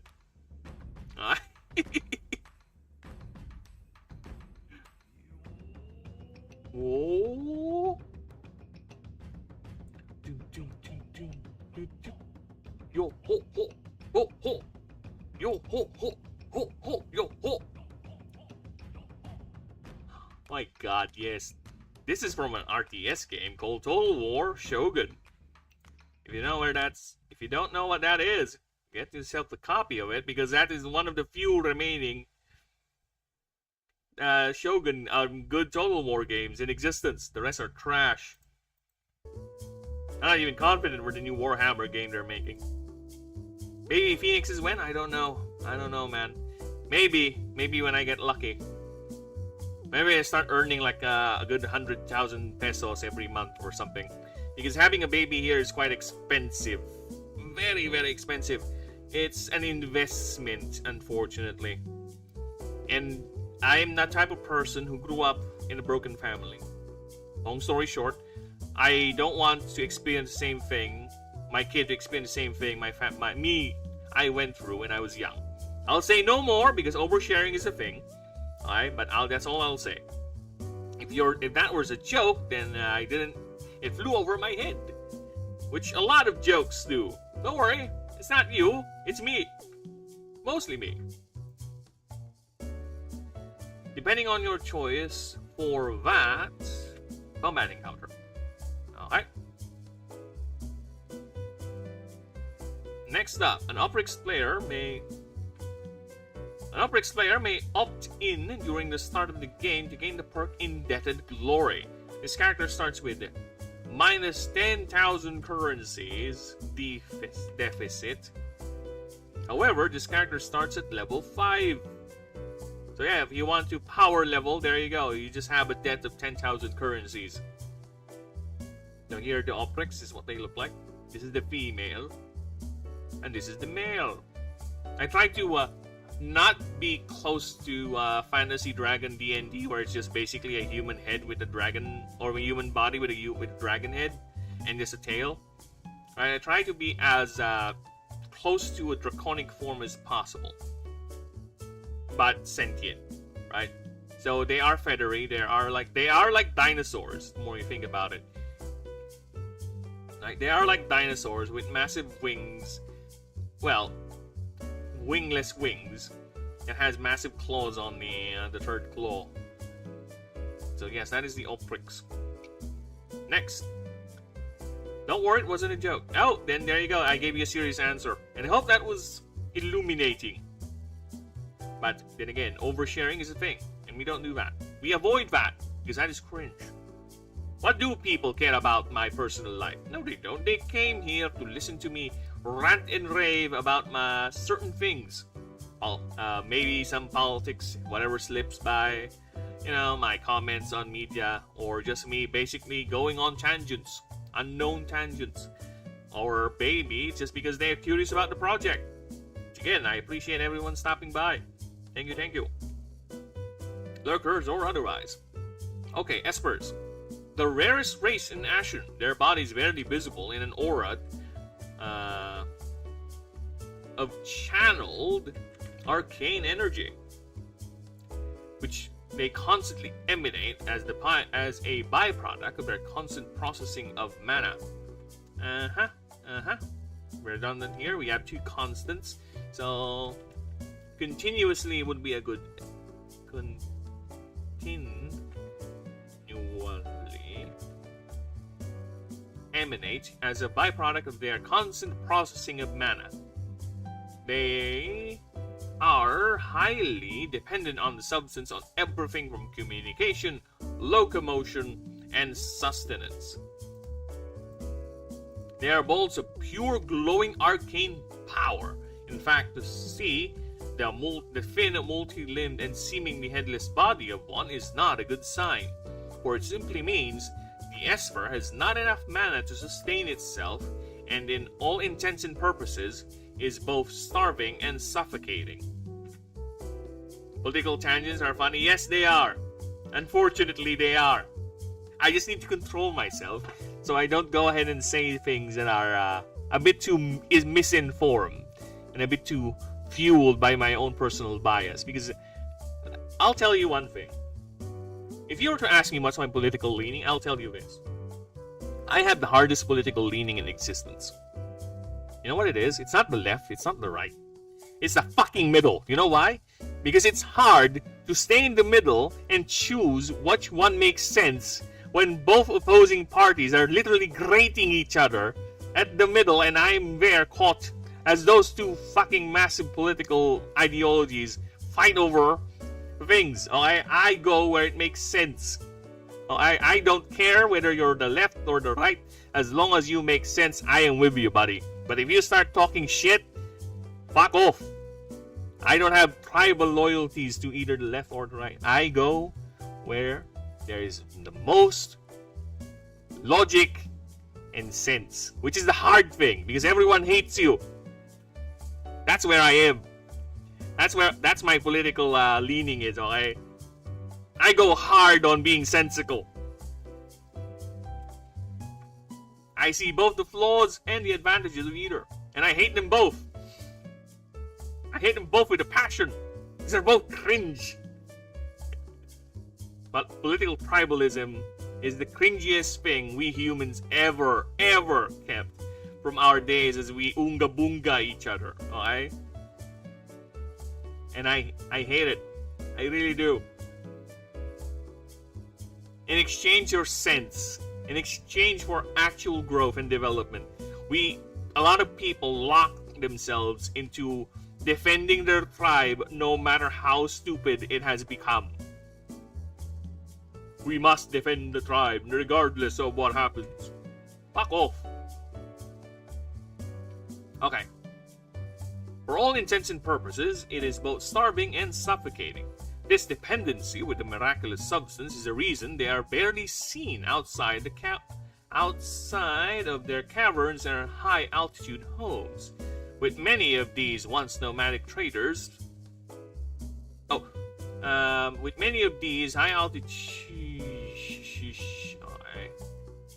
With many of these cities were and still functioning. Oh my god, what is this? Were and still functional spacecraft called ships. Postal ships. Alright, we're gonna read it properly, okay? Postal ships. Push the slips. Or hive ships. In common.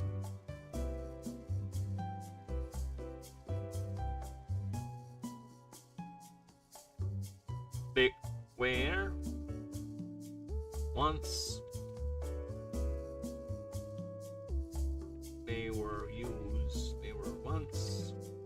used to ply the gates. To ply through the gates. For the Esperers were once nomadic traders. Nomadic traders, but since the Void Form crisis has been stranded in Ashen. A lot of them are stranded, apparently. With the gates closed and the only way for them to leave is via space travel, which has always been only practical in short range and in system transit only due to the high cost and sheer impracticality of space folding technology. Yet it did not stop them from sending exploratory ships to search for nearby stars, to search the nearby systems for colony opportunities, research, and resource extractions. However, any ship sent out of the home system, sent out of Ashen's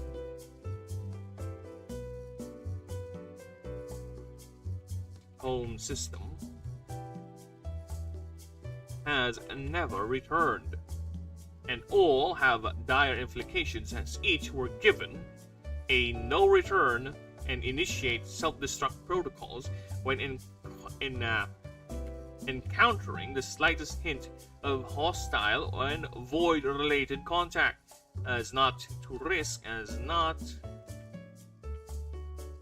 risk revealing Ashen's location. The largest ships currently stationed in the stratosphere and farther. The largest ships are currently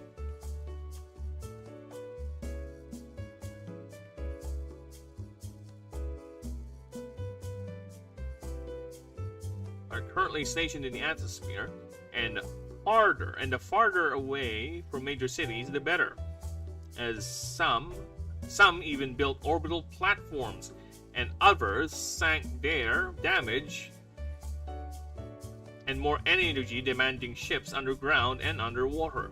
With only the largest ship, their capital Eldex, approximately 75 square kilometers,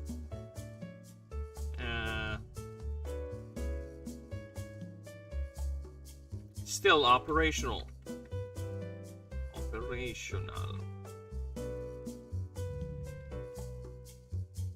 They consider themselves as part of the Auric Confederation, but as a client non-seated member, which they prefer. With only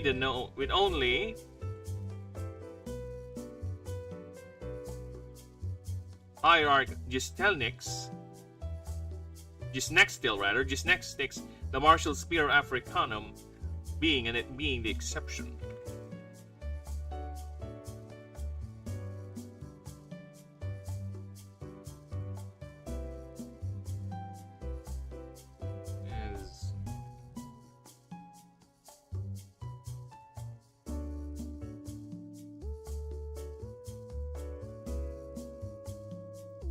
Their bodies are highly adapted to the effects of zero-gravity exposure, which contain no bones other than the hard casing that protect their brains. While some see the incoming route as a means to finally adapt, as these same individuals have now relied on advanced bionics to change their bodies to be less dependent to the substance strangling hold over them. These individuals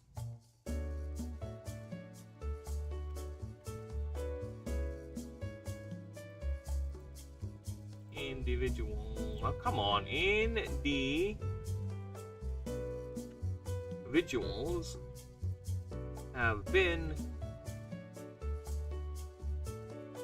known to integrate into the wider global sphere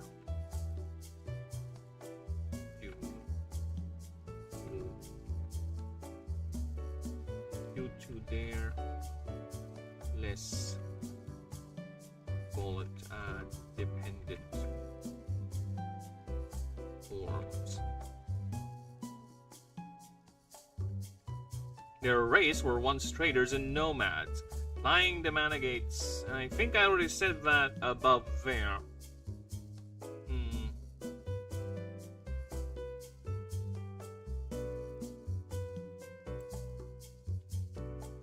Let's just remove that then, because it's going to be repeated here anyway.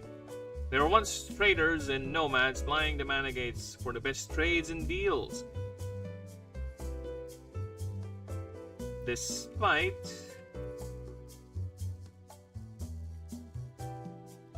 being stranded, has not dampened their spirits. For once they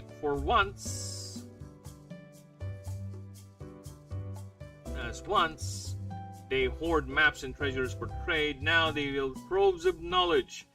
They, along with the Sullen, are the greatest contributors to the many expeditions into the blasted waste of the northern and southern crowns. They keep many secrets, and not all of them are willingly given. It is even said a dwarf might sooner give up selling their own mother before an Esper willingly gives you information for free.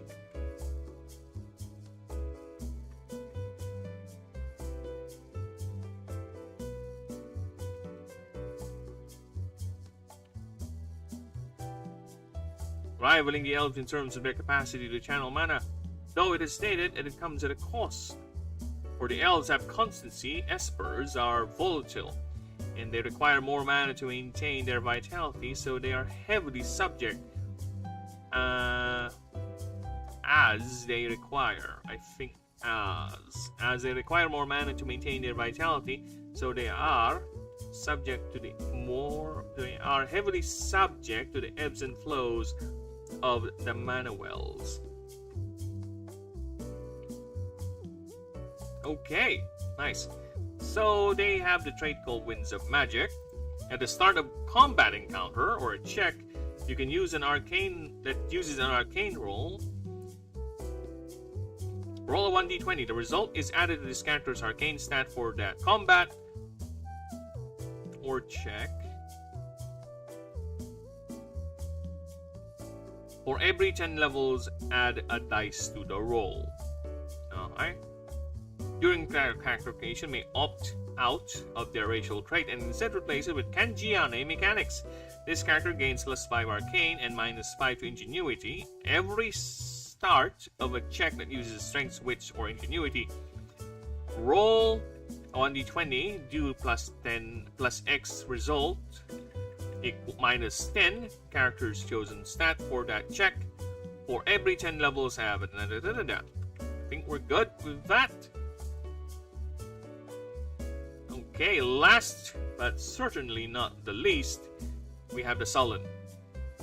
Alright.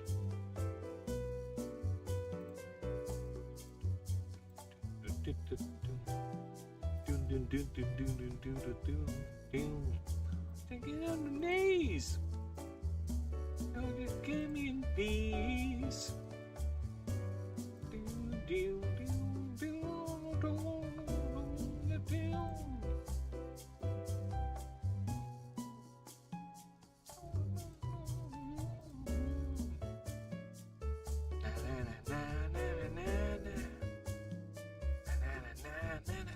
Okay, let's do it.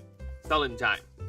The Sullen, the original, if not the first sentient race of Ashen, which they once called Chitniak, they are described to be dark-skinned, emaciated humanoids with a small, sharp beak, red, piercing eyes, and rows of round tentacles neatly arranged below their waist. Monstrous in description, these avian species move with an elegant grace. Their tentacles undulate, nearly imperceptible, as if wearing a gown with the most elegant of fabrics, seemingly gliding effortlessly. In fact, some observers described it to be as floating, while most wear nothing but the thinnest of clothes and mostly rows of adornments and accessories indicating wealth and status. They speak in a soothing and soft, low humming, chirping voice, as their native language is called Aliui. Very little of the ancient prehistory ancients.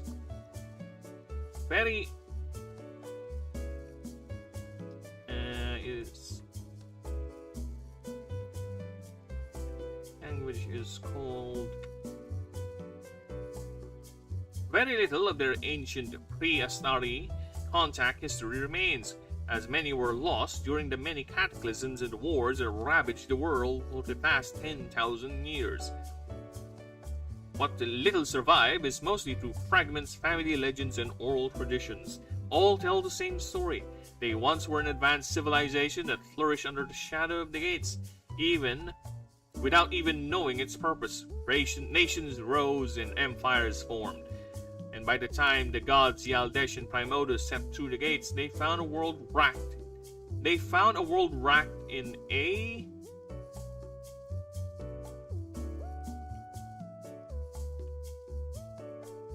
They found a world racked and filled with the ruins of ancient cities and small, isolated, warring factions, all eking out their meager and sad lives in the shadows of the gates. Yet the Aldeshan Primodus chose this burning world as the seat of their Astran hierarchy, uplifting the Sullen, turning them into their loyal and perfect aides, granting them wealth and stability and civilization. To this day, this is the reason why all Sullen revere the Astari. All the surviving families can trace their heritage to the service of the ancients, and the greatest of families are those that directly serve the gods, especially the imperial household, where the Sullen clan of Orechichniak are the personal stewards and aides of Lord Aurelian and his immediate family. The most notable member was Chimak, the seneschal during the time of the Great Schism. They were the only race that did not suffer, at least in proportion with the other races, during the Cosmic Order, due to their roles as aides and servants, thus preserving many of their hoarded wealth and status, which to this day, many of the richest families control the great temples of the gods. In fact, families have been known to go to great bloody lengths to gain guardianship over these sites, especially those belonging to Lord Aurelian. These loyalties extends to even to that of the betrayer, as the last remaining temple dedicated to him is maintained and protected by the Sullen clan of Shilushilu, not out of loyalty, but as a caution to the folly of unchecked ambition. They have no innate access to mana. However, some families claim they do this by choice, for they believe that only the mere masters can and must wield it. Though they are not seemingly hostile to the idea of other races utilizing it, either way, they are not without merit, for they comprise of some of the most materially wealthy families in all of Ashen, funding dwarven enterprise, sustaining elven humanitarian efforts, launching espers into space. Currently, they are keen on preventing the upcoming mana drought that threatens to plunge the world into a dark age that even the cataclysm cannot match. These great patrons of art and sciences are ready to do their part. Sullen animans are not common, but the sight of one comprise are considered to be quite a curiosity, especially one that is hand-picked by a hierarch. Though, it must be desperate indeed for the high seats to call upon one to join the Astari, or Daddy has made a substantial donation. Or maybe...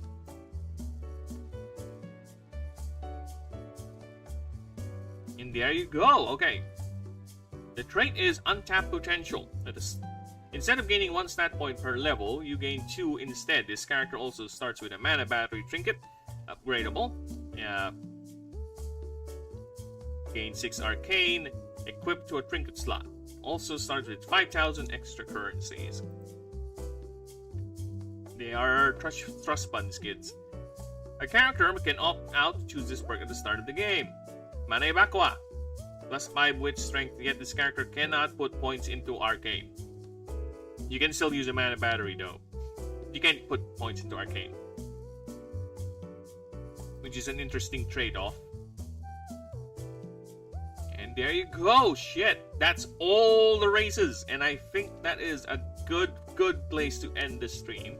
I will go ahead and rest my voice for a bit, and I'll be continuing tomorrow for the rest of the character backgrounds. So yeah, we're halfway through the doc. Very good. I made some substantial additions and changes, so that's very nice. I'll go ahead and continue working on Lucerius offline, but in the meantime, I'll go ahead and call it for now. I do thank you for everyone stopping by. I do thank you for you, Gourmet, Denisium, of course, all of you, Ninja, thank you, Pao, just saying good day and fucking off. Gargantuan, thank you. And I'm gonna go ahead and say goodbye. Toodles and Pips, you all have a lovely one. Thank you for the subs, thank you for the all of that. And see you guys next time. I won't say any time or any schedule because the last time I said that my fucking internet died. So just see you guys next time. Just tune in, watch for the alerts, and bye-bye.